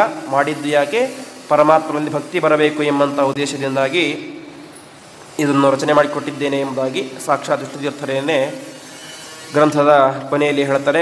ಆ ರೀತಿಯಾದಂತಹ ಶ್ರೀಮದ್ ಭಾಗವತ ಸಾರೋದ್ಧಾರದ ಈ ಒಂದು ಪ್ರವಚನವನ್ನು ಯಥಾಮತಿಯಾಗಿ ಯಥಾ ಸಮಯವಾಗಿ 3 ದಿವಸಗಳ ಕಾಲ ನಾವು ಚಿಂತನೆ ಮಾಡಿದ್ದೇವೆ. ವಿಶೇಷವಾಗಿ ಹೇಳುವಂತೆ ಭಾಗವತ ಸಾರೋದ್ಧಾರ ಅಷ್ಟು ಸುಲಭವಾದಂತಹ ಗ್ರಂಥ ಅಂತೂ ಸರ್ವಥಾ ಅಲ್ಲ. ಯಾಕೆ ಅಂತ ಹೇಳಿದರೆ ಅದರಲ್ಲಿ ಹೇಳಿರುವುದು ಬರೀ ಪ್ರಮೇಯಗಳು, ಶುದ್ಧವಾದಂತಹ ಪ್ರಮೇಯಗಳು, ತತ್ವಗಳನ್ನೇ ವಿಷ್ಣು ತೀರ್ಥರಲ್ಲಿ ತೆಗೆದು ಕೊಟ್ಟಿದ್ದಾರೆ. ಹಾಗಾಗಿ ಇದನ್ನು ಹೇಳುವುದು ಮತ್ತು ಕೇಳುವುದು ನಾವು ಮಾಡಿದ್ದೇವೆ ಅಂತ ಹೇಳಿದರೆ ವಿಷ್ಣು ತೀರ್ಥರೇನೇ ನಮ್ಮ ಒಳಗಡೆ ನಿಂತುಕೊಂಡು ಹೇಳಿಸಿದ್ದಾರೆ ಮತ್ತು ಕೇಳಿಸಿದ್ದಾರೆ ಅಂತ ನಾವು ಅವಶ್ಯವಾಗಿ ಅನುಸಂಧಾನ ಮಾಡಬೇಕು. ಇಲ್ಲದೆ ಹೋದರೆ ಭಾಗವತ ಸಾರೋದ್ಧಾರ ಗ್ರಂಥವನ್ನು ಈ ರೀತಿಯಾಗಿ ಹೇಳೋದು ಕೇಳೋದು ಎರಡೂ ಕಷ್ಟ. ಆ ರೀತಿಯಾದಂತಹ ಗ್ರಂಥಗಳನ್ನು ಆ ವಿಷ್ಣು ತೀರ್ಥರು ನಿಮ್ಮೆಲ್ಲರಲ್ಲಿ ನಿಂತುಕೊಂಡು ನಡೆಸಿದ್ದಾರೆ. ವಿಶೇಷವಾಗಿ ಆ ಶ್ರೀಲತಾ ದೇಶಪಾಂಡೆ ಅವರು ತಮ್ಮ ಮನೆಯವರ ಈ ಒಂದು ವಾರ್ಷಿಕ ಶ್ರಾದ್ದದ ನಿಮಿತ್ತವಾಗಿ ಈ ಒಂದು ಭಾಗವತ ಸಾರೋದ್ಧಾರ ಗ್ರಂಥವನ್ನು ಹೇಳಿದ್ದಾರೆ. ವಿಶೇಷವಾಗಿ ಈ ಭಾಗವತ ಸಾರೋದ್ಧಾರದಲ್ಲಿ ಏನೇ ಸಂಕ್ಷಿಪ್ತ ಶಾಸ್ತ್ರಾರ್ಥ ಪ್ರಕರಣ ಅಂತ ಒಂದು ಪ್ರಕರಣ, 5ನೇ ಪ್ರಕರಣ, ಅದರಲ್ಲಿ ಹೇಳ್ತಾರೆ ಶೃಣ್ವನ್ ಗೃಣನ್ ಸಂಸ್ಮರೈಶ್ಚ ಚಿಂತೆಯನ್ ಅಂತ. ಶೃಣ್ವನ್ ಅಂತ ಹೇಳಿದ್ರೆ ಕೇಳಬೇಕು ಅಂತೆ, ಇದು ದೊಡ್ಡ ಸಾಧನೆ ಅಂತ. ಅಷ್ಟು ಮಾತ್ರ ಅಲ್ಲ, ಶ್ರಾವಯನ್ಶ್ಚ ಅನ್ಯಾನ್, ಇನ್ನೊಬ್ಬರಿಗೆ ಕೇಳಿಸುವುದು ಕೂಡ ದೊಡ್ಡ ಸಾಧನೆ ಎಂಬುದಾಗಿ ಹೇಳ್ತಾರೆ. ಆ ರೀತಿಯಾಗಿ ಇವತ್ತು ಈ ಒಂದು ಕರ್ನೂಲಿನ ವೆಂಕಟೇಶ್ವರ ದೇವರ ಸನ್ನಿಧಾನ, ವ್ಯಾಸರಾಜರ ಸನ್ನಿಧಾನದಲ್ಲಿ ವಿಶೇಷವಾಗಿ ವೆಂಕಟೇಶ್ವರ ದೇವರ ಪರಮ ಭಕ್ತರಾದಂತಹ ಮಾಧವನವರು ವಿಷ್ಣು ತೀರ್ಥರು ರಚನೆ ಮಾಡಿಕೊಟ್ಟಿರುವಂತಹ ಭಾಗವತ ಸಾರೋದ್ಧಾರ ಗ್ರಂಥದ ಪ್ರವಚನ ಎಂಬುದು 3 ದಿವಸ ನಡೆದಿದೆ. ಆ 3 ದಿವಸ ನಡೆದಂತಹ ಭಾಗವತ ಸಾರೋದ್ಧಾರದಿಂದಾಗಿ ಆ ಗ್ರಂಥ ಪ್ರತಿಪಾದ್ಯನಾದಂತಹ ಪರಮಾತ್ಮ ವಿಶೇಷವಾಗಿ ಸಂತೃಪ್ತನಾಗಿ ಅವರ ಮನೆಯವರಿಗೂ ಕೂಡ ವಿಶೇಷವಾದಂತಹ ಉತ್ತಮವಾದಂತಹ ಲೋಕ ಎಂಬುದು ಪ್ರಾಪ್ತಿಯಾಗುವಂತೆ ಅನುಗ್ರಹ ಮಾಡಬೇಕು. ಅದೇ ರೀತಿಯಾಗಿ ಅವರಿಗೂ ಕೂಡ ವಿಶೇಷವಾದಂತಹ ಜ್ಞಾನಭಕ್ತಿ ವೈರಾಗ್ಯಾದಿಗಳು ಅಭಿವೃದ್ಧಿಯಾಗಿ ನಿರಂತರವಾಗಿ ಜ್ಞಾನ ಕಾರ್ಯದಲ್ಲಿ ಅವರು ನಡೆಯುವಂತೆ ಅನುಗ್ರಹ ಮಾಡಬೇಕು. ಹಾಗೆ ಅದೇ ರೀತಿಯಾಗಿ ಹೇಳಿದಂತಹ ಕೇಳಿದಂತಹ ನಮಗೆಲ್ಲರಿಗೂ ಕೂಡ ಆ ವಿಷ್ಣು ತೀರ್ಥರು ಅವರ ಅಂತರ್ಯಾಮಿಯಾದಂತಹ ಭಾರತೀಯ ರಮಣ ಮುಖ್ಯ ಪ್ರಾಣಾಂತರ್ಗತ ಭಾಗವತವನ್ನು ರಚನೆ ಮಾಡಿಕೊಟ್ಟಿರುವಂತಹ ವೇದವ್ಯಾಸರೂಪಿಯಾದಂತಹ ಪರಮಾತ್ಮ, ಅದೇ ರೀತಿಯಾಗಿ ಅದರಿಂದ ಅಭಿನ್ನವಾದಂತಹ ಕೃಷ್ಣ ನಮಗೆಲ್ಲರಿಗೂ ಕೂಡ ವಿಶೇಷವಾದಂತಹ ಜ್ಞಾನ, ಭಕ್ತಿ, ವೈರಾಗ್ಯಾದಿಗಳನ್ನು ಕೊಟ್ಟು ನಿರಂತರವಾಗಿ ಸಾಧನ ಮಾರ್ಗದಲ್ಲಿ ನಡೆಯುವಂತೆ ಅನುಗ್ರಹ ಮಾಡಲಿ ಎಂಬುದಾಗಿ ಪ್ರಾರ್ಥನೆಯನ್ನು ಮಾಡ್ತಾ ಎರಡು ಮಾತುಗಳನ್ನು ಶ್ರೀಕೃಷ್ಣಾರ್ಪಣಮಸ್ತು. ಇನ್ನು ಒಂದು ನಿಮಿಷ. ಇಷ್ಟೆಲ್ಲ ಈ 3 ದಿವಸಗಳ ಕಾಲ ವಿಶೇಷವಾಗಿ ಈ ಒಂದು ಜ್ಞಾನ ಕಾರ್ಯ ನಡೆದಿದೆ.